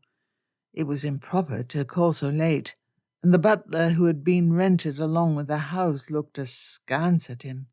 Darcy stared back firmly, though he felt a little guilt. The man brought Darcy's presents to his master's attention, and Darcy was ushered into the dining room even though the Bingleys were in the middle of a meal with 2 guests. He recognized them from Bingley's wedding as Mr. and Mrs. Gardiner. Darcy went stiff and tall at seeing himself the object of everyone's attention due to his unfashionable intrusion. Georgiana burst up from her chair and ran to embrace him. She then looked embarrassedly at the people around the table who grinned at her. Bingley also stood quickly and stepped forward to heartily grasp Darcy's hand. "I'm so pleased to see you. Very pleased. We'd not expected you until tomorrow morning." Darcy began to stammer an explanation, but Bingley cut him off. "Never mind that. It doesn't matter why. I'm glad to see you. Have you dined yet?" Darcy shook his head no. Excellent, excellent. You must take a seat with us. It is no imposition, right, dear?" Jane immediately added her assent to Bingley's and said in her soft voice, "We are glad to have you." Darcy was seated between Mrs. Gardiner and Georgiana. The footman arranged a set of plates and silverware, and Bingley eagerly carved additional slices from the roast goose for him. The cook was informed to produce an extra plate for dessert. Georgiana peppered Darcy with questions about his stay at Rosings. Half the questions had been answered before in his letters, but after several weeks' absence, Darcy was happy to entertain his sister. Many questions related to Elizabeth, who Georgiana had developed a lively curiosity about. Prompted by this, Jane also asked Darcy questions about how her sister did. It was a comfortable, pleasant gathering. Jane and Bingley exchanged small smiles and almost indecent marks of affection. For the first time, Darcy nearly burned with envy for the good fortune of his friend. To have a wife to smile at him and share his concerns and entertain his guests. To have a wife at home instead of empty parlours and bedchambers. He always smirked at those gentlemen who longed for domestic bliss. The pleasures of independence had never palled before. Yet Bingley was so happy, and Jane so sweet. Darcy wanted Elizabeth. He understood why Bingley preferred Jane, but Elizabeth was immeasurably superior. Jane smiled. Elizabeth laughed. After the dinner, it was determined they would spend another hour together in the drawing-room and Georgiana would return with Darcy. The sudden realization that she would leave the roof of her idols sooner than planned caused Georgiana to abandon her brother in favour of conversation with Jane. Darcy had not seen them since the wedding, and with a stab of guilt, suspected his oft-mentioned distaste of the Bennets' connections prior to Bingley's engagement may have been the cause. Had he not chosen to intrude rudely upon Bingley without invitation or notice, quite likely he would not have met them again for some time. From the conversation at dinner, Darcy found they had been regular visitors during the past 3 weeks, and Georgiana was now on familiar terms with the two. Darcy wished to become friends with them as his sister thought highly of them, and they were Elizabeth's favourite relations. After a few pleasantries, Darcy said to Mrs. Gardiner, "I understand you spent your childhood in Lambton. It is a mere 5 miles from Pemberley. I do not pass through more than a dozen times in a year, but it is a neat town, and the dining rooms at the inn are excellent. I always stop in when I have business with my tenants in the fields thereabouts." Mrs. Gardiner had a lively smile which, despite the absence of a blood relation, reminded Darcy greatly of Elizabeth. "I consider that corner of Derbyshire is the best in England. The weather, the forests and meadows, the society. Perhaps it is only the fond memories of a girl, but I have never so liked a place. That inn, my father was friends with the proprietor, old Mr. Brown. I remember they argued politics and business each time my father stopped in for a meal. He always ensured I had a fine bit of pastry. He would be quite old today. But tell me, does Mr. Brown still live?" Darcy shook his head. "Nay, a fever took him in the winter some 3 years past. He was well mourned, but his life had been good, and he lived far past the 70 years allotted to us. His son-in-law, Mr. Kendrick, now runs the inn. The food and pastries are as excellent as ever."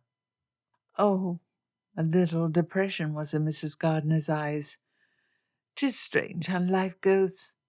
He saw notice of my father's death in the paper and sent us a kind letter. Yet I had no knowledge of his passing. And the lawyer, Mr. Pine, do you know if—" Darcy smiled. "Mr. Pine is alive and well. He recently won a suit for my neighbour brought against me about water rights. A most clever and capable man. I admire him greatly. The manner in which he beat my lawyers, several who were distinguished London solicitors, showed him to have a genius for his profession. After the names Mrs. Gardner wished to inquire after were exhausted, the two compared anecdotes about the region and memories of particular locations. A wonderful idea came to Darcy. Elizabeth had told him that she would travel with the Gardners this summer when they toured the north of England. Might he convince them to stay, perhaps for a substantial period of time, at Pemberley? Your affection for Lambton is clear. You must wish to see the neighbourhood again. Have you any plans to do so? Mr. and Mrs. Gardner exchanged a glance, and Mr. Gardner shrugged. We had not. We intended this summer to go on through the Lake District. But in the last week a matter of business arose which requires my presence in London for several weeks past the date we hope to leave. We no longer have time to explore that far north. Mrs. Gardner nudged her husband. He wished to fish and sail on the lakes. However, I have determined to make the best of the situation and have near convinced him to take us to Lambton instead. I have desired to see the neighbourhood again for some months now. I only worry that Lizzie will be disappointed at the reduction in our plans, for she is to travel with us. This fit neatly with Darcy's hope. If you choose Lambton, it would delight me to host you at Pemberley. While we cannot offer sailing, Darcy grinned at Mr. Gardner, the fishing in my ponds and streams is first rate, and they are always perfectly stocked. I have fished at the lakes, and there is no comparison. The park at Pemberley is superior. That is a strong inducement, Mr. Gardner said. Do promise to make a plan of it. From Pemberley you could easily visit your acquaintances in Lambton and survey the land about. Besides, you remember from your time in the neighbourhood how beautiful the park at Pemberley is. You must make the circuit around it. Mr. and Mrs. Gardner both looked intrigued by the idea, and Mr. Gardner tapped his cheek in thought. Darcy suspected he hesitated at accepting his hospitality so quick after they had become properly acquainted. Bingley and Jane had begun to play a game of cards with Georgiana and Mrs. Annesley. Darcy called out, "Bingley, can't I convince you to visit Pemberley this year? You must let me introduce your wife to its beauties. Last year it was I who visited. It would be unsporting to not let me return the favour." Bingley replied, "That is a capital idea. You merely need command me as to the date, and I will be there. Would you confirm for Mr. Gardner that my claims about the excellence of my fishing and sport are not merely the fond exaggerations of an owner, but honest truth? I will freely confirm that the fish in your ponds are large and clever, and that a fox hunt on Pemberley's lands in November is close to perfection." Bingley said to the Gardners, "I see towards what Darcy's requests turn. If you add Derbyshire to your tour of the lakes, it would make an excellent scheme. We all should set out together and travel to Pemberley together. We could stay a few weeks before you set off to the lakes. You can save much of the fare on rented horses." Bingley added to Darcy, "I must have you and Georgiana at Netherfield for a few weeks before we leave. You could lodge at Netherfield once the season ends, and we all might leave from there for Pemberley once Mr. Gardner has wrapped his business in London up." Darcy smiled.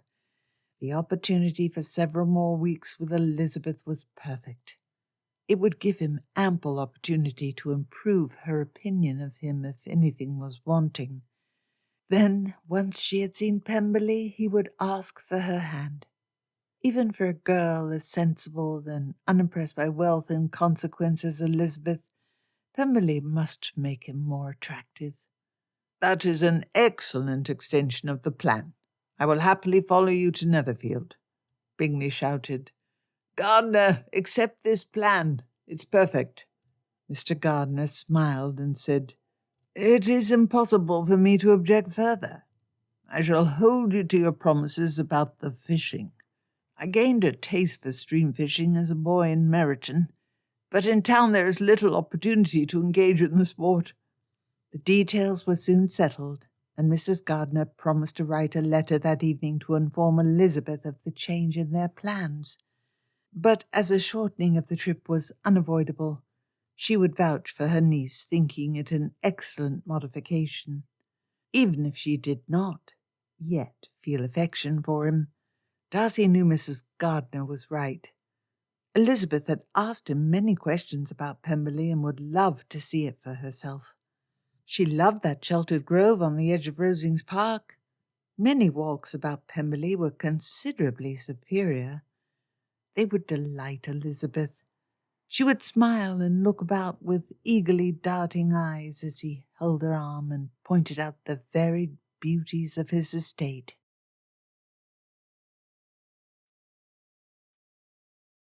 Chapter 13.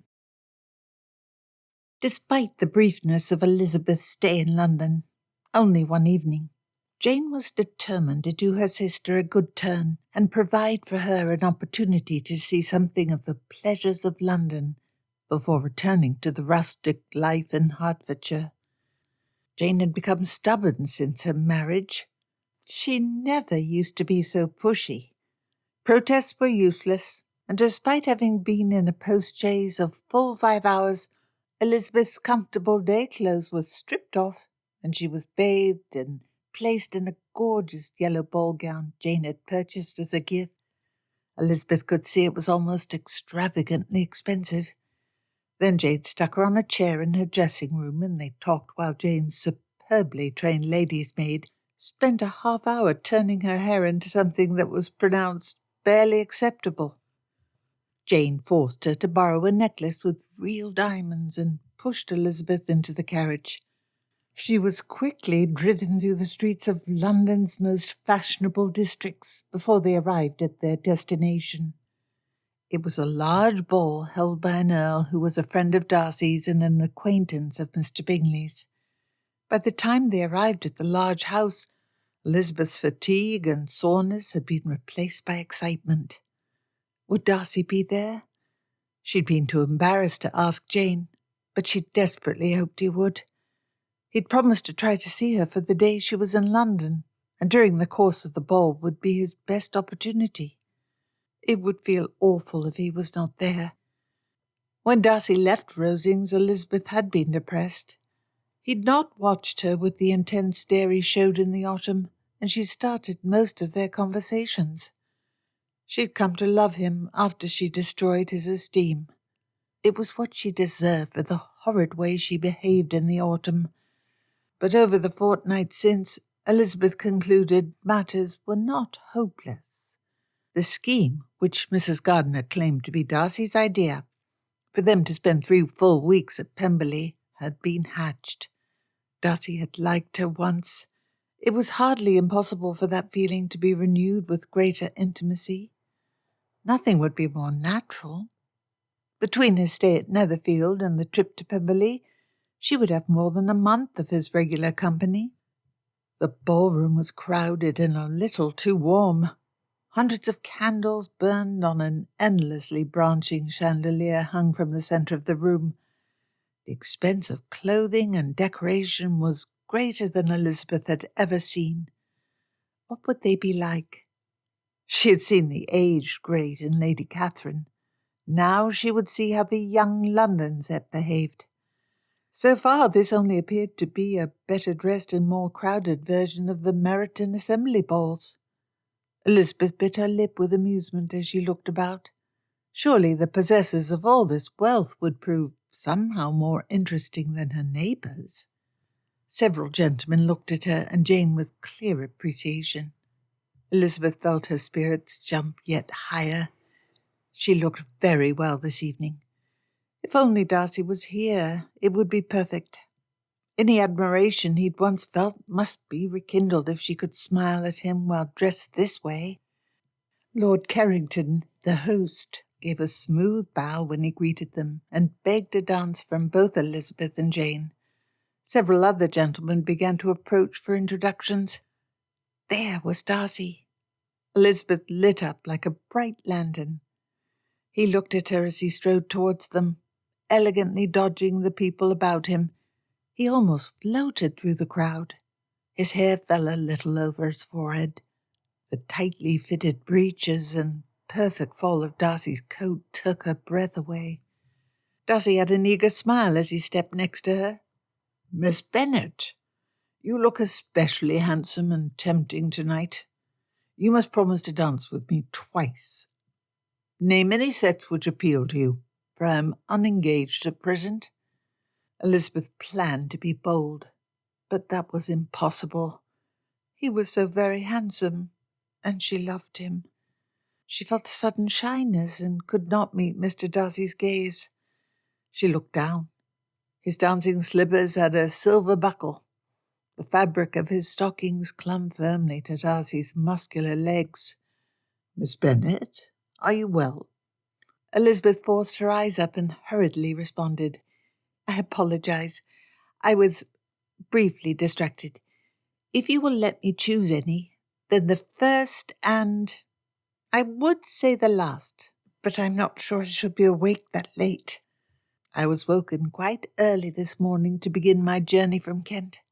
Perhaps—" Elizabeth looked at her card and pointed to a set an hour and a half before the ball was to end. "Would this please you?" At Darcy's nod, she penciled his name in. Elizabeth's spirits rallied, and with a smile she said, "You must promise to dance most sets tonight. There never are enough gentlemen, and it shall be your duty to help those ladies who are slighted by other men." "I shall do as you command. I have failed in this duty before, but it shall never be said that I am incapable of improvement.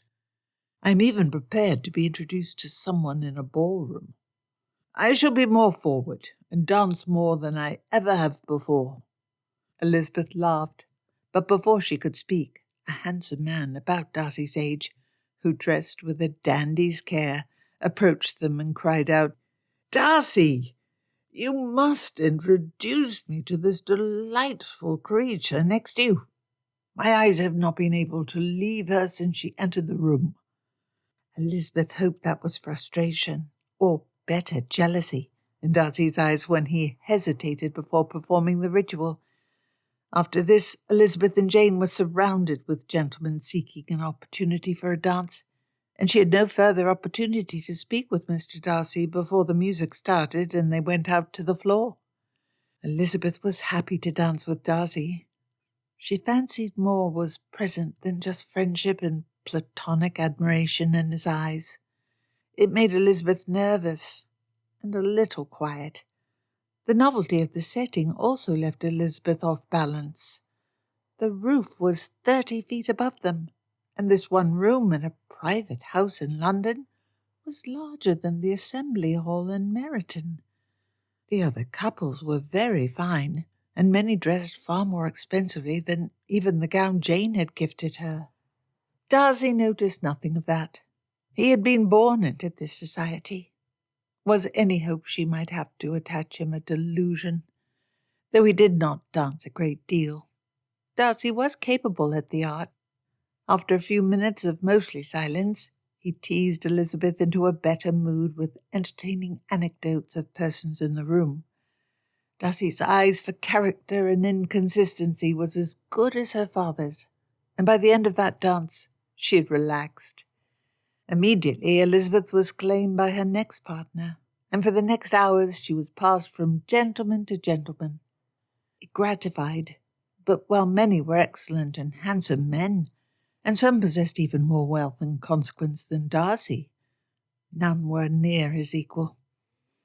It was great fun to watch his progress through the room. He danced all but one set during the evening, and that he spent in conversation with several dowagers who sat on the edges of the room to chaperone their daughters for the evening. Darcy was a handsome figure of a man. Elizabeth could see that the conversations wore at him.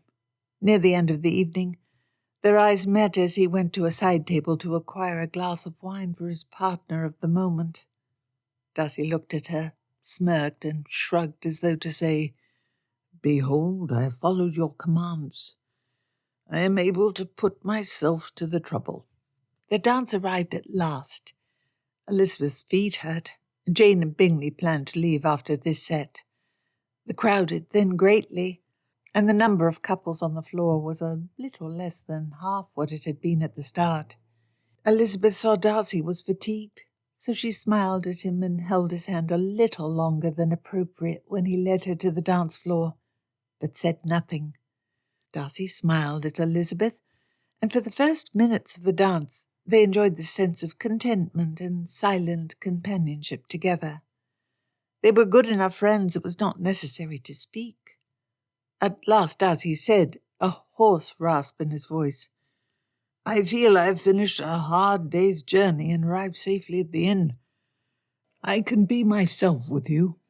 It exhausts me to make conversation for a half hour with someone I barely know. I do not know that I have ever spoken so much to strangers and their acquaintances as I have this night." Elizabeth winsomely smiled at him as she stepped through the next figure of the dance. "And yet you did so well at it." "A most excellent lady set the task upon me tonight. I had no choice but to perform." Elizabeth felt warm and gave Darcy a sparkling, toothy smile in reply. He appeared taken aback by Elizabeth's happiness, and with an almost embarrassed smile added, "Of late I have attempted to be more social at such gatherings. I do not wish to stupidly stand about the edge of a room always. I find I enjoy it in small quantities. But even if I did not, I ought to practice the art of conversation with strangers." This resolution on Darcy's part felt almost a compliment to Elizabeth. She smiled too happily and roundly praised Darcy. "It delights me to hear this. That you strive to improve yourself shows your superiority. It shows how excellent and fine of a gentleman you are." "Shows my superiority?" Darcy's eyes gleamed. "You ought not to praise me so well, for I shall begin to think too highly of myself. Excess of humility is by no means my failing." Elizabeth laughed. "I have my own vice. By no means praise me for my cleverness." "Then I shall only think highly of your cleverness and never praise you direct for it." They beamed at each other. The horrid argument in January had turned into a mutual jest which helped cement their friendship and, she hoped, affection. As the set continued, Darcy acted uncomfortable. He uncharacteristically stumbled over a step, and his face took that stiff expression he used to hide emotions. He opened his mouth to speak once, but nothing was said. What could he possibly find such difficulty with? Elizabeth felt tense and unsure whether to hope or fear. At last Darcy said, "It has been on my mind of late that I ought to marry." Elizabeth swallowed. The odd idea that he might of a sudden ask her here, in the middle of this crush, came to her mind. Or would he, as all his words to her had been of friendship, beg her to speak her opinion on some other lady he liked? When Elizabeth's face froze, Darcy added hurriedly, "There are general reasons. It has been on my mind. I have seen your sister and Bingley. The happiness of their marriage does make me long for similar bliss. I have reached the age where a man ought to marry. Georgiana needs a sister." Darcy trailed off and cleared his throat. Elizabeth's heart stuttered uncomfortably, but she forced herself to speak. She wished to encourage him. Was she on his mind? Was this a general intention? "I think it an excellent plan for you to marry. However, you must choose the right woman." Elizabeth smiled archly. "Do you think this wife might dance with you in a London ballroom?" Darcy held Elizabeth's hand as they twisted through the next figure.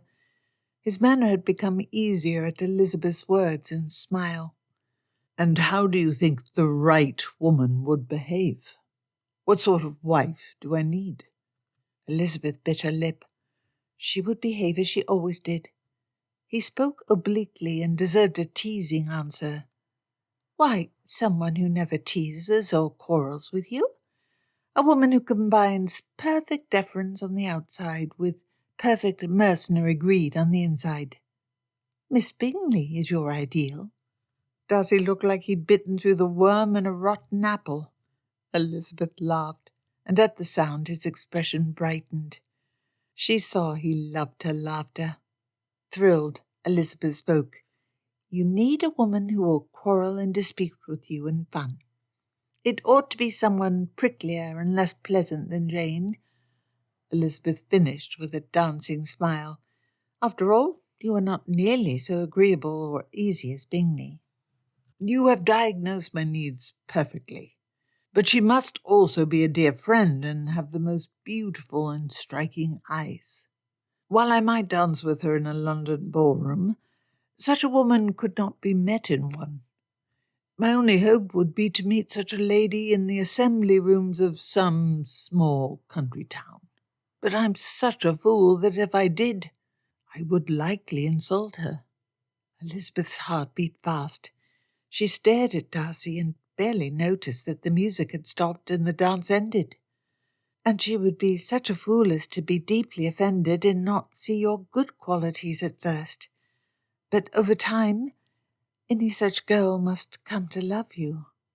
Darcy still held her hand in his warm, large one. The speech affected him and brought his colour high. Elizabeth. Lizzie! Lizzie! Jane grabbed Elizabeth's arm and pulled her away from Darcy. Charles is already dozing. We must leave. Jane yawned. I am quite tired myself, and you are up so early. Mr. Darcy, I apologize for stealing your partner, but I am sure you shall not mind. Something in Darcy's stare made Elizabeth smile and said he minded very much. Jane added chirpily, Oh, you look to be in a quite ill mood yourself. You must be tired too. Mr. Darcy, promise me you shall leave right after us and go straight to bed. Without waiting for a reply, Jane started to pull Elizabeth away. Elizabeth disentangled her arm from Jane's and looked at Darcy. It was impossible to leave him like this. She looked longingly into his eyes. Darcy's brow cleared, and he kissed her hand again while Jane watched them. Miss Bennet, soon we shall see each other again. I am eager to become friends with your friends in Meryton, and you must see Pemberley. I so want you to see my home. Once you have, we will finish this interrupted conversation. There is no hurry, and my home has always been so dear to my heart. Looked up higher. Maybe higher you have seen it. Elizabeth hoped she understood him aright. I shall take that as a promise.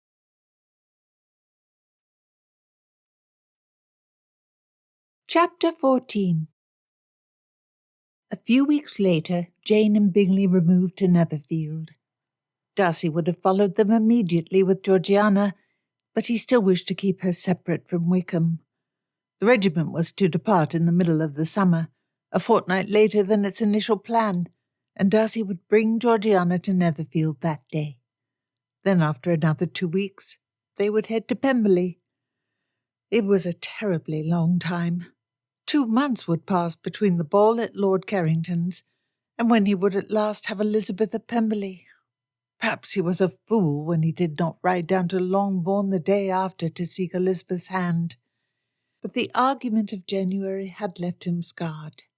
She had called him cruel and selfish. She had identified the contempt he showed. She had been right. He needed to prove he'd become better. She would see his behavior among her family, and she would see the home he offered her. Then he would ask. She had as good as promised to accept, but he wanted her to see everything first. When Lady Matlock, Darcy's other aunt, begged to have Georgiana in her house for 2 weeks before the season ended, Darcy eagerly encouraged the plan, and without any further obligations in London, took his carriage to Netherfield. He would at last see Elizabeth again. He needed to see Elizabeth. She had been so beautiful at the ball. She had smiled at him so, that beautiful wide-toothed smile. The smile of approval and affection. That smile haunted his dreams. He loved her rationally and passionately. His spirit had placed a luminescent glow around Elizabeth. At the start of their second dance, he had been fatigued, and she made him feel relaxed and happy. He could tell Elizabeth anything. She had become his dearest friend. She saw his flaws and liked him still. She drove him to become a better man. The road to Netherfield was a little familiar to Darcy. He'd seen those towns and hills before. His mind circled Elizabeth. How would she act when they saw each other? When he first approached her at the ball, surrounded by gentlemen whose eyes lingered hungrily upon her, she had looked about with a smile, enjoying the scene. And then she saw him, and her eyes lit up. Would she smile so again? When the carriage pulled into the drive at Netherfield, Elizabeth was there. She stood on the portico with Bingley, her mother, and Jane to greet the carriage. Darcy paused before he stepped out to take her in. A pair of white marble columns framed her. She wore a light yellow dress with a wide green ribbon around her waist, tied just below her bosom. Curls floated about her forehead, and their eyes met. Her gaze struck in the core of his being.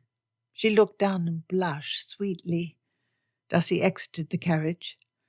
Elizabeth looked at him with an uncertain smile. His heart beat hard as he smiled back. She met his eyes with a sunny grin. Bingley greeted Darcy effusively. While Darcy shook his friend's hand and was ushered indoors, Elizabeth kept her eyes upon him. Her admiration made him stand tall and proud. Once they all sat in Netherfield's drawing-room, Mrs. Bennet burst out. "Lord, Mr. Darcy, it is very kind of you, so kind, to host so much of my family. No matter what anyone said, I always thought the best of you. They all claimed you to be rude and silent, but I said, no, Mr. Darcy only shows a very becoming family pride." Darcy inclined his head, though this unexpected speech confused him. No matter what, he would be polite to her. He had no idea what to say. Mrs. Bennet rushed on. "I never believed anything Mr. Wickham said against you. Never. I am sure it would not possibly bother you if I sent off my daughter Catherine along with Jane and Lizzie to your estate. Jane said she could not bring Kitty along as you do not know her, and it would be impolite. But an additional girl could hardly signify. Kitty is so much better natured than Lizzie. I do not understand why my brother invites Lizzie to everything. And Lydia travels to Brighton in a few days. Kitty is so unhappy. She will hardly meet any wealthy men here, but some neighbour of yours might take a fancy to her." Darcy incredulously stared at Mrs. Bennet. Her bold smile made the large, unnatural blotches of red rouge on her cheeks stand out. The openly mercenary nature of Mrs. Bennet had not changed, and she denigrated Elizabeth's value. "Madam, I have not spoken 3 words to your daughter. This is to be a party of friends. An extra will be in the way." "Kitty will not bother you. She is a well-behaved girl who never runs off her mouth to her betters, unlike—" "Mamma, I begged you to say nothing," Elizabeth interrupted. "Heavens, Lizzie, I do nothing wrong by asking. You care nothing for your sister, but I shall not be silenced." Elizabeth coloured deeply and fell silent after a pained glance at Darcy. Mrs. Bennet's mistreatment of Elizabeth bothered Darcy more than the impertinent request. Elizabeth's unhappiness at the scene frustrated him. Darcy replied with a sharp, authoritative voice. "Madam, it is impossible." Elizabeth flushed further, but Darcy's object was achieved, and the room fell silent. Elizabeth stiffly stared away with bright cheeks. Darcy was struck by her beauty and the knowledge she'd misspoken again. He had promised himself to not insult her family. How could he hope to make her happy if he always behaved rudely towards them? Jane spoke. "Mamma, I just recalled a matter in the management of the pantry I wish to ask your advice on. It affects my preparation for the dinner we shall have tomorrow, so it is a matter of some urgency." "Oh, of course. I have trained you well." She smiled at Bingley. "But it is good for you to ask when there is any doubt." The two ladies left the room. Elizabeth did not look up at their departure, but continued to stare out the window. Bingley said, "I apologize, Darcy. We did not imagine she would ask you direct on such a matter. None of us, not even Kitty, think it is a good idea. We did discourage her." Darcy waved his hand. "It is of no significance." Elizabeth was still flushed and would not look at him. Did she wish him to invite Miss Kitty? Surely Elizabeth did not wish Miss Kitty to be present.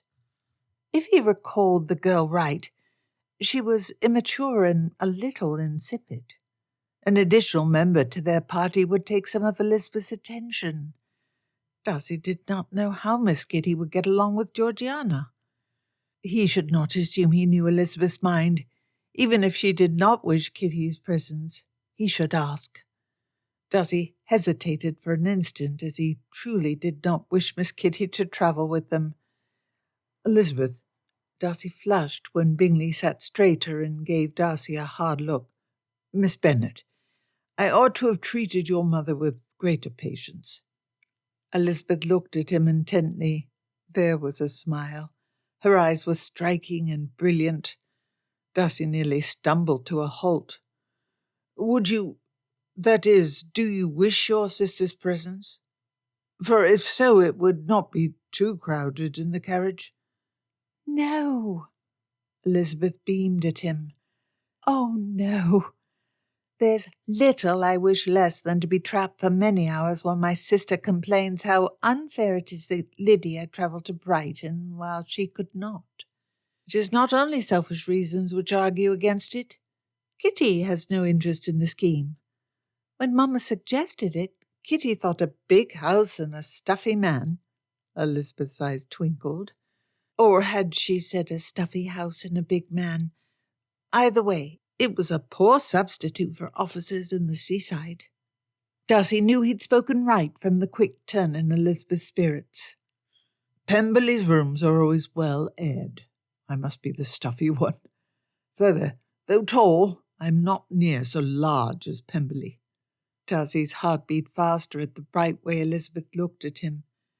It was handsome of you to offer. I know you would greatly dislike having a person who was nearly a stranger to you in the party." "I would, but I would suffer anything to delight you." Bingley coughed. "I am still here. Darcy, that is a terribly pretty sentiment. You don't treat all your friends with that attitude." The next evening was a dinner party at Lucas Lodge. Elizabeth prepared herself carefully. She chose a red evening dress with a wide, square chest. It was a daring dress. Darcy's eyes had lingered over her. While they talked, he'd barely looked away. Her slim figure delighted him.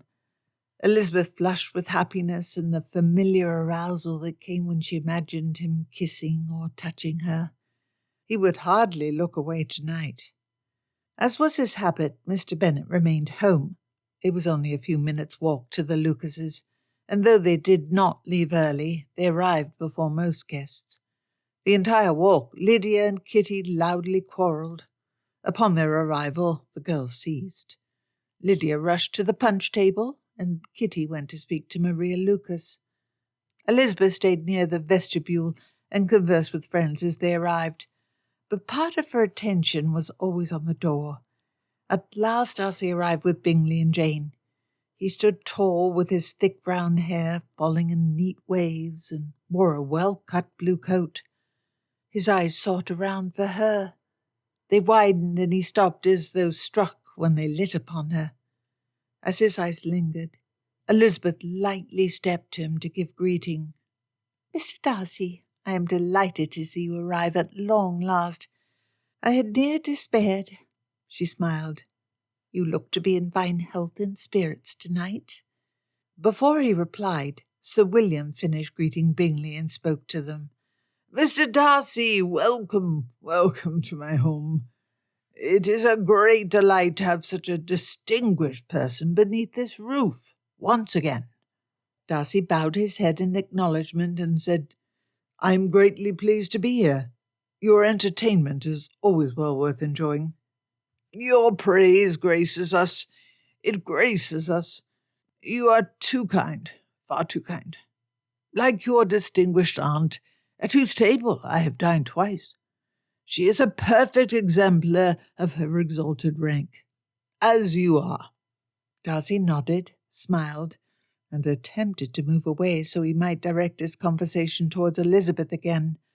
However, as Elizabeth expected, following this show of goodwill from the silent Darcy, it was impossible for Sir William to let him leave so quick. "I had never seen such a great house as your aunt's, and her treatment of my daughter and her husband shows a perfect condescension that should be modelled by all the great in the kingdom." In like manner, Sir William continued, praising Lady Catherine near as effusively as his son-in-law, and only pausing to ask such questions as, "The marble lions kept on the dining table, they are exquisite. Know you which master produced them?" Elizabeth bit her lip.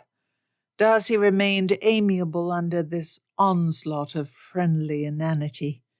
Every minute or so he caught her eye and she grinned at him. Darcy did an admirable job of keeping any impatience out of his body language, but his eyes were a little helpless. It was sweet of him to try to prove he would be sociable and friendly in Meryton, and his discomfort, evident to her, was delightfully charming.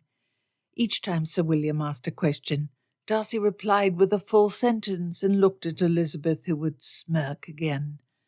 After 10 minutes, Elizabeth at last pitied Darcy and rescued him.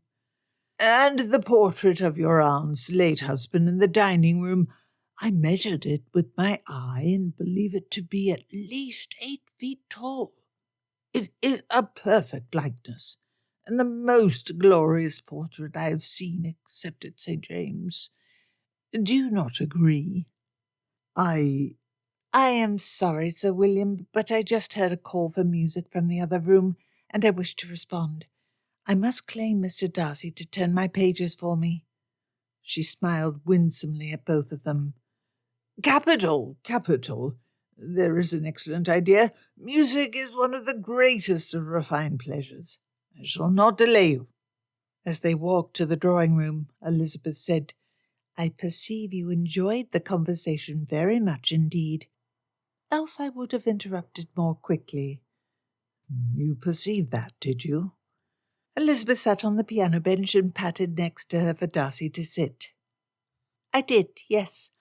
I know how very much you enjoy discussion of the price of your aunt's furnishings.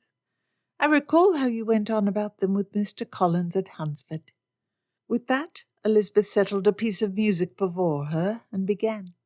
Because Darcy enjoyed her playing at Rosings, Elizabeth of late had practised substantially more than her usual habit. The opportunity to display was welcome. He sat quite close to her on the bench, and their arms and knees would occasionally brush. Each time Elizabeth felt a flutter through all her nerves, but her hope to impress kept her from missing keys. After she finished the performance, Elizabeth stood to allow Mary her turn. Turning to Darcy, she asked with a smile, "Well, Mr. Darcy, will you at last admit how poor my performances really are?" Darcy replied with a grave smile, "If I did not know that your vanity had not taken a musical turn, I would imagine that you fish for a compliment." Elizabeth replied impishly, "And had I been fishing for a compliment, what might you have said?" "I hardly know, for to me your playing has always been perfection itself. There is no performer I enjoy more, yet I do perceive you have improved your technical form and execution, which is an improvement, and yet perfection is that which cannot be improved." Do you perceive my problem? No, for that was a very pretty compliment, and a compliment was the task I set before you. You succeeded admirably at that. I do apologize for forcing you into a philosophical quandary, but I cannot help you there as it seems an insoluble paradox. Ah, well, I'm glad I managed a compliment, even if it required dreadfully offending the ghost of my old logic teacher.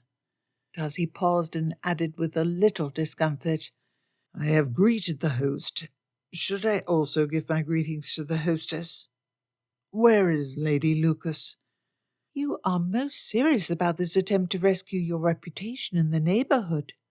Elizabeth smiled brightly. She loved the way he wished to please her and the way he wished to better himself. I can tell you this will be no difficult task. Already, Sir William will spend the next month praising your kind condescension and listening to him praise Lady Catherine's kind condescension. For the rest of the evening, Elizabeth led Darcy from conversation to conversation, helping him talk with a more sensible, or on occasion entertaining, of her neighbours. While he did not have the skill to find meaningless phrases to fill space, he could greet people politely and appear to listen attentively. Elizabeth perceived that when a neighbour made a speech of little interest, he kept her in the corner of his eye. Darcy was positively amiable and fluent when Elizabeth found sensible and clever persons for him to talk with, and kept the conversation on matters which interested Darcy. It was no burden to fill in the gaps in his talk and push the subject towards a topic which interested both her neighbours and Darcy. He did not become fatigued over the course of the night as he had during the ball in London, but amiably conversed the entire time. She saw what their marriage might be like. Elizabeth had not cared, but she'd expected him to be stiff and unpleasant outside of a family circle. It would not be like that at all. Her presence would soften him and help to make him liked in addition to respected in society. "Catch me, Jenny! Catch me! It is such a joke!" Near the end of the evening, while Elizabeth and Darcy talked together, Lydia ran past, waving a sabre she had stolen from an officer. Darcy watched with a stiff face. Elizabeth flushed. She hated that Darcy saw this. His affection was such that he would bear it, but she wished her relations were not a burden. Lydia eventually collapsed into a chair and relinquished the weapon. Colonel Forster frowned at Lieutenant Denny as he eagerly placed it back in the scabbard. Lydia cried out, "La, I'm so tired." Elizabeth glared at her sister. Darcy's voice brought her attention back to him. She's a bit wild, but really not so very bad. Many girls behave so. Elizabeth treated Darcy with a hard stare. "I thank you for saying so, but I hope we do not need to pretend with each other. She is very bad." Darcy shrugged. She is but 15. He smiled at her. No sensible person would judge her siblings harshly for her behaviour.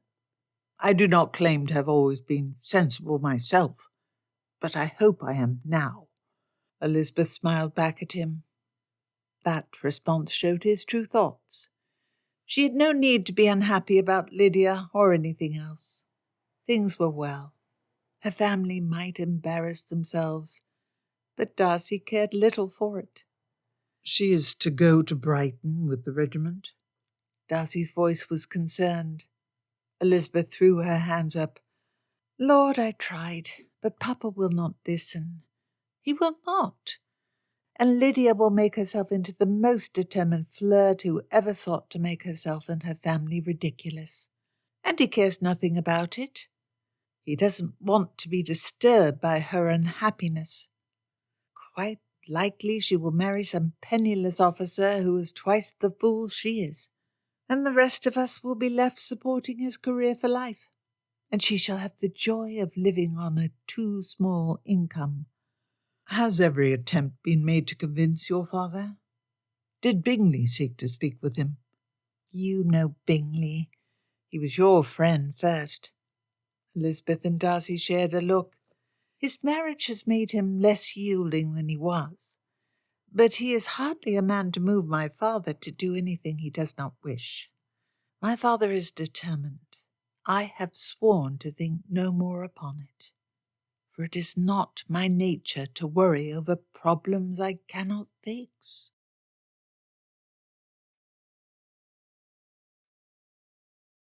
Chapter 15. Lydia stayed in Darcy's thoughts. If he was to marry Elizabeth, he should care for her family. Mr. Bennet could not realize the danger faced by an effectively ungoverned girl of Lydia's age. If he understood how easily any girl, even one whose manners gave less reason for concern than Lydia's, could be persuaded into ruin, he would act. Any sensible father would. Elizabeth had tried, but many men foolishly discounted the opinions of women. Perhaps Mr. Bennet would listen to another gentleman. The next morning, Bingley stayed at Netherfield to deal with estate matters, but Jane called upon her family. Darcy rode with her. Elizabeth was out with Lydia and Kitty to call upon their aunt in Meryton. Mrs. Bennet effusively greeted her daughter, but showed him cold civility. Though he should wish for greater friendliness from his prospective mother-in-law, Darcy could not mind. Darcy went to the library where he knew Mr. Bennet usually spent his days. Elizabeth's father sat in a large stuffed armchair with a small glass of port in his hand and a book on a reading stand in front of him. Mr. Bennet was bald, and he had a bright, incisive look in his eyes that reminded Darcy of Elizabeth. Darcy had always rather liked him. He was a clever man who liked books and solitude. While Mr. Bennet should do better by his family and estate, if Darcy disdained every gentleman who had a serious flaw, there would be no end of it. Mr. Bennet wore an informal red dressing-gown and spectacles. He froze at Darcy's entrance, and his eyes did not move. Darcy walked to the middle of the room and waited to be acknowledged. When Mr. Bennet said nothing, Darcy at last spoke. "Sir, I wish to discuss a matter of some importance." The older man closed his eyes and took in a deep, almost pained breath. "So you do," he exhaled. "Well, it does no good to put such things off. What question have you?" "I am concerned about your daughter Lydia's planned trip to Brighton. If you realize the dangers she might face on such a trip without careful supervision, you would not allow her to go." "Lydia?" Mr. Bennet pushed his bookstand away with a shaky hand. He laughed. "Of course it is Lydia you wish to speak of." He pointed at the couch nearest to his chair and said, "Well, sit down. Sit down." As Darcy sat down, he understood Mr. Bennet had expected him to ask for Elizabeth's hand. No wonder he had acted so odd when Darcy first entered the room. She had spoken often about how much her father depended upon her company. It could not be pleasant to lose such a daughter. Mr. Bennet picked up the book that had been on his reading stand. "Tacitus, the Annales, a tale from those early decadent days of the Empire. Not much has changed in 1800 years. Men are all much the same, are they not? Still, there is an endless fascination in the details of characters. I understand you to be something of a scholar yourself." "Far more at Cambridge than at present. I do not make the time needed to maintain my skill with the classical languages. It is difficult, and once married you shall find it harder. If you wish to re-establish the habit, you should soon." Mr. Bennet put the book aside on the small cast-iron table next to his armchair. "So Lizzie set you up to be her champion. I assure you Miss Bennet did not send me to you. I chose to come wholly by myself. There seems little difference." Darcy could make no reply to that. Mr. Bennet sighed and took a small sip from his tumbler of port. "I shall give you the same reply I gave to Lizzie. There shall be no piece of Lydia's denied this opportunity, and I see little real harm that could come about from it. Do you not fear the way she might embarrass and shame herself? She is a wild girl who shows scant restraint. Fear it? It is part of the value of the exercise.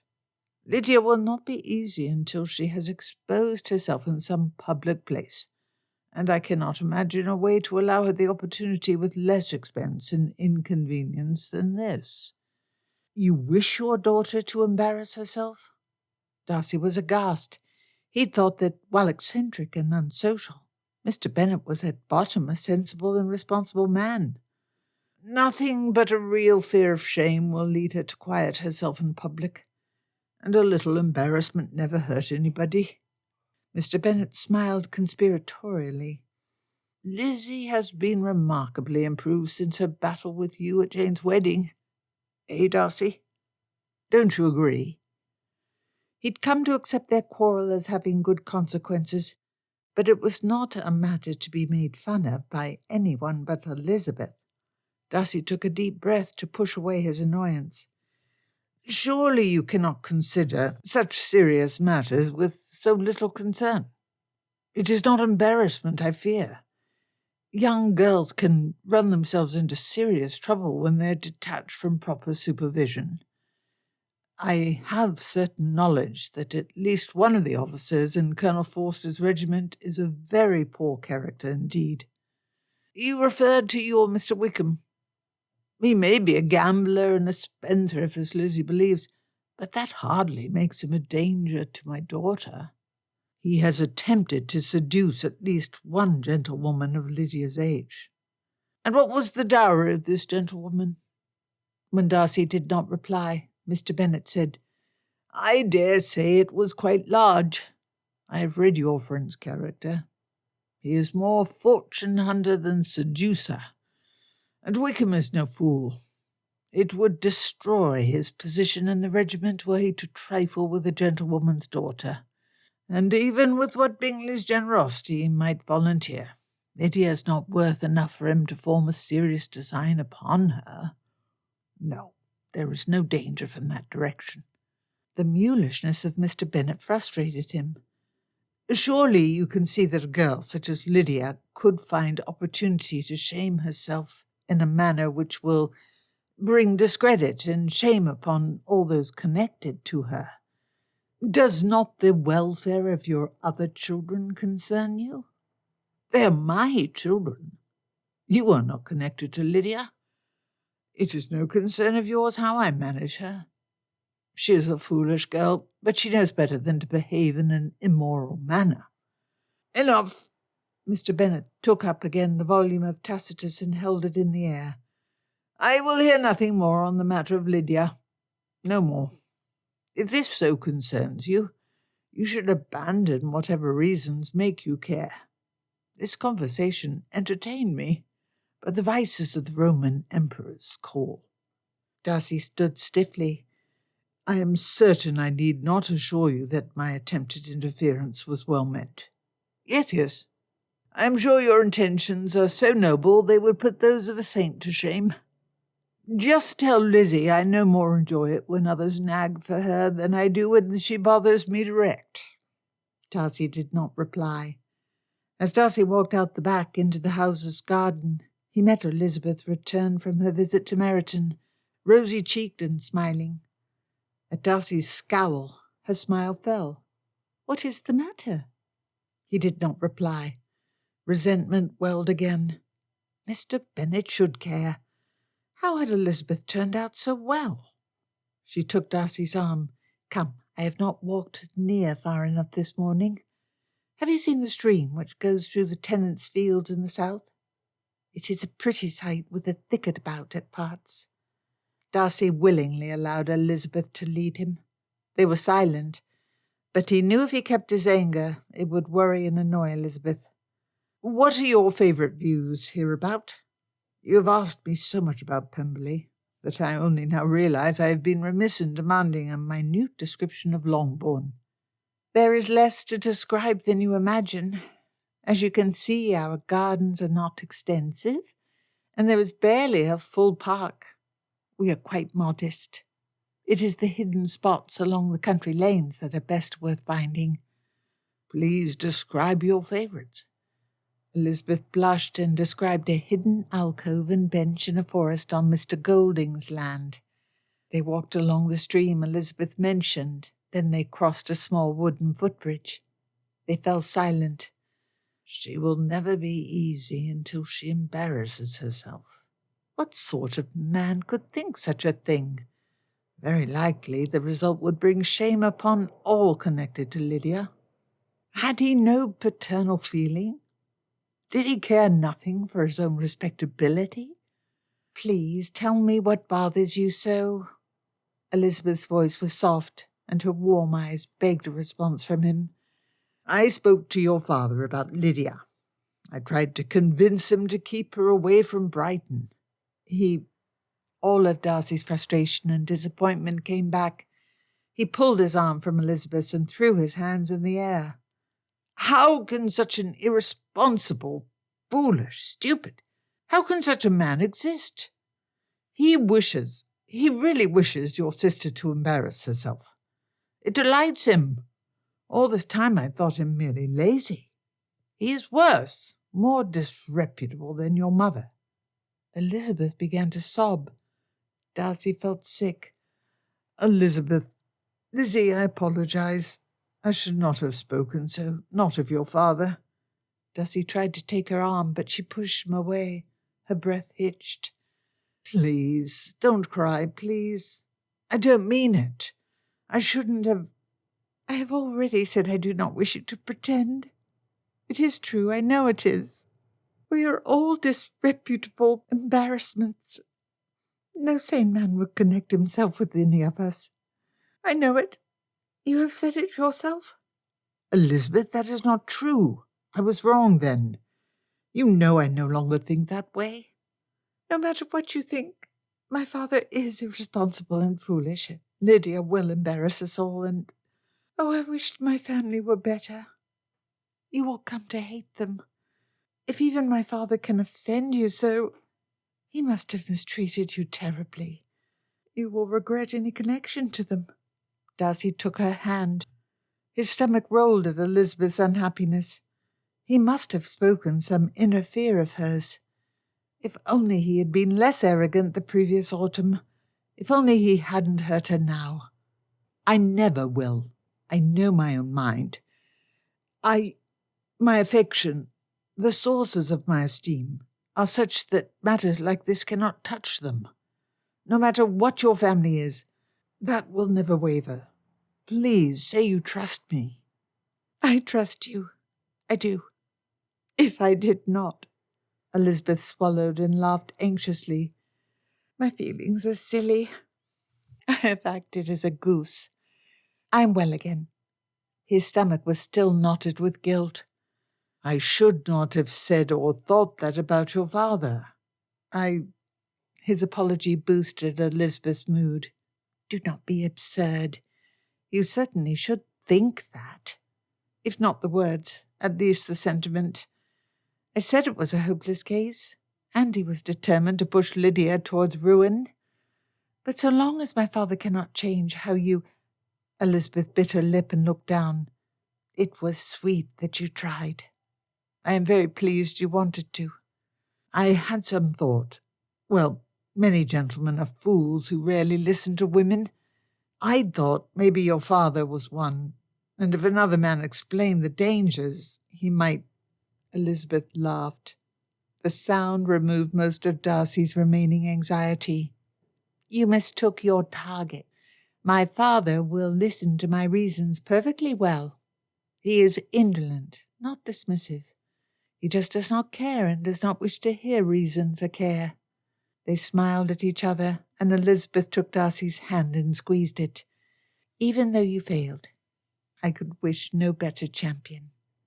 Darcy squeezed her hand back, and things felt right between them on the walk back to Longbourn. That evening Elizabeth replied to any attempt by her father to engage her with an offended silence. Why could he not be responsible? Elizabeth was sure Mr. Darcy had been treated abominably by her father. Must every member of her family expose their worst behaviour to him? Surely after so much he could not be scared off. But might some member of her family finally act out in a way that would be too much for Darcy to accept? The next time Darcy called at Longbourn, Mr. Bennet came out of his library to sit with the family and make teasing insults towards Darcy. Elizabeth begged him to stop that evening, but Mr. Bennet's response was, "So you fear I'll frighten off your suitor? He is made of sterner stuff than that. He'd be long gone if he were not." That night Elizabeth had a nightmare which startled her awake, shivering despite the summer heat. The end hung vividly in her imagination. "I should not have married you." Lydia had done something immoral and disgraceful in the dream, and Mamma praised her for it, saying, "Isn't she such a lively girl?" What had been Lydia's crime? Elizabeth couldn't recall, but the moment Darcy stared into her eyes and claimed he regretted their attachment wouldn't fade. She needed to trust him. He knew his own mind. She believed him. He would not come to regret her, no matter how horrid her family might behave. She had to believe that. A silent agreement was made between Elizabeth and Darcy that she would call on the Bingleys with her mother, who insisted on visiting Jane near every day, and Darcy would avoid Longbourn. With this policy in place, things went very well between Elizabeth and Darcy. Their conversations were like they had been at Rosings again, meaningful, engaging, and enlivening.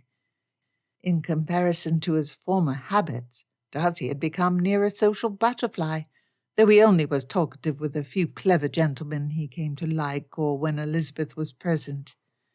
Soon most of the neighbourhood came to approve of him. The general expectation that Elizabeth would return from her trip to the north an engaged woman encouraged this shift. A man who would marry one of the local beauties, and who further made a clear effort to modify his manners to please her, could not be so bad. Lydia left. Georgiana arrived. Elizabeth liked the exchange. Georgiana was the sweetest dear, and they took to each other immediately. Within a few days, they had become Lizzie and Georgie to each other, and happily shared laughter and confidences. Though it was no surprise they liked each other, seldom would two persons meet more eager to please and be pleased. Georgiana was shy with all persons she was not close to. Watching her helped Elizabeth to understand Darcy's mannerisms better. They were much alike in many ways, and Elizabeth was sure with proper guidance Georgiana would develop a delightful sense of humour. A few days before everyone departed for Pemberley, Darcy and Georgiana called with Jane and Bingley at Longbourn. Very early the next morning, Darcy was to travel to London for 2 days to settle matters of business in the capital before leaving the region entirely. Despite the tension between Darcy and Mr. Bennet, politeness required he call once before leaving the neighbourhood. Mrs. Bennet loudly clamped onto Bingley and ignored Mr. Darcy, as she always had since he refused her request to allow Kitty in their party. Mr. Bennet attempted a few witticisms, but Darcy resolutely responded politely to each. So he tired of the game and returned to the library. Elizabeth was tense. She feared disaster every time the Darcys were in the walls of her home. The image from the nightmare had faded, but the awful feeling it gave her flared again. The call was not intended to be long, but a thunderstorm which had threatened burst. The hard rain kept everyone indoors. Mary loved to perform before any new audience, so before anyone brought out cards for a game, she announced her intention to play a concerto for them. Elizabeth blushed for Mary's overly affected manner as she flourished her hands and sat stiffly in front of the modest instrument. But Darcy had seen it before, and Georgiana was too sweet to be amused. When Mary finished her piece, everyone clapped politely, and she immediately began another. As Mary played, Georgiana's eyes lingered on the piano, and Elizabeth fancied her fingers twitched. Before Mary started a third piece, Elizabeth said, "Georgie, do you wish a turn?" Georgiana blushed and looked at her brother, who smiled encouragingly. She nodded and said in her soft voice, I would. Mary made way with a pout. Georgiana settled herself and stretched her fingers before laying them on the ivory keys. She closed her eyes and began from memory. It was a complicated sonata by Beethoven which Elizabeth would not dare try. The music had intense power. The adagio brought tears to Elizabeth's eyes. Everyone listened, spellbound. Mr. Bennet entered the room, drawn by the sound of Georgiana's playing. His movement drew Elizabeth's attention. He settled next to Mary, who stiffly listened with an intent frown. When the melody ended with a beautiful crescendo, Georgiana looked about at everyone's loud applause and ducked her head shyly. Mr. Bennet stood, still clapping. That was the best playing that has ever been heard in Longbourn. Mary, if only you could play like that, people might wish to listen to you. Elizabeth realized her sister had been near the edge of tears, and at her father's words she leapt to her feet. I hate you. She pointed at Georgiana and shouted, I hate you too. Mary sobbed as she ran out of the room. Georgiana's eyes drew together as she stared about with her hand against her cheek. Elizabeth was quite as ashamed of her family as she had ever been. Darcy sat next to Georgiana and gravely talked to her. Jane went after Mary. Mr. Bennet grinned at Darcy and said, Silly girl, she's so excitable. Women always make mountains out of trifles. Elizabeth saw Darcy's face twitch with anger, and he stared at Mr. Bennet for an instant before speaking again to Georgiana. Miss Darcy, Mr. Bennet spoke, that was divine, truly divine. Might you favour us with another piece? The rain had ceased as they listened, and with a brief glance out the window, Darcy said in a cold voice, That will be impossible. We are leaving. Darcy pulled Georgiana out of the room without looking back at Elizabeth. She should go after him to ensure things were right, but she felt too awful to move. Her family had hurt Georgiana. What if this finally disgusted him enough to destroy his affection? Mr. Bennet left the room, jauntily humming to himself. Bingley let loose a long, frustrated breath. Georgie is so shy. It will be no good for her to think she can bring other girls to frustrated tears like that. I feel worse for Mary. She tries so hard. Elizabeth nodded dumbly, too full of her own ashamed misery to sympathize with Mary's unhappiness. It wouldn't change Darcy. He had been frustrated when he stalked away. It was nothing. She trusted him. But her stomach still hurt.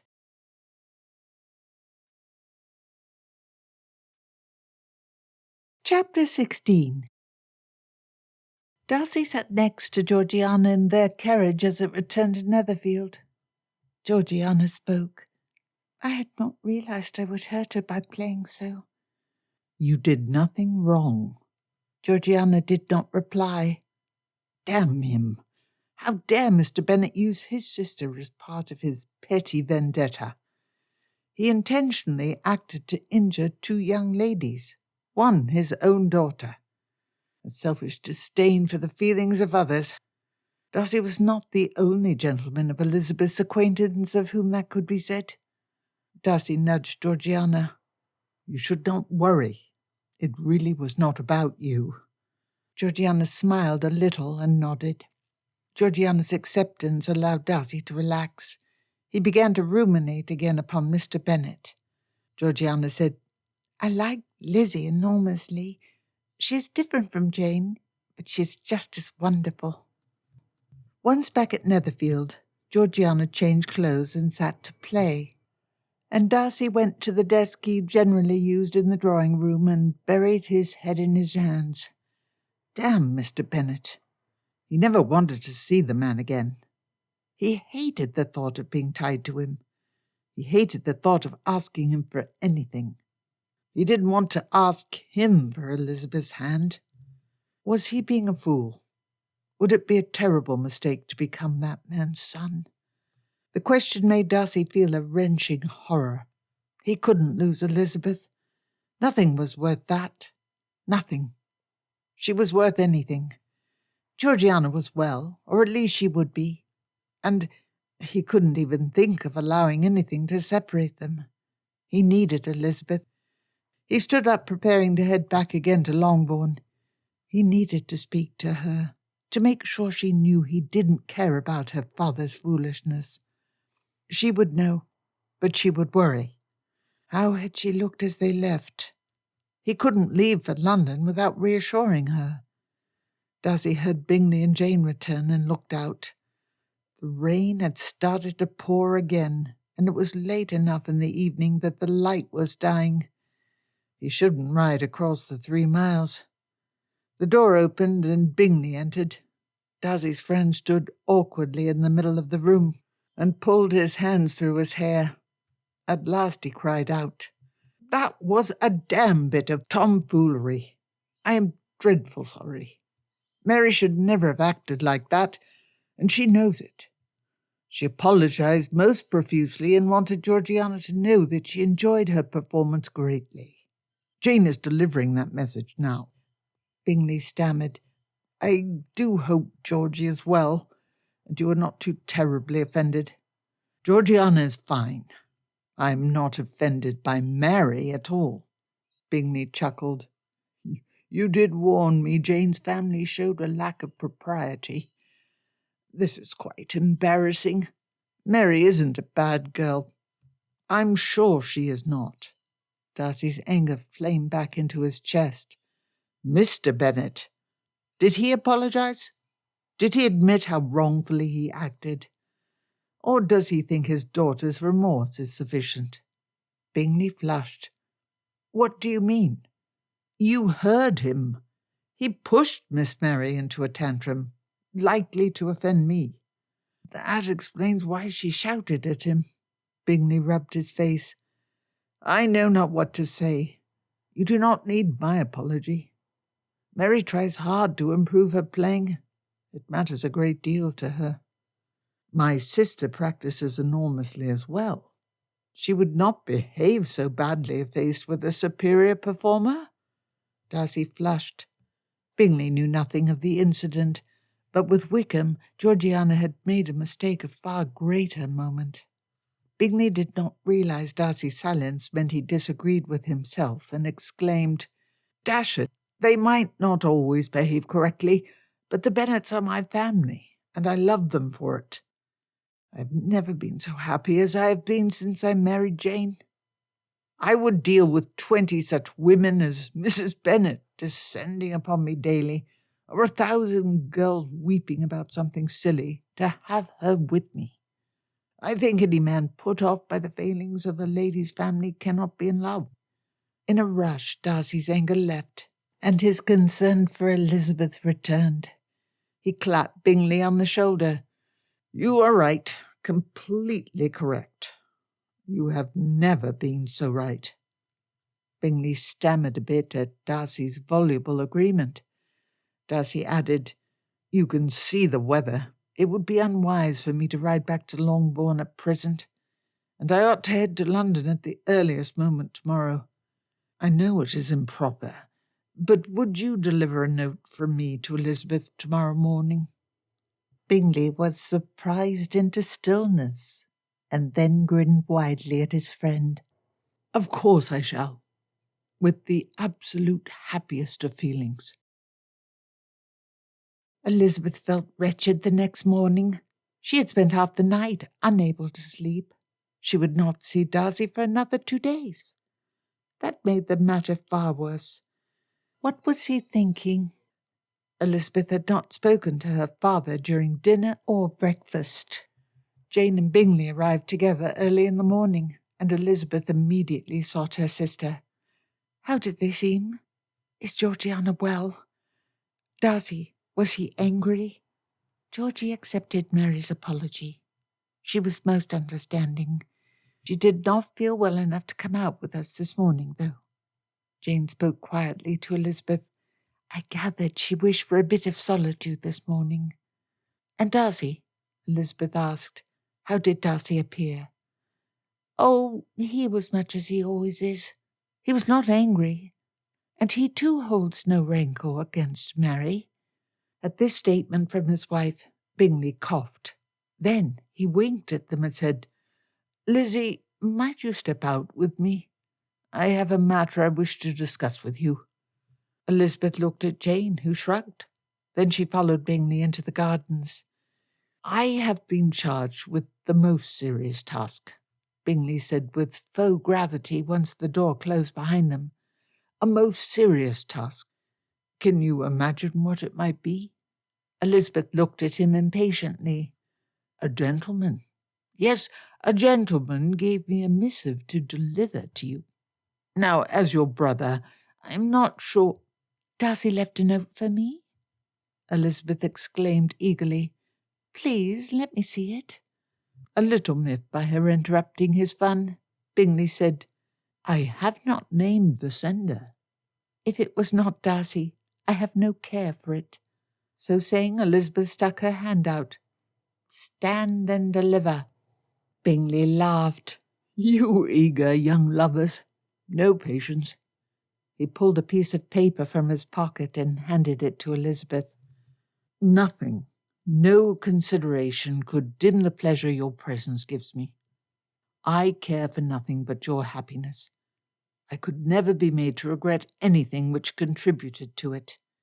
I wish I were with you now, and I assure you that you are in my thoughts. Georgiana is well, and for my part, I hate that I must be in London, even though it only be for 2 days. Alas, business must be dealt with, but when I return, we shall travel to Pemberley and finish that conversation your sister interrupted. Yours, with the sincerest and steadiest affection, F. Darcy." When she completed the brief message, Elizabeth brought it to her mouth and kissed the signature. All her worries evaporated. She was sure nothing could ever concern her again. "Well, what did he say?" "It could not have been horrible, or you would not have kissed the page." Elizabeth went bright red. "Bingley, that is no proper question. I showed you greater consideration." He laughed. "You did. I shall ask no more, but I am glad the message pleased you." Elizabeth carefully hid it in her dress and asked, "Do you think Georgiana might enjoy it were I to call on her? I know she wished solitude, but perhaps the right company would be welcome." Bingley nodded. "I think that is a good scheme. I would not want yesterday to sit on her mind much, and it will be impossible for us to keep her company today. We must finish our round of farewell calls before setting out for Pemberley." When Elizabeth was announced by the butler, Georgiana met her with a wide smile. "Lizzie, I'm delighted to see you. I have been practicing, and with your sister and brother gone for the day, it is a little quiet. I'm used to that, but I still hope to see you." "I'm glad to hear it," Elizabeth smiled. "My dear sister claimed you to be resolved against company. I feared I may have acted quite rudely to come none the less." Elizabeth could tell Georgiana wished to speak about the previous day. To encourage her, she said, "You played beautifully yesterday. I have heard that piece before, but never so well managed. I am sorry you left so soon, but I understand. However, you should not take it to heart." Georgiana blushed and looked down. "Tell me truly, did I do anything amiss yesterday? I had no idea I might offend Miss Mary." Elizabeth smiled. "Of course not, dear." Georgiana shook her head insistently. "Do not dismiss my concerns. I hope I can trust you not to spare my feelings. Fitzwilliam will say whatever he thinks will increase my confidence in company. Yet how can I be confident when I do not know whether I give offence? Jane said I had nothing to worry about and that my behaviour was perfect in all respects. But she is so nice she would not see me as having acted wrongly, even if I behaved in a quite horrid manner. That is a true portrait of my sister. I salute you on it." Elizabeth laughed and squeezed Georgiana's arm. "You did nothing wrong." "Let me explain what did occur. Whilst Jane is perfection, and the Gardiners are excellent people, the rest of my family is not entirely what they ought to be. Elizabeth let out a slow breath. It was unpleasant to expose her family so, but Darcy already knew what they were, and Georgiana's distress demanded she explain. My sister Mary. It is partially mine and Jane's fault, as we always were tightly bound and did not bring Mary into our games. Mary always has been a little isolated, and, as my mother tells her at length, Mary is not quite so pretty as the rest of us. She chose to seek distinction by being more studious and accomplished than the rest of us. So, when my playing was so much superior to hers, she felt bad. It meant she was surpassed in the one area she sought to excel. I knew when I sat down that, while her playing was by no means bad, mine would be superior. So I did act wrongly, at least in that. Elizabeth let out a breath and forced herself not to smile at Georgiana's concerned expression. She really was a sweet dear. Georgie, a little vanity and pleasure at the skill developed through great practice cannot be reprehensible. It cannot. You intended no harm and have nothing to feel poorly about. My sister and father were entirely to blame. Oh, yes, it was quite horrid of him to say that. I cannot imagine how poorly I would feel if Fitzwilliam spoke that way to me. Georgiana blushed. I should not insult your father. Elizabeth laughed. You should not. But as I am vexed with Papa myself, I shall not be offended. Chapter 17. When he arrived back at Netherfield 2 days later, Darcy came in by a side door and scrubbed the dust off his face and hands. The butler informed him that Elizabeth and Georgiana were in the drawing-room, while Jane and Bingley had called at Longbourn. Can't we make it 4 out of 7? Darcy paused in front of the drawing-room to hear Elizabeth's wheedling voice. I near won that game. Nay, nay, we had agreed on 3 out of 5. I win. There was a pause, and Georgiana started giggling. Do not act like that, she said as she continued to giggle. You shall pick the next game. Darcy had worried Georgiana would be lonely while he was gone, as Bingley and Jane would be often busy during their last few days in the county. He should have expected Elizabeth would keep his sister company. Darcy knocked on the varnished oak door and entered. Elizabeth had stuck her tongue out at Georgiana and was flicking cards at her. Georgiana was red-faced from giggling. The two immediately straightened at his entrance. Elizabeth gave a smiling curtsy, and Georgiana jumped up and hugged him before stepping back with a blushing glance at Elizabeth. I can see you did not terribly miss me while in London, Georgiana exclaimed. I did too, Elizabeth said.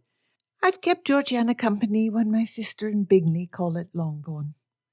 Today my father and Bingley are out shooting, while my mother gives Jane advice on how to pack for the trip. I came to play cards with your sister. I would say delightful sister, except she won. Georgiana giggled. Don't be a sore loser. Elizabeth laughed. Her face glowed. Darcy felt a rush of tenderness at the easy banter between his sister and the woman he loved. Did you plan to stay long? I thought to call on Longbourn this afternoon to give my regards a final time before we decamp tomorrow morning. You wish to visit Longbourn? It is not necessary. Elizabeth's eyes were stuck on him. They are your family. I want to show them every respect and friendship. A broad smile spread across Elizabeth's face. Darcy felt like her happiness pulled his heart from his chest and nestled it against hers. Turning to Georgiana, Darcy asked, Do you wish to come to Longbourn? Georgiana looked about, glancing at the piano and the bound volume of a novel on a table near her. I suppose I ought. Elizabeth smiled at Georgiana. Are you certain? I am. Hiding from awkward situations will do me no good. Let us go now. In the carriage, Georgiana was a picture of nerves as she picked at her gloves. Darcy was not sure what to say. Telling Georgiana again she had done nothing wrong did not promise to help. Elizabeth sat across from the two siblings. She grabbed Georgiana's hand and squeezed it. Darcy made his own attempt to comfort Georgiana. "You are calling upon the family of dear friends. There is nothing to be concerned about." "I know, but I ought to have returned earlier. It was dreadfully rude to hear Miss Mary's apology and not return to Longbourn to accept in person." As Darcy searched for something to say, Elizabeth said, "I know how awful it is to think you performed some horrid faux pas, but this is nothing to worry about. Mary will not hold it against you." "I know, yet—" Georgiana trailed off with a confused face. Elizabeth laughed and squeezed her hand again. "I can only advise you so far." Elizabeth gave Darcy a pretty smile. "Your brother believes everyone to have their own particular failing. Mine is not excessive shyness. Perhaps were you to pretend to yourself to be me for a half-hour, it would go well." Darcy smiled. "Like when you dined with Lady Catherine?" "Very much so. And you shall paint the scene for your sister." Darcy raised his eyebrows and smirked at Georgiana, who now appeared more curious than nervous.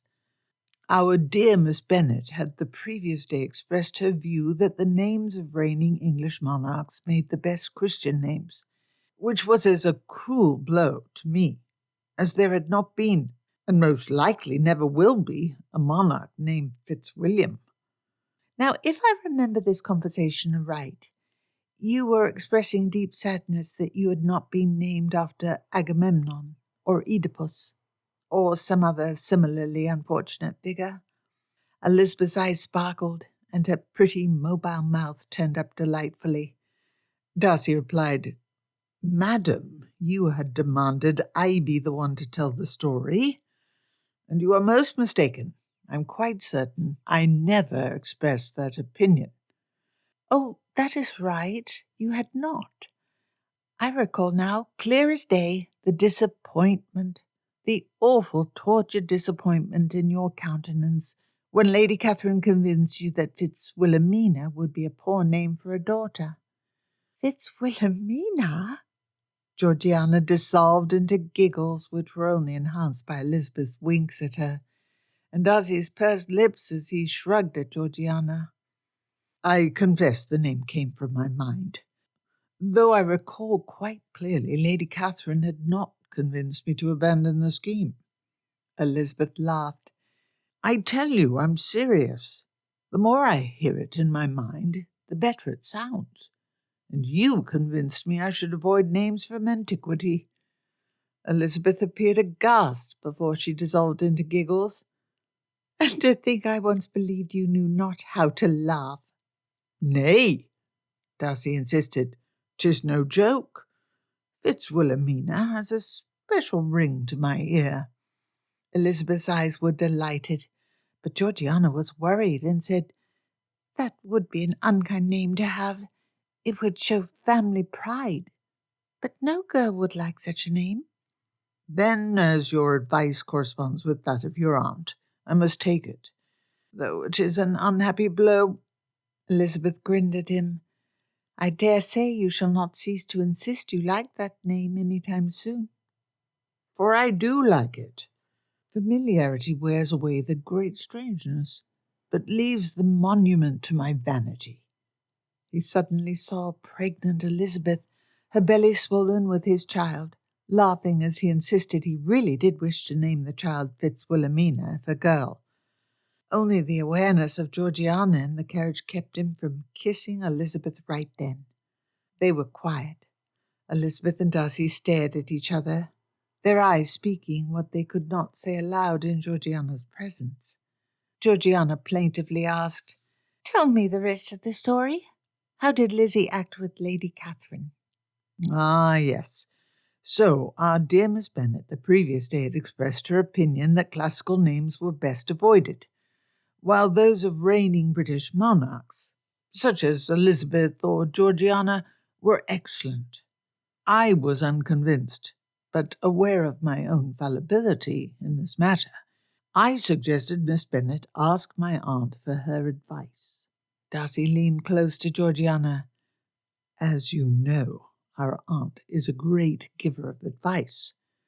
Elizabeth smiled. As she did not perfectly agree with my pre-existing sentiments, I am not inclined to agree with you. For if she were a good giver of advice, she would have replied to me with what I wished to hear in the first place. I see your point. However, I claim her to be a great giver of advice, not a good one. That single word makes the difference. We do agree that Lady Catherine should not be approached if your desire is to hear what you already thought. Elizabeth gave a pretty bob of her head in agreement. Miss Bennet asked our aunt her opinion when we all dined together the next day, though you were more deferential to Lady Catherine then. You said you would do as she wished. She agreed that the names of reigning monarchs were excellent choices, even if not superior to other aristocratic names.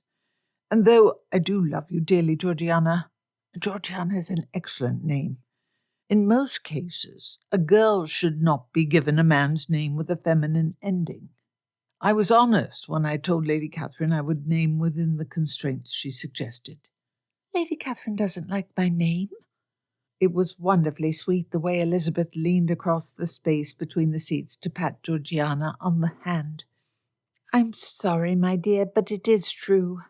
I'm sure if you ask, she would own it directly. She does not blame you, though.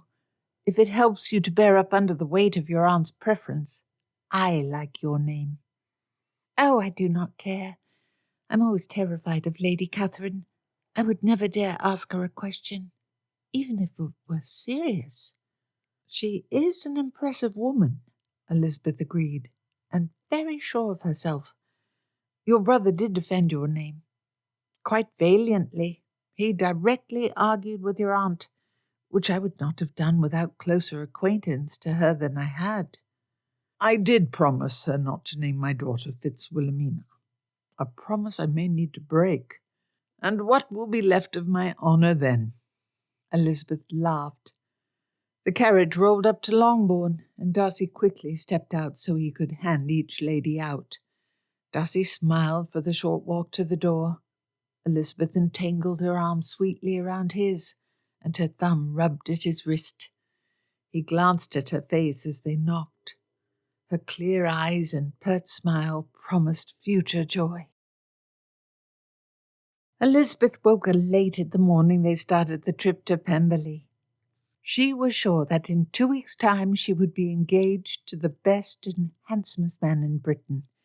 It had been so kind of him to visit Longbourn once again after all that had occurred. Everything felt perfect. Even Mr. Bennet, while he did not apologize, made a real attempt to be amiable towards Darcy. Darcy had accepted with grace her mother's civility and challenged her father to several games of checkers. He had been too willing to engage with Papa. She would not be happy till Mr. Bennet admitted wrongdoing. Darcy showed that while he might not approve of all of the Bennets, he could treat them as family. Happily, Mary and Georgiana properly befriended each other. They had gone outside to talk, and when they returned, they smiled and practiced a duet. Elizabeth asked Mary about it after the Netherfield party left, but all Mary said in reply was that Georgiana was very good and kind. When the Gardiners arrived shortly before supper, Darcy greeted them with real enthusiasm. Elizabeth knew they had dined together several times in London, and she loved the way her uncle and Darcy enjoyed each other's company. When the plans for the parties were arranged, Elizabeth managed to place herself in the Darcy carriage while Mr. and Mrs. Gardiner rode with the Bingleys. It was a happy party. They talked and exchanged stories and played games. After the stop for lunch, Elizabeth asked, "How do you entertain yourselves on long rides?" "In general, we talk, like now, or read," Darcy replied. "That is boring," and I'll not allow you to continue with it when it is me and Jane in the carriage, or the gardeners. We always play riddles and ask each other conundrums." Elizabeth gestured back towards the carriage, following a dozen yards behind theirs. "Unless Bingley has some terribly clever plan, which persuaded Jane to betray our tradition. That is what they do now." Darcy raised his eyebrows. "I can vouch that Bingley has no terribly clever plans to pass the time, though we have posed puzzles to each other. Most likely your guess about what they do is correct." Georgiana said in a nostalgic voice, "You used to invent stories for me." "I did? Oh, yes, I recall. That was several years ago." Darcy appeared slightly embarrassed, and Elizabeth begged for more details. "It was after Father died," Georgiana answered for him. "I was miserable the first year when we travelled to London to gain the attention of a renowned music master. I spent an hour crying on the first day, and Fitzwilliam had no idea how to comfort me." "I remember now. I knew you enjoyed stories, so I retold the first one that came to mind, which was Othello." Elizabeth bubbled at the image of a much younger Darcy comforting a small, teary-eyed Georgiana. "Othello?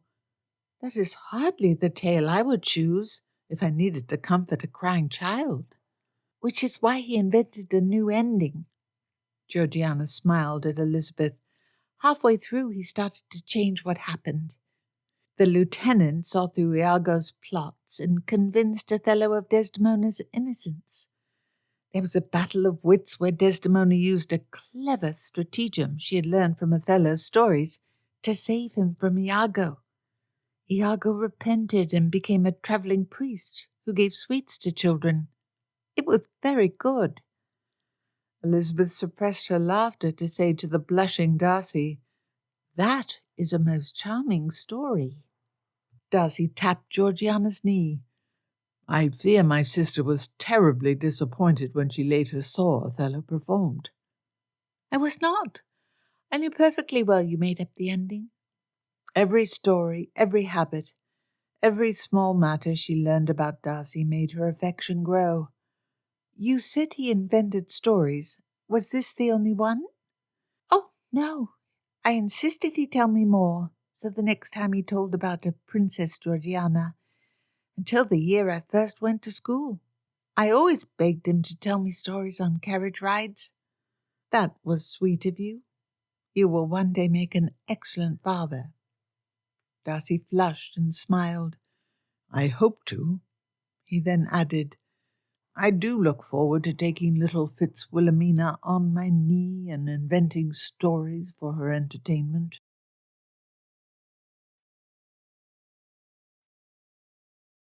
Chapter 18.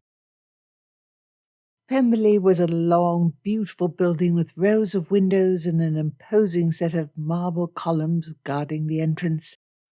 However, despite the structure's beauty, as Darcy led her up the long staircase in the entryway, Elizabeth looked longingly out at the park. A nearby trail ran direct under a pretty set of woods, and she could see a stream burble along next to another path. In the distance was a pretty hill with a small temple atop it. Elizabeth could see hints of gazebos and statues and benches half hidden by the grove of trees. She spent most of the past 2 days inside the carriage and desperately wished to stretch her legs and ramble freely for a good hour. The house was beautiful, but the lands around it were the prettiest she'd ever seen. None of the great houses in the vicinity of Meryton showed anything like the perfect combination of nature and taste displayed here. The summer flowers were in full bloom, and their perfume wafted about. The trees were heavy with green, and bees buzzed amongst the vines and plants and placed around the walls of the stairs. A motion caught Elizabeth's eyes. It was a deer. A gentleman in the neighbourhood of Meryton kept a park where the deer were fed and would quite willingly accept the approach of people. Darcy had once mentioned something similar. Darcy squeezed her arm to get her attention. "Unless I'm greatly mistaken, You wish a long walk after our sojourn in the carriage? Will you think me terrible if I acknowledge it? For a preference for gardens and trees after a long carriage ride instead of pretty rooms and a bath is not refined. But I confess that preference, and confess it openly. Despise me if you dare. Will it shock you terribly if I confess the same preference? Though gentlemen are not supposed to long for pretty rooms, so I have the better of you. Darcy smiled. I shall get up a party for such a walk. The house had been built in the style of the previous century, with a massive entry hall, 10-foot-tall paintings whose styles crossed 100 years decorated the walls. The floor was a pattern of black and white marble, squares which gave off a hard sound when stepped upon. A huge gold chandelier hung from the roof. The banisters on the double staircase gleamed. It made Elizabeth feel overwhelmed. Was she really to become mistress of all this? Was that merely a dream or delusion? She looked at Darcy. His eyes were warm, and he smiled at her. I must admit it is ostentatious. The approval in his eyes and the way he was glad to see her in his family house made Elizabeth feel safe and washed away her sense of smallness. I love this room. I shall hear no attack on it.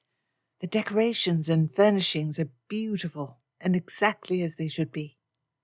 Darcy grinned at her. Ah, but we do not disagree. It is exactly as it should be. The ballroom is behind those doors. Darcy pointed to the top of the staircase. And my great-grandfather wished to ensure he would not be shamed when a duke should attend a dance. To create an entry hall worthy of a duke requires ostentation. Elizabeth laughed, and Darcy said to everyone, I know we all wish to rest from the journey. I thought a picnic on the grounds would be an excellent plan for lunch in 2 hours. Afterwards, we could tour the park or the house. Those who are not Bingley will appreciate the chance to see everything. If any of you wish to join me, in 10 minutes I plan to take a walk around the park to stretch my legs after all this time in the carriage. Elizabeth immediately expressed her intention to be part of that group. Georgiana curtsied, but said she wished to visit her room again. Jane and Bingley also chose to retire to their rooms for the next hour. Unfortunately for Elizabeth and Darcy, Mr. and Mrs. Gardiner announced they would join them. Darcy asked, Are you certain you are not tired from your journey? And the rooms which have been provided are well appointed. Please do not think I would take it as rude if you did not join me. I assure you Miss Bennet shall be company enough. Mrs. Gardiner smiled. We shall not be terribly in your way, but you know I saw your park as a girl. I have longed to wander those woods again since our plans were made. Butterflies played in Elizabeth's stomach. He'd wanted to get her alone. Might Darcy have asked her at last, if not for her aunt and uncle? And even if he had no such plan, could she have convinced him to adopt it? She had wanted to kiss him for such a long time. Elizabeth followed a maid to the room which had been assigned to her, and rapidly readied herself to walk about on such a fine sunny day. If it did not happen naturally within the next few days, she'd contrive some plot to be alone with Darcy. Less than 10 minutes later, Elizabeth stood in the garden which had been appointed for their meeting. She wore tightly laced boots and a wide-brimmed straw bonnet to keep the sun off. The garden was gorgeous, and Elizabeth looked every way attempting to identify exotic plants, many of which she had never seen, even during her visit to the royal gardens. She'd been alone for less than 2 minutes when Darcy joined her. He stood several feet off and smiled at her. His light coat was thin enough to show the muscles in his shoulders, and the multicolored cravat set off the image perfectly. The experience of being here at Pemberley with its master seemed pregnant. They looked at each other frankly, stepping closer but not speaking. Elizabeth felt the special meaning of the moment. So beautiful. Darcy breathed out, stepping closer to her. Prettier by far than the flowers. Elizabeth's eyes were fixed on his. and a magnetic attraction between them drew her closer. Her aunt and uncle entered the square, and Darcy and Elizabeth blushed and looked away from each other. Darcy bowed to his other guests and, with admirable self-possession, gave a friendly greeting. "Shall we set off?" He immediately took Elizabeth's arm, but before they set off, Elizabeth pointed to a plant she had looked at and asked Darcy its name. Darcy hummed and said, "I have no idea. It is exquisite." Taking his arm back from Elizabeth, Darcy pulled out a knife and carefully cut off a yellow and white blossom. "My mother loved to collect plants from exotic locations and see whether they could be made to thrive in our England climate. My gardeners know all there is to be said on each, but I never did memorize it all." Holding the flower that he had cut by its stem, Darcy smiled at it and twirled it back and forth. Then he held Elizabeth's head and pushed the flower into her hair. Darcy brushed his fingers softly over her forehead before he stepped away. Perfect. Her stomach flipped at the proximity, and she near forgot the presence of her aunt and uncle. Mr. Gardiner stepped up and said approvingly, "That is a good look for you, Lizzie." Then, with a mischievous smile, Mr. Gardiner took Elizabeth's arm, and gesturing at Mr. Darcy, he said, "Pray, which of these pathways shall we start upon first?" The frustrated expression on Darcy's face made Elizabeth smile mischievously at him as he resigned himself and gallantly offered his arm to Mrs. Gardiner. Darcy's mind was too full with Elizabeth's proximity to sleep well. While dressing him, his valet told Darcy that Mr. and Mrs. Bingley had woken more than an hour ago and was seated at breakfast. When Darcy arrived, not only were the Bingleys down, but also his sister and the Gardiners. It was unusual, as most mornings Darcy awoke the first out of his party. Bingley looked up from his meal when Darcy entered the breakfast room and said heartily, "I see you have woken at last. Why, I've been awake these 6 hours at least." Jane poked her husband's side. "We've not been awake nearly that long." Bingley grinned. "It is most unlike you." Bleary-eyed, Darcy grimaced at his friend. Georgiana poured him a cup of tea as he collected several rolls and pastries onto his plate. "Is Miss Bennet still abed?"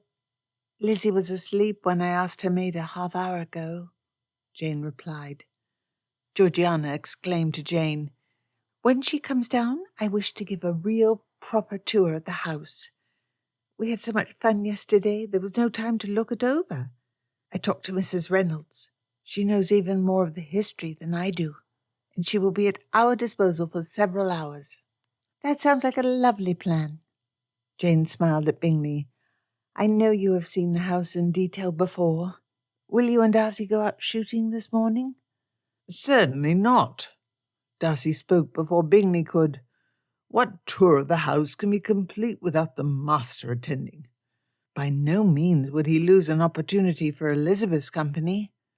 Elizabeth knocked on the door and entered wearing a pretty light blue dress that left her arms bare. Darcy immediately stood and gave her a small bow. She curtsied, turned mainly towards Darcy. "It was terribly decadent of me to not wake earlier. Yet I was far too comfortable in the room you provided. I must argue that the blame should be shared." Elizabeth showed him her challenging smile and set about collecting food onto her plate. Darcy replied, "Most mornings I am up by 7 o'clock. My rooms do not force one to sleep until 9. Mr. and Mrs. Gardiner smiled at each other, and Bingley exclaimed, "Pray do not believe him. He was asleep this morning near as late as you." Elizabeth dimpled as she sat down next to Darcy, her plate loaded with one of each type of pastry provided by his cook. "Shame on you, Mr. Darcy." "That does not affect my point, for it was not the rooms which kept me abed, and everyone else was awake much earlier. The cause must be particular, not general to the house." "Perhaps you go too far. Maybe it is the interaction of the house with a particular circumstance. Had this been Longbourn, I would have been walking about by 8 o'clock. I have found Pemberley's one flaw. It is too comfortable. Elizabeth's eyes were bright, and her smirk delightful as she finished. Deny that if you can. Darcy asked, You hope to make me claim Pemberley to be uncomfortable?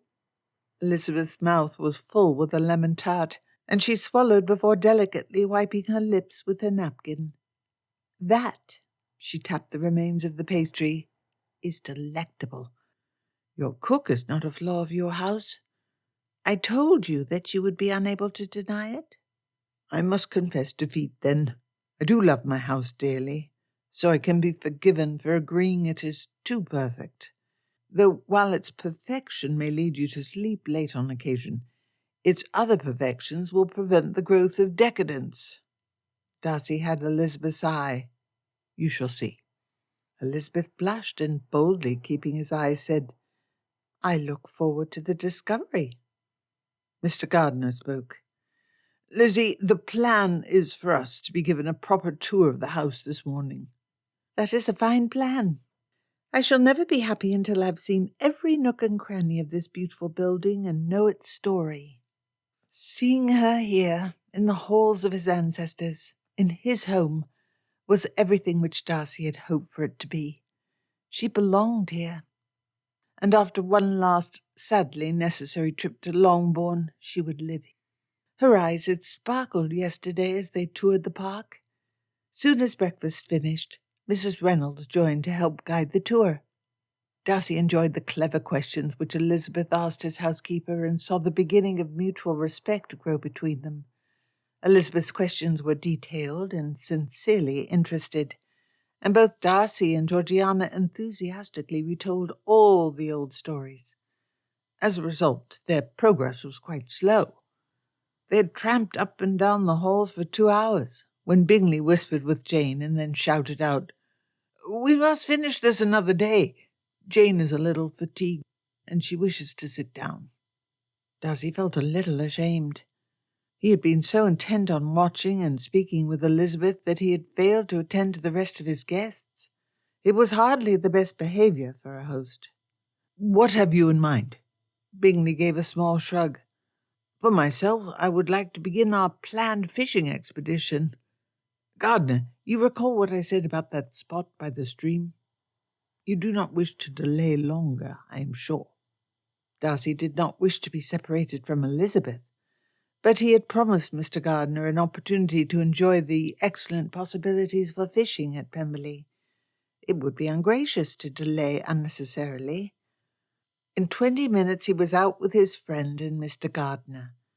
The branches of the trees extended over the stream and formed a shaded area that his father had found to produce excellent results while fishing. A small gazebo had been built to provide shelter when it rained, and they had a set of excellent lounge chairs.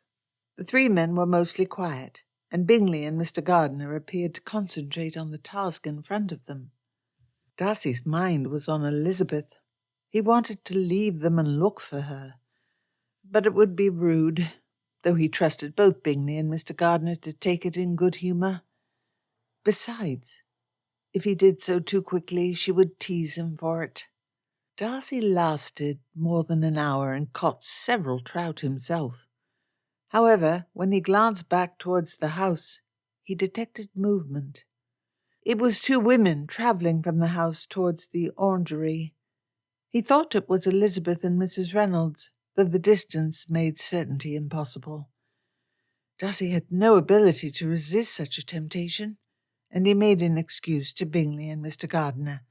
He promised to return shortly, but if Elizabeth was in the orangery, he would define the terms of the promise quite liberally. When Darcy reached the glass building, he saw Mrs. Reynolds and Elizabeth.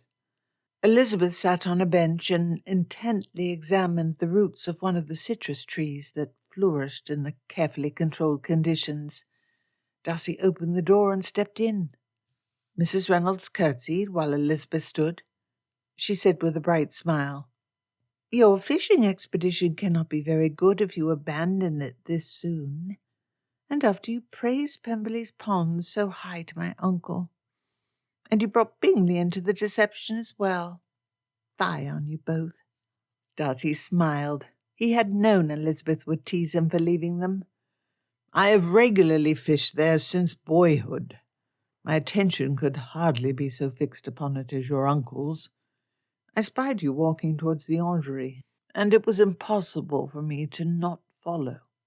"Aha, I see. You think my company to be more tempting than that of the fish. Until now I believed you to be the perfect gentleman. But the gentlemanly pursuits of writing, fishing, and hunting are to be paramount. You should be ashamed, Mr. Darcy. Ashamed." "My dear Miss Bennet, you must blame yourself. If Pemberley is too comfortable, you are too tempting." Elizabeth blushed, but her smile showed her delight at the compliment. Darcy said to Mrs. Reynolds, "You must have some task which might command your attention. I would not claim my knowledge to match yours, but I know enough of the orangery and the history of its plants to give Miss Bennet a creditable tour." The servant looked between the two, and when Elizabeth smiled at her, she gave a curtsy and left. Darcy felt in his entire being that he was alone with Elizabeth for the first time since they arrived. A taut tension vibrated in the air between them. Elizabeth broke it first. "How shall you entertain me? I just learned about those trees," she pointed to the middle of the room, "and heard 2 delightful stories about you as a child. Shall you share your own childhood reminiscences with me? Something horribly embarrassing, I hope." She smiled sweetly. She was far too tempting. He wanted to kiss that smiling face and hold her body tight against him forever. Darcy's heart hammered, and he stepped close to her. He could tell she was affected too from how her lips trembled, and her eyes were fixed upon his face. She did not step back at his approach. He'd had a vague idea that he wished to wait and ask her in the last few days of the visit to Pemberley. That was an obviously foolish scheme. Their faces were only a foot apart, and Darcy's stomach squirmed with unexpected anxiety. He said in a low voice, "Elizabeth." He paused and swallowed, unable to continue. Elizabeth nodded fractionally, her eyes not deviating from his. Darcy began again. "Elizabeth, would you—" The door to the orangery slammed open and Jane ran in. She grabbed her startled sister in a tight embrace, crying out, "Oh, Lizzie, she's run off! She's run off!" A cold presentiment froze Darcy's irritation as Elizabeth snappishly quizzed her sister. "Who ran off?" Then Elizabeth went pale in realization, even before Jane replied. "Lydia, she's run off with Wickham. She's run off with Wickham. Here, read." Elizabeth's lips trembled as she smoothed out the paper Jane thrust into her hand and began to read with wide eyes. As Elizabeth read, Darcy sought details from Jane. "When did this happen? Are they married? Has Wickham made any demands?" "Oh, I hardly know. Papa does not think they went past London, though Lydia expected them to go straight to Scotland. I cannot believe Wickham is so bad as to run off with Lydia if he had no intent to marry her." Darcy and Elizabeth shared a look. Neither had any trust in Wickham's good character. "Oh, Charles will tell you everything. I sent him to prepare our carriage. I must find my aunt. Poor Lydia." Darcy frowned and paced back and forth. The scent of the fruit-laden citrus trees wafted about. Poor Lydia, indeed. Was there any hope she could be retrieved without needing to marry that scoundrel? He must find Mrs. Young. She was his easiest hope. Wickham did not have very many friends who might help him. Men had kept tabs on Mrs. Young, and her address was filled both in his London house and here. Having established a plan to hunt down Lydia, Darcy exited his preoccupation far enough to look at Elizabeth. She had finished the letter and stared at him. Tears had begun to leak from her eyes. Darcy desperately wanted to place arms about her and hold her tight until she felt warm and secure and happy again. If only Jane had sought her aunt before her sister. He could not finish his proposals while a family disaster loomed over them, and Elizabeth wept so. He clenched his fists and turned his face aside so he could not see Elizabeth. He must control his urge to embrace and kiss her. He did not yet have the right to hold her so intimately. "What news does the letter contain?" Elizabeth's voice was anguished. "There is no sign of the roads north of London. No sign. My father delayed his express for a day, until his first attempts to search for them had failed. We would have known yesterday. There's no sign. Oh, poor Lydia. To have her life ruined so, and to implicate us all in her shame." Darcy looked back at Elizabeth. She wept, covering her eyes with one hand and holding the crumpled express in the other. He felt an intense tenderness. Her blotchy cheeks were beautiful. He took her hand and softly pulled the letter from it. "Please, is there anything I might do? A glass of wine? A handkerchief?"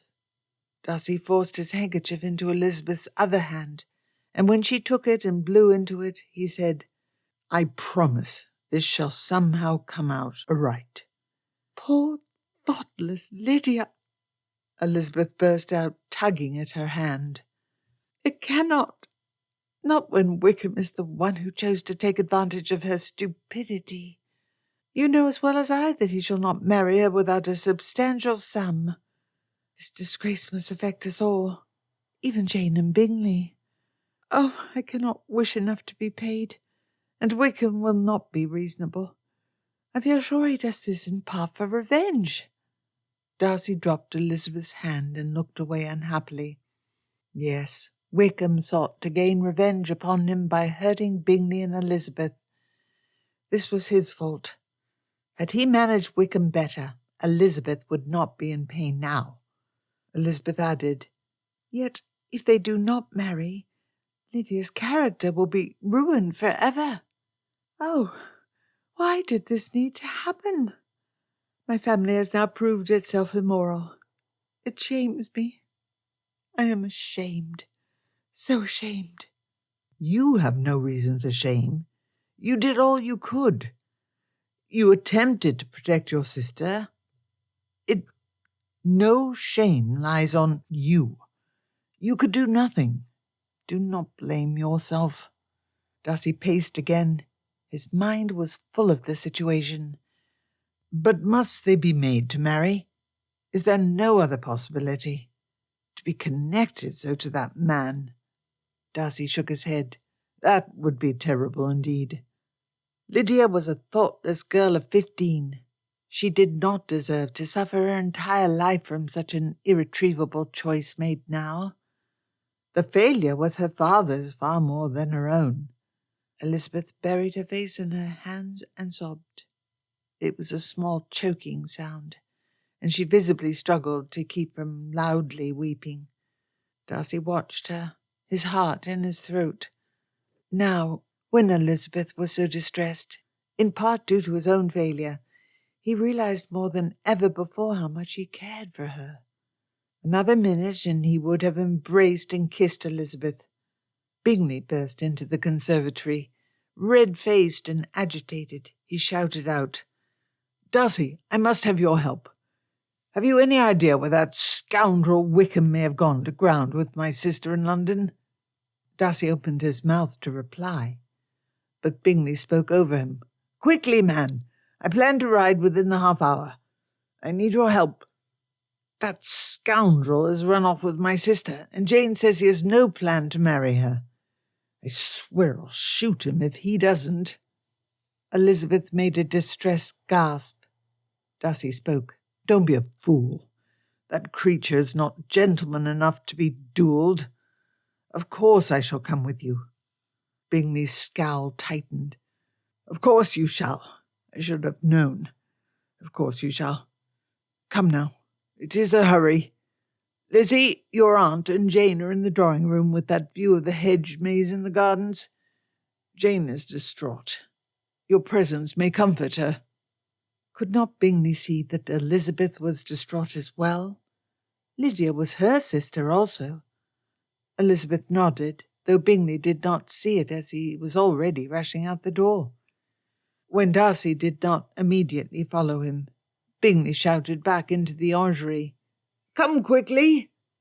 "There is a hurry, but might I do anything for you before I leave?" Darcy looked worriedly at Elizabeth. Her cheeks were covered in tears. She shook her head without looking up at him. Bingley's voice called from the hallway, "I've ordered one of your people to saddle your horse and prepare a bag. Hurry! A certain speed is essential. Mr. Bennet delayed too long before he called us to London." Elizabeth at last looked at him with a forlorn smile and gestured towards the door. "Go. I shall be fine and must find my sister." It was impossible to leave without a final gesture. Darcy seized Elizabeth's hand again and kissed it. She still clutched his handkerchief. "I swear I shall make this well for your sister."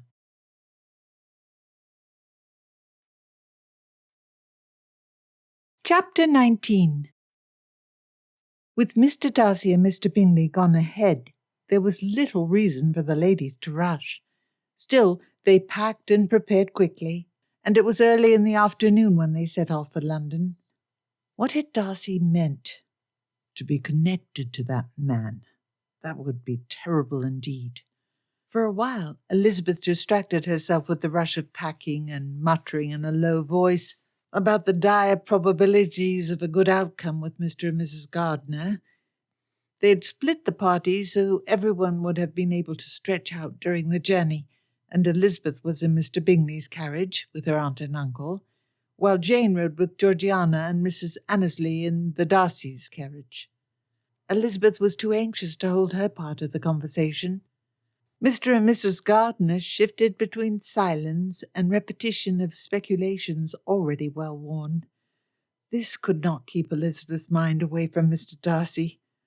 His manner had been so odd, and Elizabeth could not settle for herself what it meant.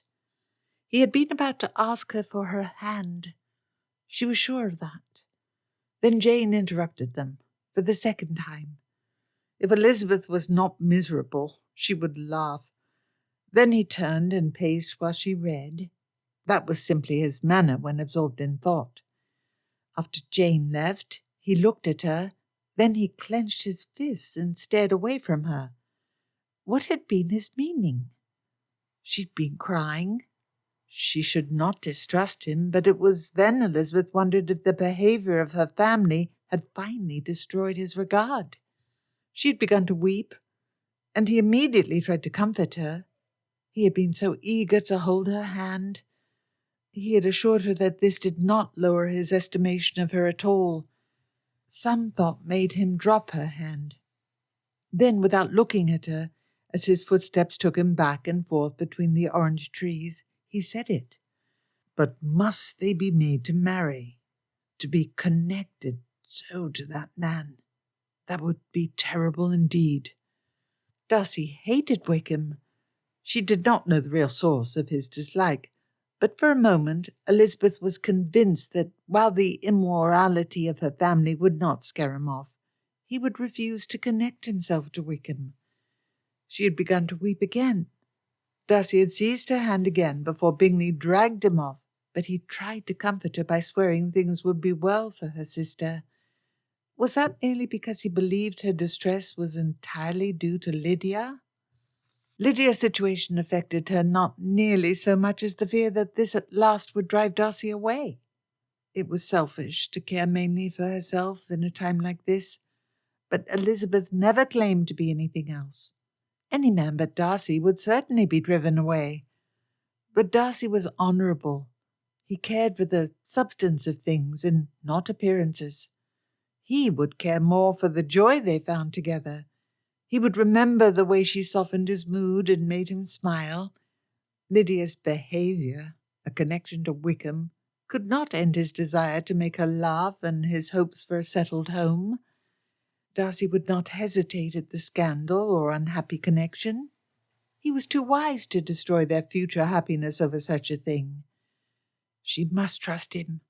She must believe that he expressed unhappiness for Lydia and fear of what her life would be once she married Mr. Wickham. Mr. and Mrs. Gardiner asked if Darcy had told her anything about his plans. She had little to say, beyond that he had promised to make things well for Lydia. Elizabeth's heart beat uncomfortably the entire afternoon, and her stomach was too unsettled to allow her to eat that evening. It was a miserable, quiet party at the inn that night. The next day, Elizabeth and Mrs. Annesley switched places. Now it was Georgiana, Jane, and Elizabeth in the Darcy carriage. Jane had awoken in an optimistic frame of mind, and after they had been on the journey a while, said, "The situation no longer seems so poor to me. I know you think very ill of him, Lizzie, but Wickham cannot be wholly bereft of proper feeling. He would not have gone off with Lydia if he did not feel real affection for her, and so long as Papa and my husband guarantee them enough to live upon, he should willingly marry her." Elizabeth stared at Jane. Rather than goodness, this was hopeless innocence. "You are wrong, entirely wrong." They both looked at Georgiana. "That worthless, vile man will never marry your sister, not without a great sum of money.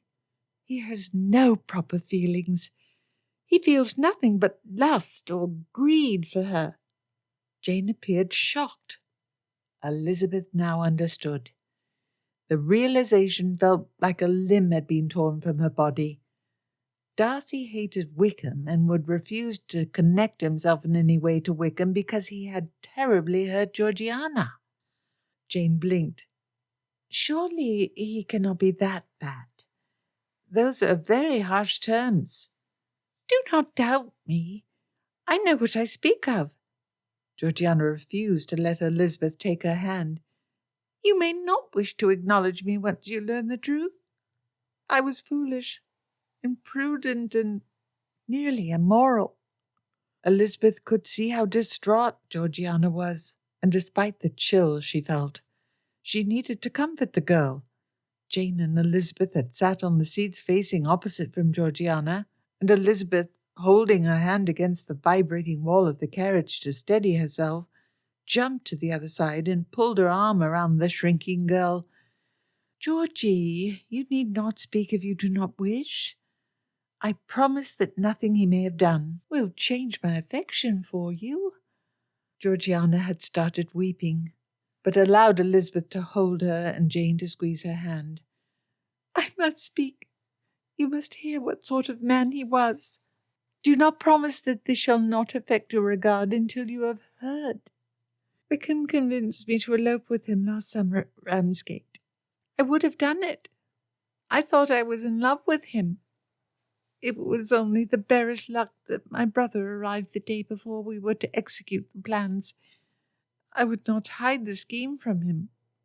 "It would have been imprudent," Jane said, "but not immoral. Wickham, perhaps, did hold you in some real affection. It had been very wrong for him to encourage you to marry without your family's approval, but he did not. He said he hated me. I hid to overhear the conversation with Fitzwilliam, and he openly owned that he had only sought to attach me for my dowry in revenge against my brother." Jane clapped her hand over her mouth. "Oh, that is horrible! And to have overheard that, it must have hurt you so." She moved to the other side of the carriage, and Georgiana was tightly squeezed between the sisters. Georgiana sobbed. "I don't deserve your friendship. I was a horrible girl and sister. You both are so good, and I know you would never act so foolishly." Elizabeth would have told this story in a manner to make Georgiana laugh, of how Wickham had deceived her, and how she gained her revenge on him, but it reminded her of Darcy, of their argument, and of how he cared for her. That would be terrible indeed. Her breaths came fast. He would not connect Georgiana to the man who'd hurt her so. He wouldn't. But he had no choice. He had near enough promised to marry her that his honour was engaged. Even if he regretted it, he still must ask her. Elizabeth saw years of Wickham able to bother Darcy and Georgiana because she had connected him to them. She could not do that. She had to let him go. She felt tense and numb, almost as though it was someone else's arm that held Georgiana. "Lizzie, what is the matter?" Georgiana's voice seemed distant. The girl gasped. You can't let me stop you marrying Fitzwilliam. He loves you. Don't hurt him that way because of me. I know you can't want me for a sister, but send me off instead. I'll even live with Aunt Catherine." Georgiana's anxious plea snapped Elizabeth out of her panic. She pulled in a deep breath, then several more. Georgiana spoke again. "Promise me you'll marry him. We were all so happy. You can't let my immorality destroy it." "Georgie, you did not behave immorally. Even if you had, it could not damage my affection for you. There is no one I would wish more than you to have as another sister. But if Lydia marries Wickham, surely you would not wish him to be so closely connected to you and Mr. Darcy. Once you realize that, surely you will wish me away. Would not such a connection be terrible indeed?" "How can you think I would care? It is a quite distant connection in any case, and I would never need to meet him. Even if I thought it would hurt me, you cannot think me so selfish as to wish you and Fitzwilliam to be unhappy over it." "Yes, but does your brother feel the same way?" "Good sense must rebel against becoming the brother of such a man as Wickham," Elizabeth added in a forlorn voice. "He must come to regret the connection." Georgiana recoiled away from Elizabeth with an open mouth.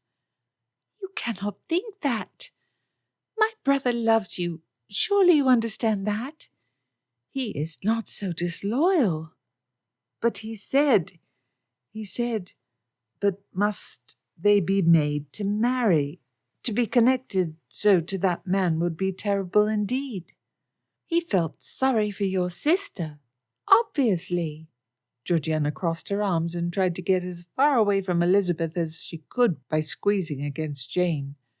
"How could you doubt Fitzwilliam?" Georgiana's anger reassured Elizabeth. She knew her brother well. Elizabeth let out a long breath and slumped against the red cushions of the carriage. Much of her panic drained away, leaving a dull, unpleasant residue in her stomach. She was mostly sure Georgiana was right, and she had promised to trust Darcy. She must trust him. Elizabeth closed her eyes, and the carriage was silent for several minutes. Elizabeth opened her eyes again. Georgiana still glared at her, and Jane's eyes were concerned. Elizabeth smiled at Georgiana. Her hand trembled as she touched the girl's shoulder. "You are right. I do trust your brother. It is only that I am distraught. My emotions are unsettled. I have been tense and fear some disaster. I will not be happy until—" Elizabeth blushed. She would not be happy until Darcy smiled at her again and assured her that all was well. Georgiana's anger immediately ended, and the girl now attempted to comfort her, hugging her again and saying, "Oh, Lizzie, this must be so hard for you. It will be well. I am sure of it. Fitzwilliam loves you." Georgiana's words did comfort. Elizabeth knew Darcy loved her, but the chill did not disappear, and she still needed to offer to release him from any obligation he felt. Darcy and Bingley had made good time on the road from Derbyshire to London, and they arrived at Darcy's house in town several hours before dusk, the day after Mr. Bennet's express was received. They had gone by horseback the entire way and were sore, dirty, and smelly. They rode the previous day until it was quite dark, and then set out before dawn in the morning. Darcy drooped with fatigue. No express had been sent ahead, and it would have arrived only a few hours before them if they had. His housekeeper and butler were surprised to see the master and his friend arrive. Still, even though food, a bath, and a change of clothes were not immediately ready, the house and its stuffed chairs and sofas was a sight for sore bodies. Darcy and Bingley both collapsed in one of the smaller rooms, leaving the dust covers draped over the sofas so they would not be stained with their clothing. Neither spoke for a good 20 minutes. They did not stir when the butler entered and left behind a tray of cheese, rolls, and sliced fruit with a decanter of wine.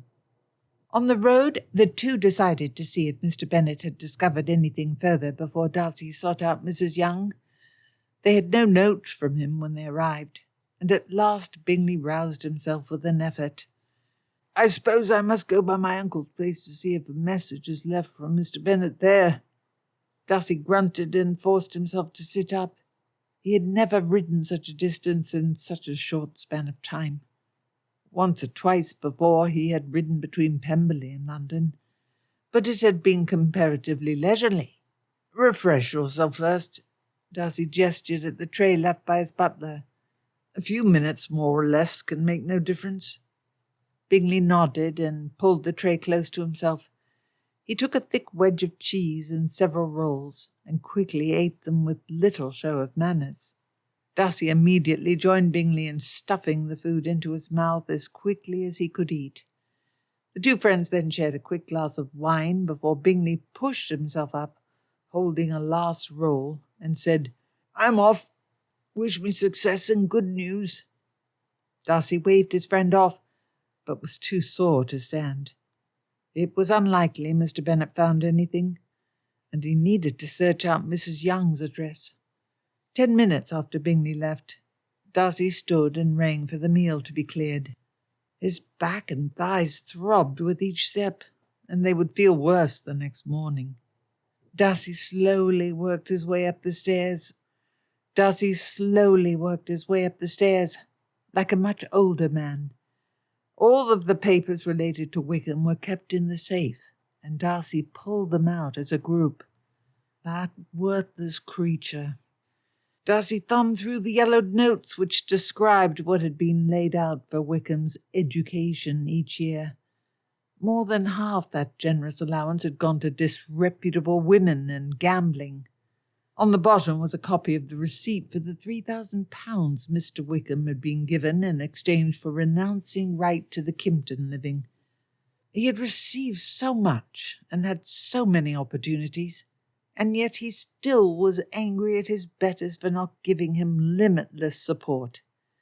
And now Wickham had to be dealt with again, and in a situation which would permanently connect Darcy to the man. Darcy found Mrs. Young's address. After Georgiana's near elopement, Darcy had hired investigators to track her for several months. He wished to ensure she would attempt to tell no stories. Also, the entirety of her prior connection with Mr. Wickham had been discovered. Darcy copied out the address and then stared at the paper, tired and unhappy. Eventually, the lack of sleep the previous night combined with the food and wine caused Darcy to nod off as he sat in his comfortable desk chair. Darcy shook himself awake and tried to plan how to approach Mrs. Young. However, his mind could not concentrate, and after a few minutes he slid into sleep. He was woken from a dream where he kissed Elizabeth while threatening Wickham with a gun. Bingley shouted greetings from the door. "Sleeping at your desk. Fortunate for you, I wish you'd been the one to head out. The hackney cab I found had a terrible driver, all jolts and rough stops. Shook my sore muscles about horridly. No chance for sleep." Darcy's neck hurt and his body did not want to stand. He rubbed at his eyes and looked at his friend. "You do look beaten down. Pray, did you find Mr. Bennet? Any news?" "It is about what we expected." Bingley sighed. "I found my father. He has discovered no information about Lydia. He confirmed no sign of them as present on the roads north of London. No messages sent? No calls for a meeting? No. I was thinking, if Wickham hopes to gain money, he would wait until I was positively identified as being in town. Mr. Bennet has rather little he can directly give.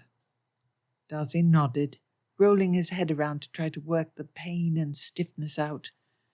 Go to bed. If Wickham has told Mrs. Young where he is, I can bribe her for his location without you. I'd rather, in any case, for Wickham to know he must deal with me if any arrangement is to be made. Bingley grunted. Surely he must expect I would call for your aid? Darcy shrugged. I doubt he knows how close friends we are.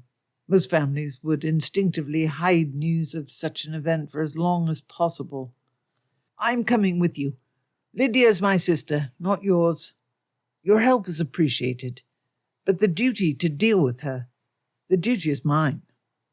No. Wickham's ability to act with any credit is in part my fault, and I wish to take a full part in solving this.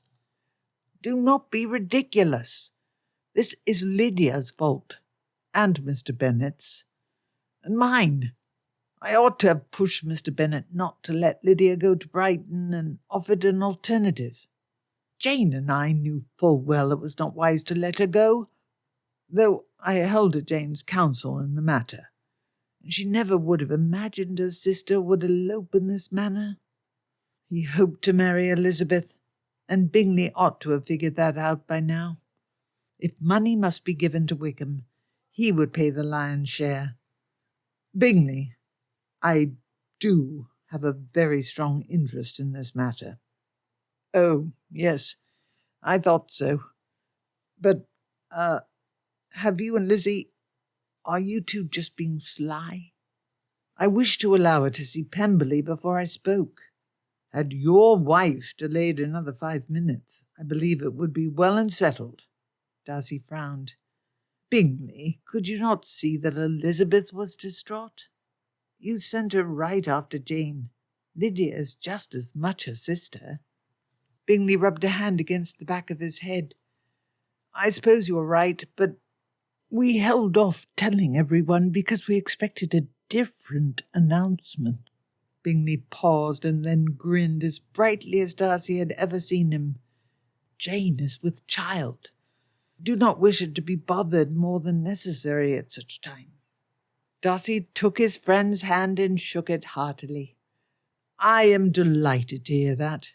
You shall make an excellent father. Darcy opened the bottle of whisky he kept near his desk and poured a tumbler for both of them. Here, we must drink to your child and your wife. Soon the memory of the task before them returned. Darcy said, Let us head off to Mrs. Young. If you insist, have it your way and come along. Promise me this. If we encounter Wickham, allow me to speak most. A small chaise which the Darcys kept at their London home had been brought out of storage and prepared for use while Bingley sought Mr. Bennet. It was near the high point of summer, so the day ended late, and the glimpses of the red glow of the setting sun Darcy received through the buildings were beautiful. Despite the scene, it was a typical London evening in the summer, loud, horridly hot, and a truly awful stench exuded from the open cesspits. By now the exodus of the very rich triggered by the worsening smell and end of Parliament session was mostly complete. Yet that did little to lessen the crowding of the streets. Most of the teeming masses of London were not gentry and their servants, but workers, merchants, and apprentices. It was the greatest city in the world, and had the greatest smell and greatest traffic. Not that Paris, Berlin, or Vienna would be any more pleasant late on a summer evening. Most likely they would not be. The stories he had heard from acquaintances in the employ of the East India Company claimed the great trading cities of the Orient were worse. And there were slave pens in the East Indies. The world was a terrible place. filled with immoral sorts like Wickham and Mrs. Young. Bingley fell asleep a few minutes into their trip. As Darcy's house was in an opposite part of London than Mrs. Young's location, it took them almost an hour to travel across the city. When the carriage pulled to a stop in front of the soot-covered 3-story building with peeling paint, Darcy gently shook Bingley awake. He stretched, winced, and clutched at his back. "It does not look like much," Bingley noted. Darcy nodded and slammed the knocker hard against the dilapidated door. The door was opened by an untidy, middle-aged maid with thick arms and a red face. Her surprise at the presence of 2 richly dressed gentlemen outside this establishment was evident in her expression, and she made a poor caricature of a curtsy before asking their business. "Is Mrs. Young in? I must speak with her." Darcy handed her his card. "What do you wish to talk to the mistress about?" "That is my business," Darcy replied gravely. "Take us to her." The woman hesitated. Darcy had little patience. He hoped to have some positive news to comfort Elizabeth when she arrived the next day. Darcy pulled from the purse, kept in the inner pocket of his coat, a half-crown, and let the woman see it. Her eyes widened at the amount of money, which was far more than he would usually offer as a bribe in a situation of this sort, and she gave another curtsy, equally awful, but with more sincerity, once Darcy handed her the coin. Mrs. Young was a well-educated woman who, despite her worsened circumstances, maintained an elegant manner and dress, a little like Mr. Wickham himself, in fact. She went pale when she saw Mr. Darcy. "I have done nothing against you. Nothing. I've spread no stories, neither true nor false, and have only sought to provide for myself by running this establishment. You have no cause to bring against me. None. I haven't said anything about your—" "We are not here about that." Darcy cut her off sharply and glanced at Bingley, who looked a little curious. "Pray tell, has Mr. Wickham contacted you recently? My friend wishes to find him." "Oh!" She released a nervous laugh as she realized Darcy was not angry at her. She sat down heavily in one of the only rickety chairs in her small sitting-room. Mrs. Young chuckled and said to Bingley, "Run off with your sister, did he?" Bingley startled and replied, "How did you know?" "Don't give her unnecessary information." Bingley flushed and Mrs. Young chuckled again. "I've seen the girl. Are you sure you want her back? She is the worst sort of rich child. No sense in her head. None at all. Completely believes in Wickham. Thinks it will be a great joke to marry before most of her sisters." "You've seen them?" Bingley stepped forward eagerly. "Do you know where Mr. Wickham is? Please tell me." "Pray, why should I betray the location of my friend? I've known Mr. Wickham for years. He's always been good to me. Except—" She scowled at Mr. Darcy. "No, I shall not tell you." "How much?" Darcy wished the interview over so he could sleep before hunting Wickham down the next morning. "Mr. Darcy, how dare you suggest I am anything but a respectable woman? How dare you suggest I would betray friendship for some small pittance?" Darcy pinched his nose tightly between his fingers. He was tired and hated that he must play these games. "I understand, madam. I should not have insulted you, and will seek some other method to find your friend." He stiffly bowed. "Good day." Bingley was shocked as Darcy walked towards the door. "But you said she was our best opportunity to find Wickham easily. She knows where Lydia is. Time is of the essence. If we find them and make them marry quickly, the scandal will not be nearly so bad. You can't give up so quickly." "Madam, it is no betrayal of your friend, for he will benefit as well. Can you not understand how, as a concerned husband, I must see my wife's sister safe, and her character restored. My friend is tired, and I apologize for his insult. We are desperate, and you are our only hope. Can you not find it in your heart to help us?" Darcy stared at Bingley in amazement. Mrs. Young caught the look between the two of them and laughed uproariously. Such a good joke. I'll tell this one for years. "What is amusing?" Bingley asked. Darcy rubbed his forehead. A headache was coming. Mrs. Young said, "I am your only hope, Mr. Darcy." I'd known you really wanted my help, but not that you were desperate for it.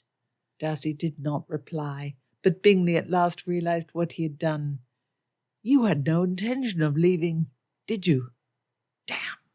I have no skill at these things. You know that." "Which is why I did not wish you present.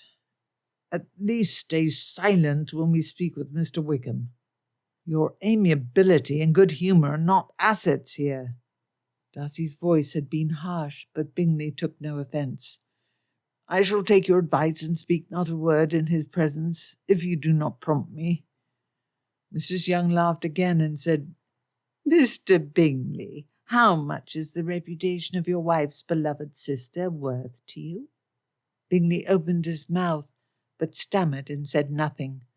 Mrs. Young continued, "Do not be cheap. Every minute that passes, the story of her running off with our fine, handsome friend spreads." Before Bingley actually named a number, Darcy stopped him. "Do not say anything." Bingley flushed with embarrassment, and Darcy added, "If you ever should purchase that estate, you must find somebody else to negotiate the price for you. You are perfectly unqualified for the task." Darcy frowned and thought. Mrs. Young knew they had no other option and would feel that she could demand very much. Yet she also knew there were limits. He needed a number high enough for her to take seriously, and which would put a leash around her hopes, but low enough to keep him from giving the foul woman more than he must. Before Darcy spoke, Mrs. Young said, "Come, Mr. Bingley. Helping your sister must be worth at least £500 to you. Surely you cannot find such a sum excessive." "Do not be ridiculous," Darcy replied immediately, cutting Bingley off. "My friend is not nearly so well off as I am. He cannot afford such expenditure so easily." "Can you not, Mr. Bingley?" She looked Bingley closely in the eye. "I think you can, and you are a man who deeply loves his wife.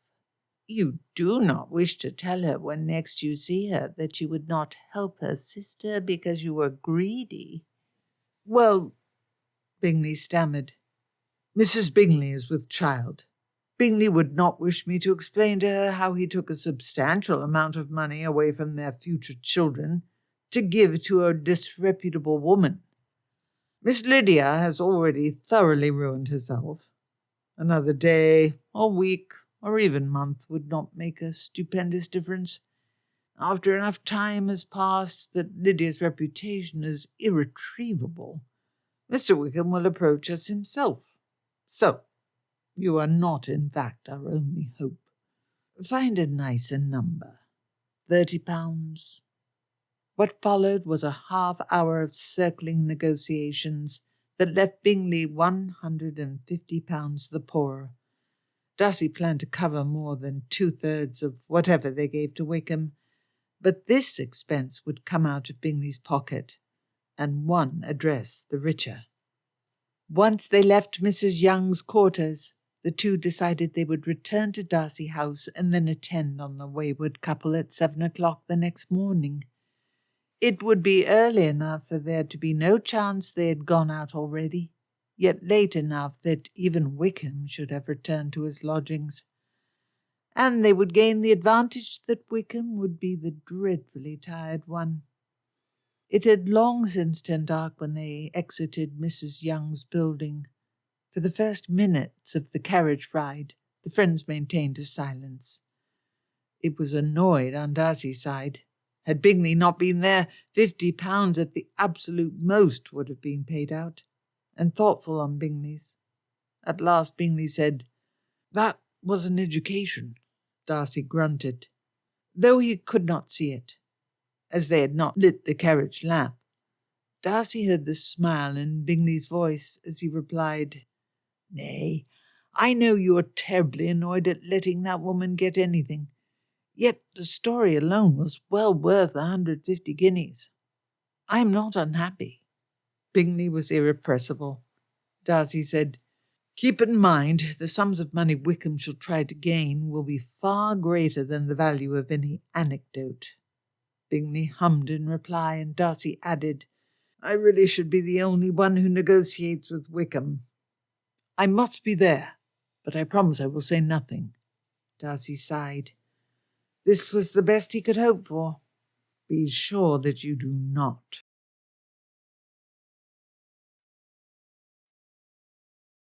Chapter 20.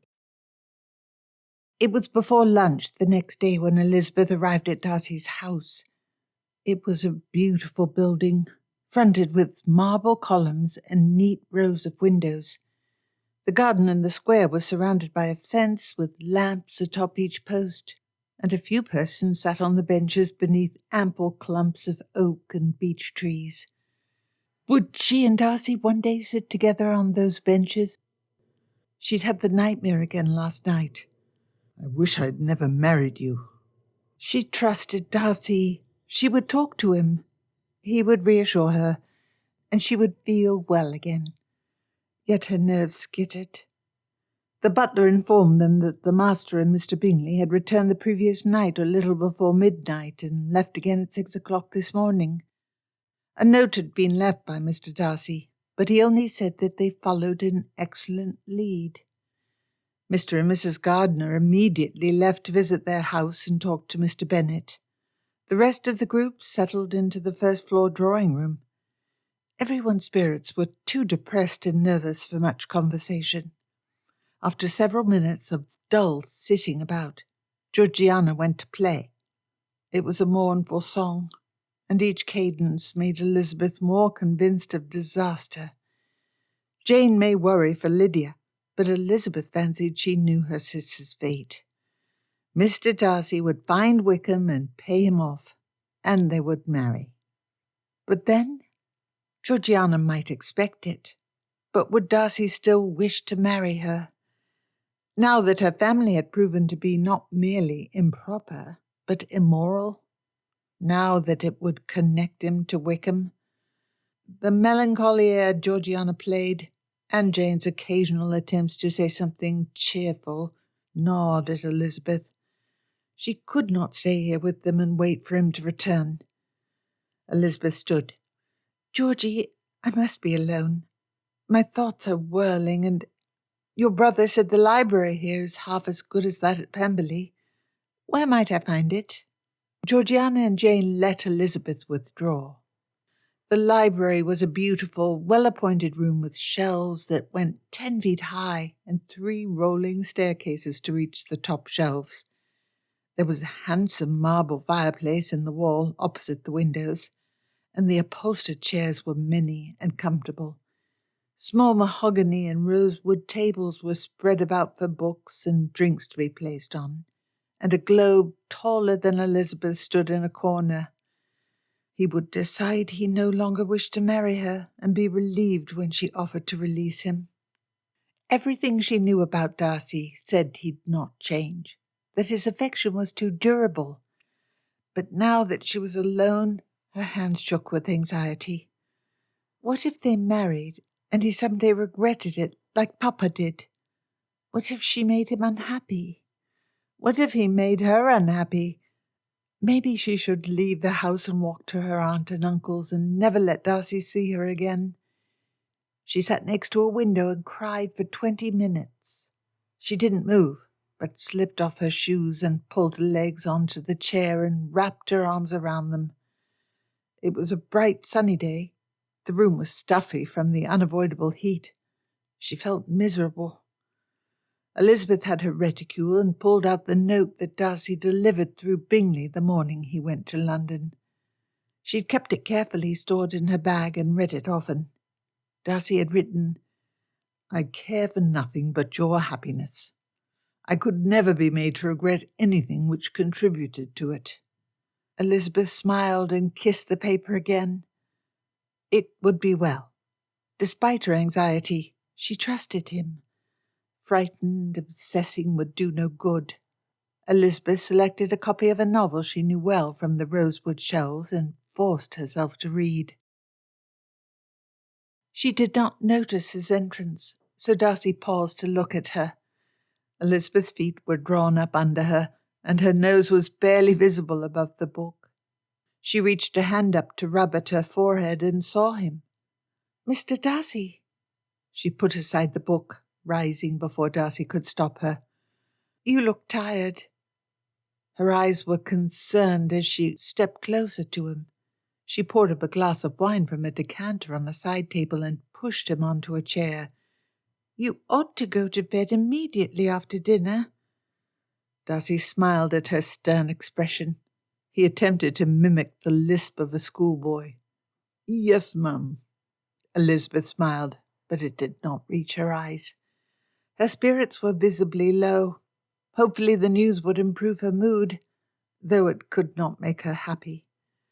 Darcy drained his glass of wine. Fatigue and soreness covered him like a thick blanket. He gestured for Elizabeth to sit down. "You must wish to know what news I have." "Only if speaking of it won't distress you." "I'm tired, not—" Darcy spread his hands in explanation. "No, while the situation is poor, the news is as good as it could be. I found them. It proved impossible to convince Lydia to abandon Wickham. However, while there are still details to be negotiated, I convinced Wickham to marry her for an almost reasonable sum." "So that is the best we can hope for, that she marries such a man. Wickham is to be my brother." Elizabeth sighed unhappily. She was beautiful, and he wanted to make her happy. But nothing could change the situation. Darcy spoke rapidly. "It is unfortunate, but do not worry so. Do not worry. We will keep an eye on Wickham and ensure that some of the money settled upon them goes directly to your sister. She will not be mistreated. He will take a commission in the regiment of a close friend of Colonel Fitzwilliam's. Lydia will face no worse than an imprudent husband who really cares nothing for her. It cannot be what you wish for her, but a great many people face situations quite as bad without becoming really unhappy." Elizabeth silently cried with tears rolling down her cheeks. Darcy grabbed her hand. "Elizabeth, please don't cry. It will be well, I promise you." "I'm being ridiculous, but I feel so anxious." Elizabeth pulled her hand away from his to take a handkerchief from her reticule to cry into. It was the one he had given her the last time they spoke. Darcy retook possession of her hand and gripped it tightly. She squeezed his hand back. Darcy settled himself closer to Elizabeth, dragging the armchair he sat in forward with his weight. He pulled Elizabeth's hand up to kiss it briefly and then covered it with his other. It was impossible for him to undo the consequences of Lydia's imprudence, but he wished to share as much of Elizabeth's pain as he could. For a moment, he feared he may have acted amiss. The sobs, which had begun to relax, redoubled. However, when Darcy moved to pull his hands away from Elizabeth's, she murmured for him to stay and gripped him tightly. At last Elizabeth ceased crying. She clutched Darcy's wet handkerchief in her free hand. She attempted to pull her hand away from him. Darcy did not let her. Elizabeth turned away with a blush. "I should not cry over what must be. I should not have imposed upon you so." "There is nothing I desire more than for you to impose upon me." Elizabeth looked him full in the eye. I sincerely thank you for that. I do. I cannot help but think about all the other ways my family has imposed upon you. You have my deepest gratitude for your goodness. Darcy squeezed her warm hand tighter and began to speak. Elizabeth, you must know that... Wait. Elizabeth closed her eyes and clenched her free hand. Her face was pained. I have something I must say. I must. Before you say anything else, Georgie told us how Wickham attempted to use her. I now know why you hate him so. You could not. You said it would be terrible to be connected to Wickham. You could not wish Georgiana to be attached in any permanent way to that man. I know you have... Much of what you have said of late was in the nature of a promise, and if you no longer wish to... Don't be ridiculous. Darcy's chest tightened with anger. I shall not let you say such words. I shall always wish to marry you. How could you think my heart might change? How could you imagine Wickham might make me love you less? I could never wish to abandon... You cannot think my feelings so shallow. I know you love me. I know it wouldn't affect that. But you'll regret it some day. You will, like Papa. We won't always feel so much as we do now, and one day you'll find I'm not so young, and Wickham will make some insolent demand, and you'll regret it. I cannot do that to you. Like Papa. He hated that she could feel uncertain, but she needed his affection now more than ever. Oh, Lizzie. Darcy leaned close and pulled Elizabeth near so he could kiss her forehead.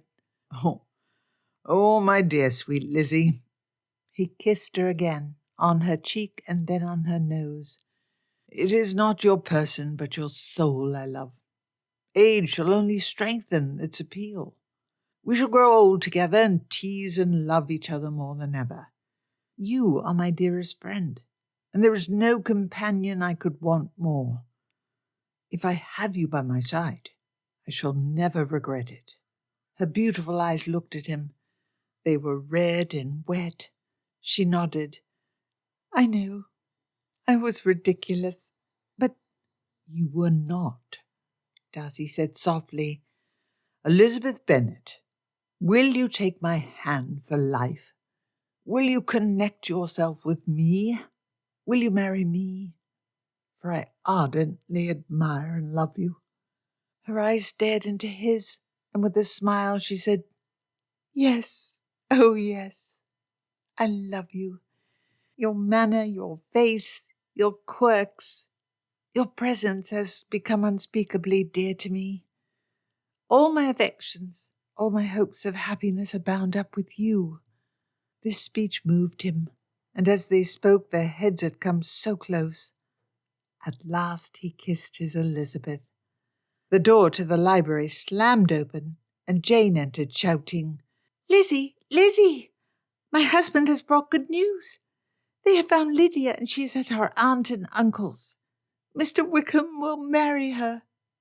Elizabeth and Darcy jumped apart, and Darcy could feel that his face was as hot as Elizabeth's looked. Jane realized what she had interrupted, and, with an embarrassed, Pardon me, quickly backed out of the room and closed the door. Elizabeth gave an exasperated huff. If she continues to interrupt us so, I shall grow very cross with Jane. I never interrupted her so when Bingley was courting her. I have desired to kiss you for close on 6 months now. Elizabeth's frustrated scowl was adorable, and Darcy laughed, soon joined by Elizabeth. I confess, Darcy said, I spent at least a full half-hour upon the road, cursing that your sister had not delayed 5 minutes before she interrupted us in the orangery. Had she waited another minute, I would have requested your hand. Only a mere half-hour? Elizabeth smiled cheekily. And what, pray, absorbed the rest of your thoughts? You, my dear. Darcy took Elizabeth's hand again and looked into her smiling eyes. Deeply as your sister annoyed me, I believe I thought mainly of you. Darcy could see Elizabeth was affected by their closeness, and though she attempted to keep her voice light, it trembled as she leaned her face ever closer to him. Now that is a topic of contemplation I approve greatly of. Darcy kissed her. Far before Darcy would have liked, Elizabeth pulled away. She sighed. We must rejoin the others, else Jane will think the worst of us. And I wish to share the good news. Do not be absurd. Jane will never think the worst of us, even if we deserve it. Elizabeth giggled and Darcy kissed her again as she laughed. They stayed in the room long enough that if Jane suspected the worst of them, she would now be certain. At last they stood to leave the library and find the others. As they did, Elizabeth said, I hate that such a matter intrudes on my mind, but you talked with Lydia. In what manner did she behave? She is unrepentant. She is quite angry at me. Her head is filled with tales of my crimes against Mr. Wickham, and she is devoted to her dear Wickham. The impropriety and immorality of her situation has no hold upon her. She was quite as bad as you imagine her to have been. They paused outside the drawing-room, and Elizabeth sighed. I suppose it is best, since she will marry him, that she takes her husband's side. Still, Elizabeth shook her head and reached to open the door. Darcy stopped her with his hand and whispered, This conversation has made you look a little unhappy. He gave Elizabeth a quick kiss and was delighted to see how her cheeks flamed. They are right in there, she said, pointing her head towards the door. Elizabeth, I must have you look the part of the blushing bride. I cannot let our family think you are anything but happy. Your embarrassment is an advantage in this situation. Elizabeth's mouth formed a silent O. She leaned up on her toes and kissed him soundly. There, now you look properly unsettled as well.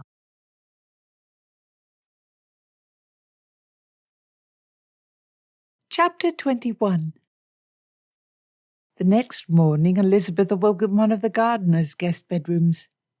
Things were not perfect, which was for the best. If one had no cause at all for unhappiness, then fate would conspire to bring sorrow. Lydia still was to marry Wickham, and she was separated from Darcy by more than a mile of city streets. So Elizabeth had no need to fear that she was too happy.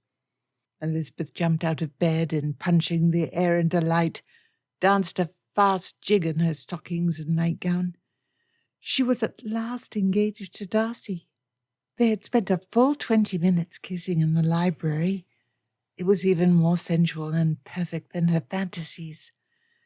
Soon they would marry, and she would live with him at Pemberley and tease Darcy into his brilliant smiles every day.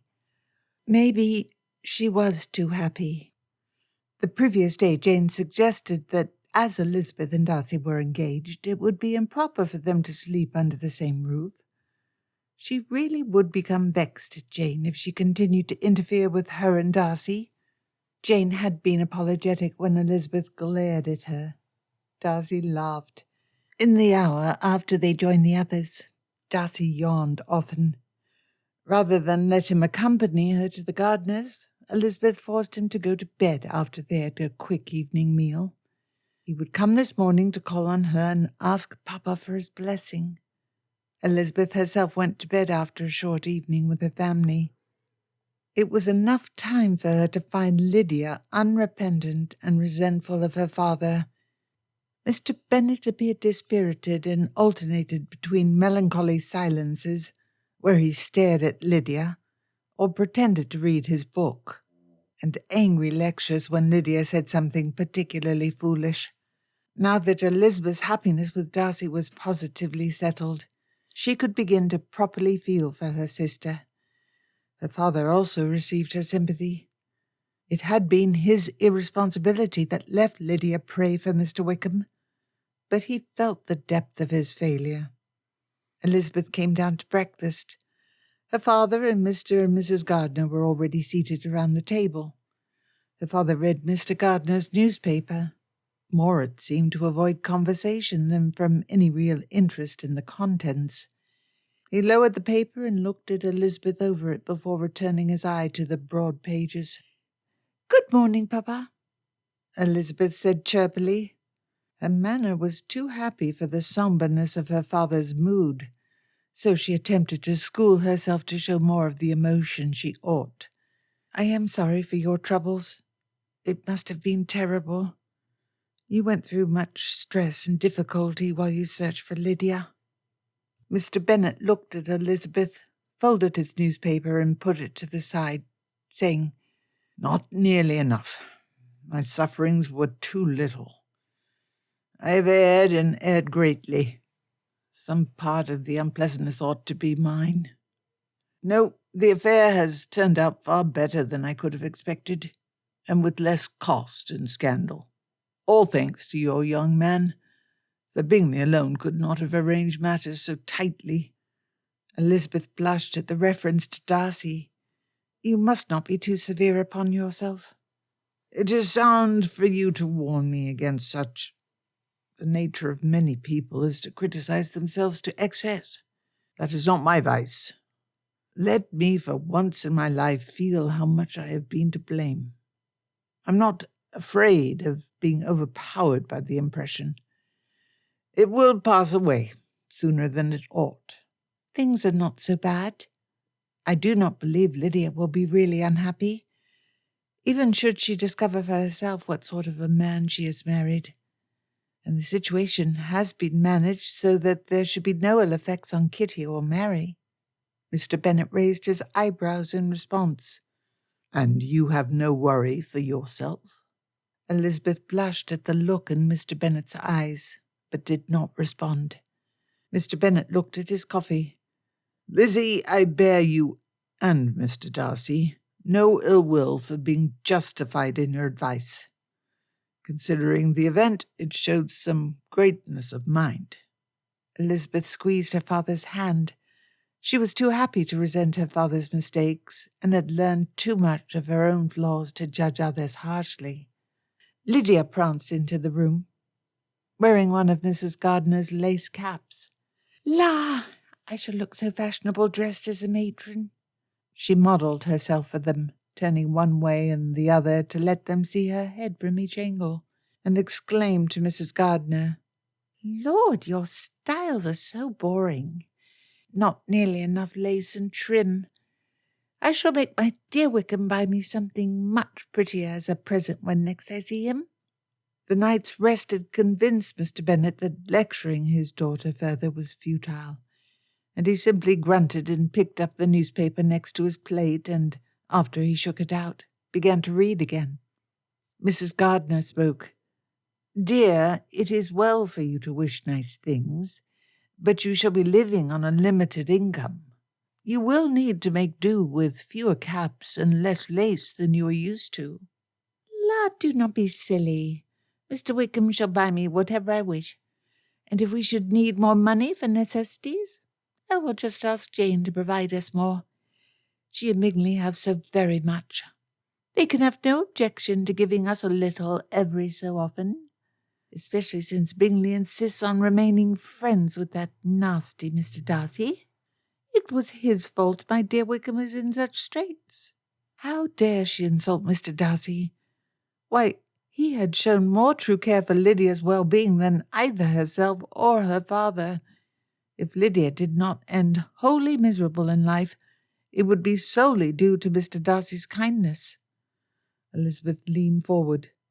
"Mr. Wickham's troubles are of his own devising. Mr. Darcy has only ever acted with honour and a great excess of generosity towards him."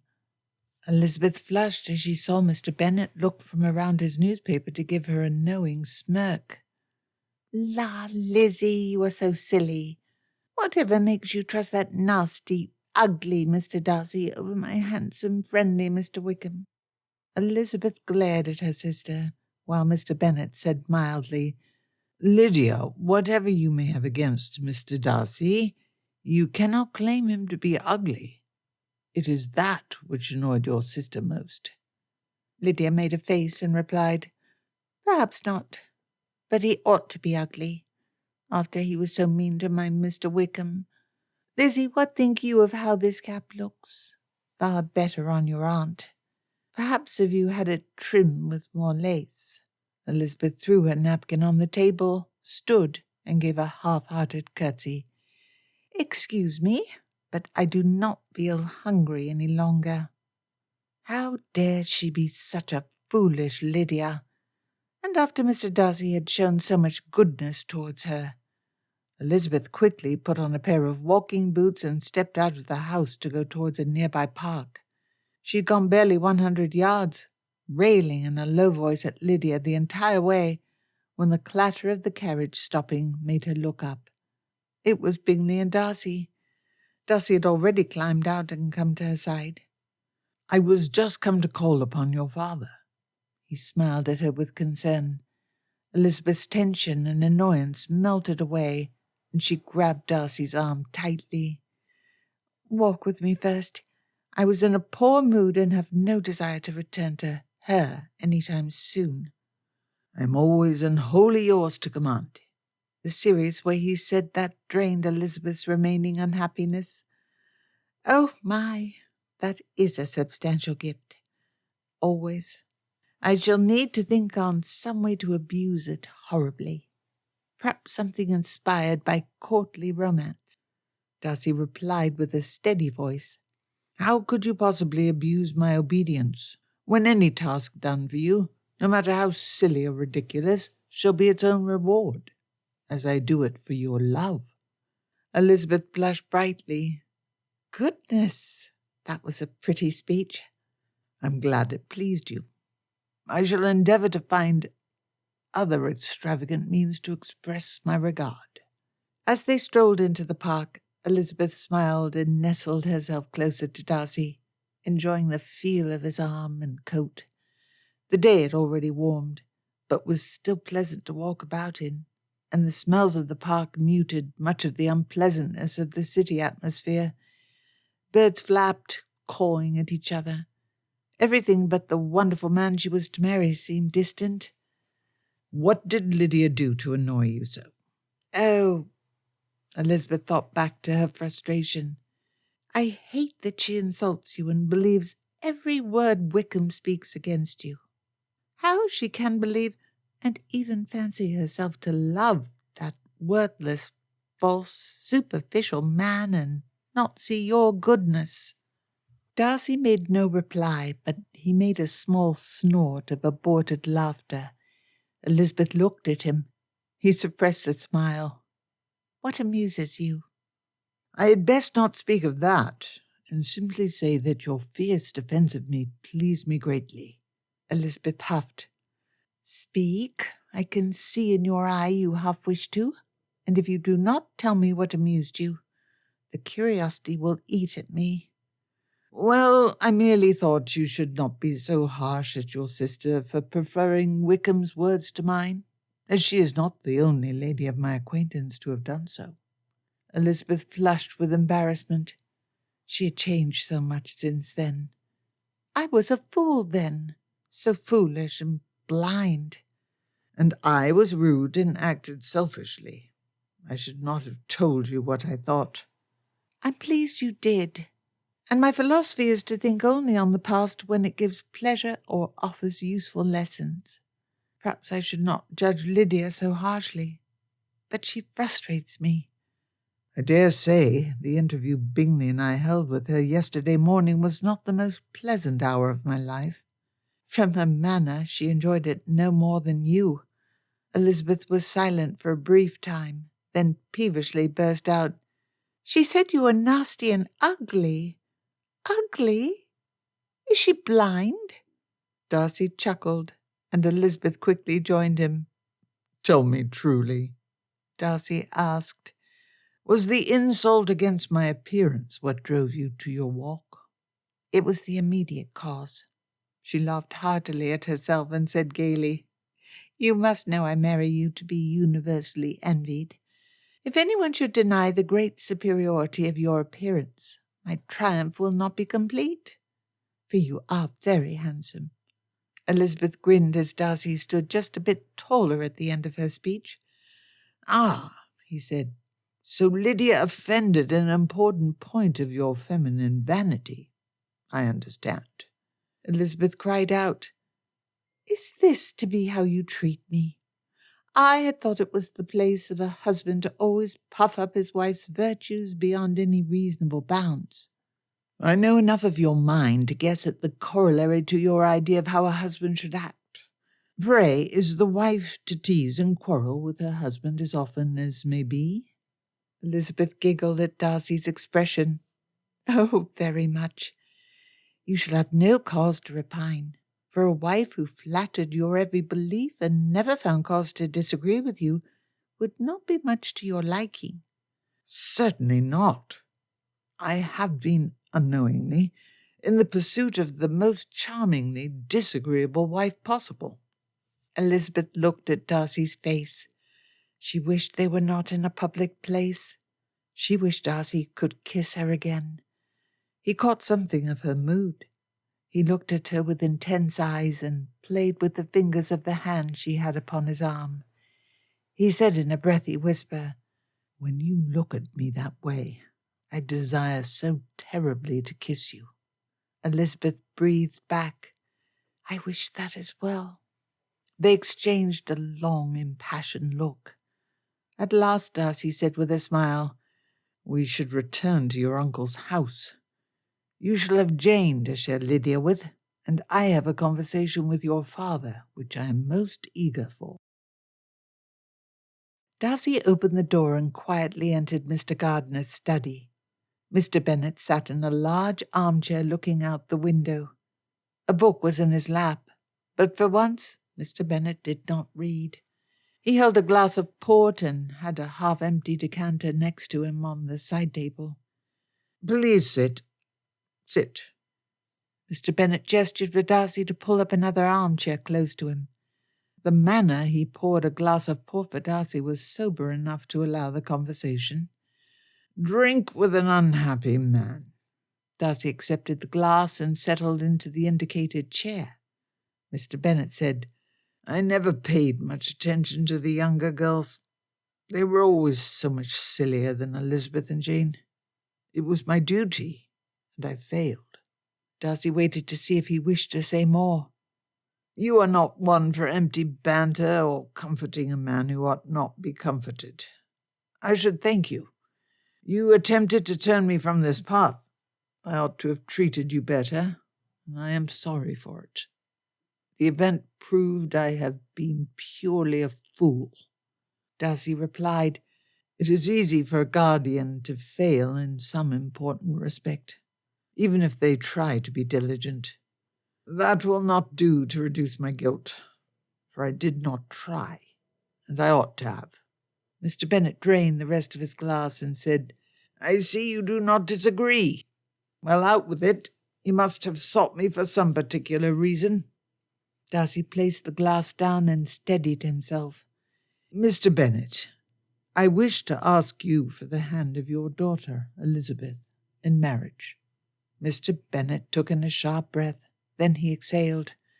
"I expected it to be that. Well, I shall miss her. However, I have seen too much of you two together to doubt her happiness with you." His face became pained. "I owe you another apology. I had hoped, it was even more foolish of me and very wrong, but I had hoped, not consciously. I could see your feelings were too strong for such a stratagem. But in my heart I had hoped that if I behaved unpleasantly towards you, your mind might change. Derbyshire is so far away, and I will miss my girl very much. I suspected as much. You can visit despite the distance. The turnpikes have made travel not so bad as it once was, and our library is grand indeed." Darcy could not feel really angry at the man who had raised Elizabeth and was now to lose her companionship. "You should not have involved Miss Mary and Miss Darcy in your game. I know it was wrong. I should not have. I'm glad they ended friends during that last call. Mary will be glad to see your sister again. By the by, Mr. Bennet smirked, Lizzie defended you most fiercely this morning from Lydia's repetition of Wickham's accusations against you. Darcy smiled. She said as much to me. Well, no use to put it off. Mr. Bennet reached across to shake Darcy's hand. You can marry her with my blessings, and I am sure you will prove to be a better father and husband than I have. Thank you, sir. When Mr. Bennet said nothing further, Darcy stood so he could return to the drawing-room and Elizabeth. No, wait. Mr. Bennet filled both of their glasses from his decanter of port. Let us first toast to my Lizzie. Darcy nodded, and with a happy smile clinked his glass against Mr. Bennet's. To Elizabeth.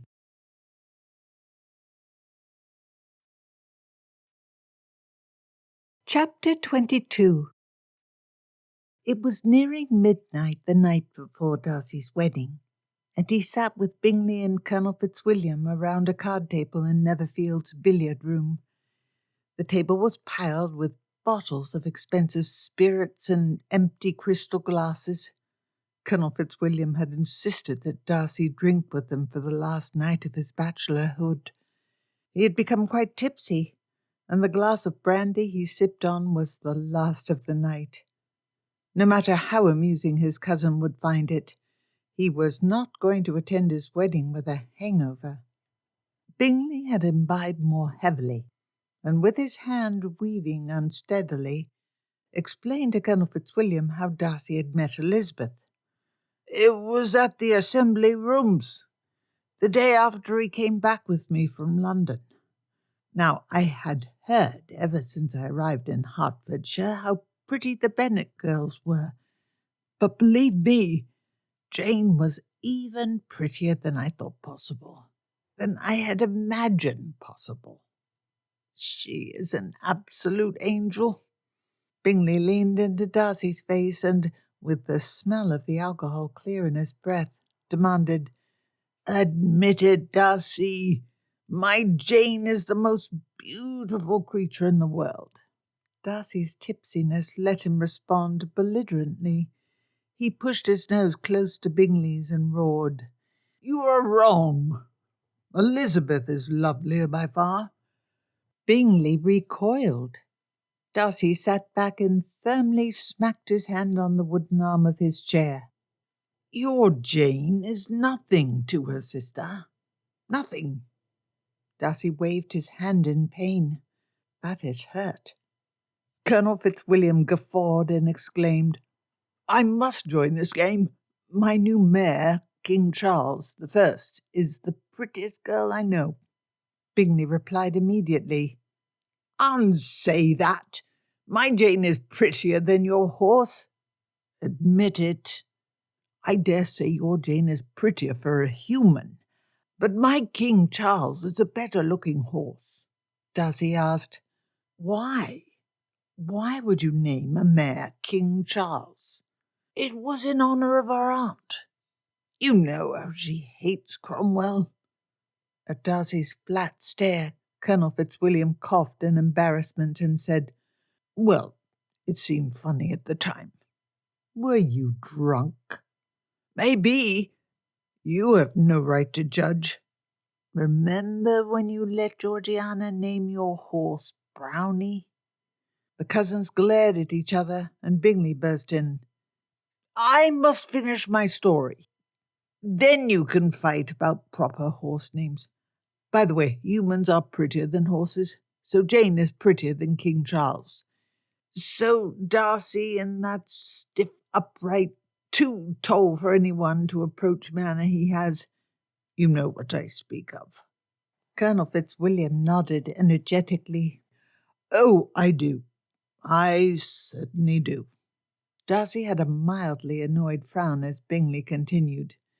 Darcy was not dancing, so I approached him. I said, Darcy, you stuffed shirt, you powdered wig, you exceptionally tall and noble-looking gentleman, I must have you dance." "Of course," Darcy replied.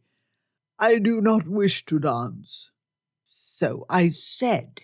Don't be a fool, Darcy. Some of the girls here are uncommonly pretty. You may even decide to marry one of them. Why, right there is a very pretty sister of my partner. Don't you agree? Jane happens to be the very, very prettiest girl in the entire world." Colonel Fitzwilliam laughed uproariously as Bingley gestured wildly and spilled a little brandy. Darcy watched the floor absorb the liquid. A bottle that excellent deserved better. He stifled the urge to refill his almost empty glass. Bingley continued. "And Darcy looked at Elizabeth for half a second, and I remember what he said clear as day. It was the night I met my darling Jane, and I remember everything from it clear as day." Bingley pantomimed, pulling himself as tall as he could, and spoke with a much deeper voice. "She is tolerable, but not handsome enough to tempt me."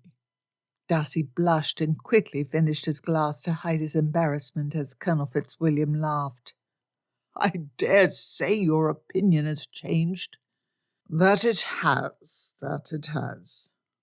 And pulled by the alcohol and his genial mood, and the fact Fitzwilliam and Bingley were his closest friends, Darcy added, "She overheard the conversation."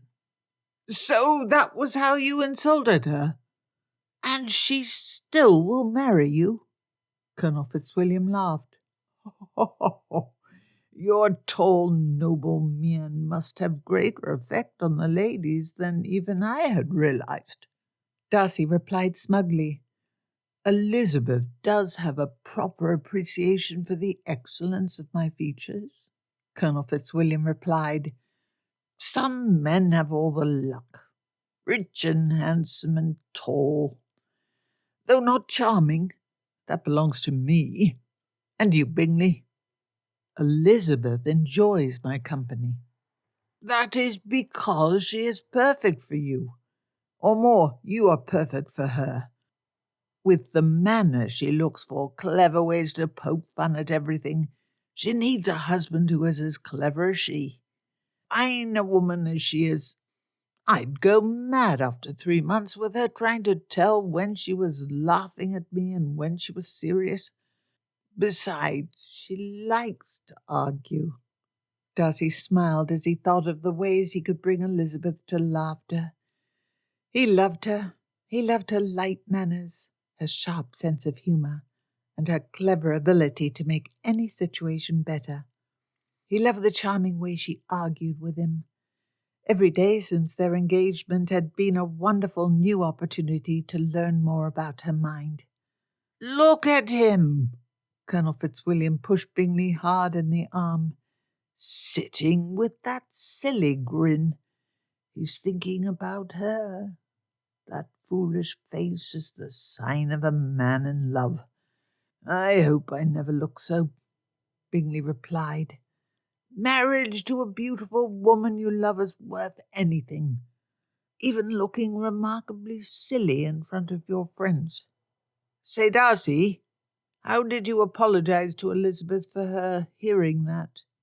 "Well, first we argued about it." Bingley waved his hands about. "So that was what the famous argument between you and Elizabeth after our wedding was about?" Darcy shrugged. "We discussed other things." Colonel Fitzwilliam laughed again. "I recall when you told me of that argument. You said you no longer had any affection for that girl." Colonel Fitzwilliam poured himself and Bingley a refill, but when he moved to pour more for Darcy, Darcy covered his cup with his hand and shook his head. Colonel Fitzwilliam nodded. "Wise. I'd not want to face Elizabeth after turning up drunk for her wedding either. She's mostly proper in company, but you can tell she has a temper when offended." "I have discovered that myself." The three pondered that. Bingley said, "Say, Darcy, aren't you terribly glad I ignored your advice last winter and married Jane?" I have been pleased you did not follow it ever since I saw how happy you were together. Yes, I know that.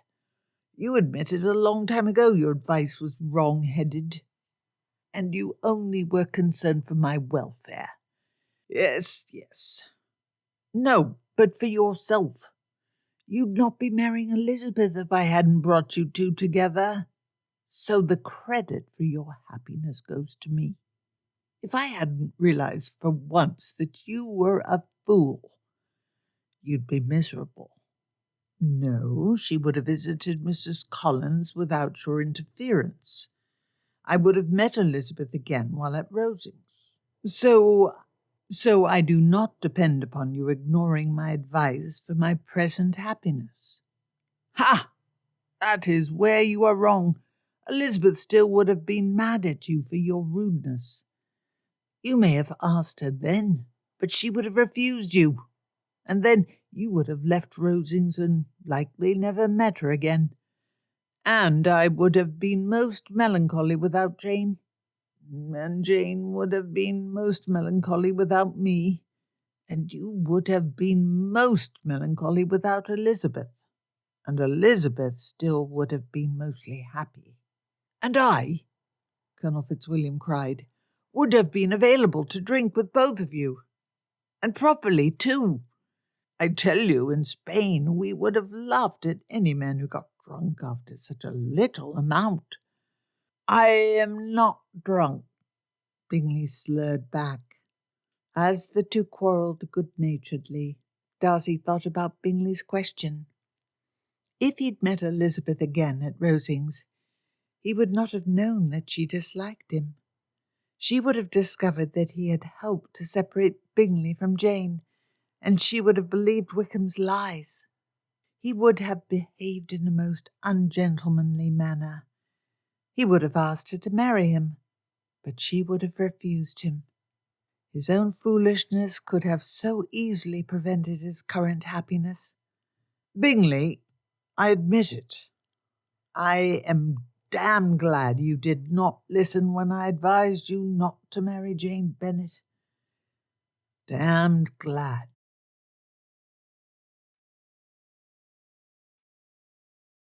This has been The Return, a Pride and Prejudice story, written by Timothy Underwood and a lady, narrated by Virginia Ferguson.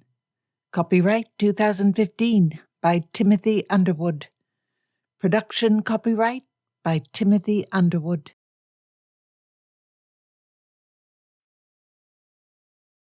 A request. Elizabeth and Darcy lead charmed lives. When we finish a story, we know Elizabeth will not die a year later in childbirth, and we know her children will escape the diseases which killed so many. She is a fictional character whose well-being is protected by the will of the author. The real persons in Regency England had no such guarantees. My research suggests 1 in 200 full-term pregnancies ended in the mother's death. At least a fifth of children would die before they became teenagers in rich families. These facts should be a sad part of history, but they're not. They are a terrifying reality. More than 1 billion people today live without access to medical care. Right now, there are places where pregnancy is still among the most common ways for a woman to die. Places where 1 in 5 children do not see their 6th birthday. Each month I give money to Doctors Without Borders. I enjoy knowing my actions may keep another human alive. You should support them. Or another organization that provides health care in the poorest countries. Donate $10 a month, or $20 a month, or 1% of your paycheck, or 2%, or any amount you feel comfortable giving. But donate something. If we act, in 20 years, there will be a mother who survived childbirth because a doctor stopped her from bleeding to death. She will feel nostalgic, yet happy as she watches her child, who survived an ear infection because of antibiotics we paid for, fall in love for the first time. Help me make it happen. www.doctorswithoutborders.org/our work/medical issues/women's health.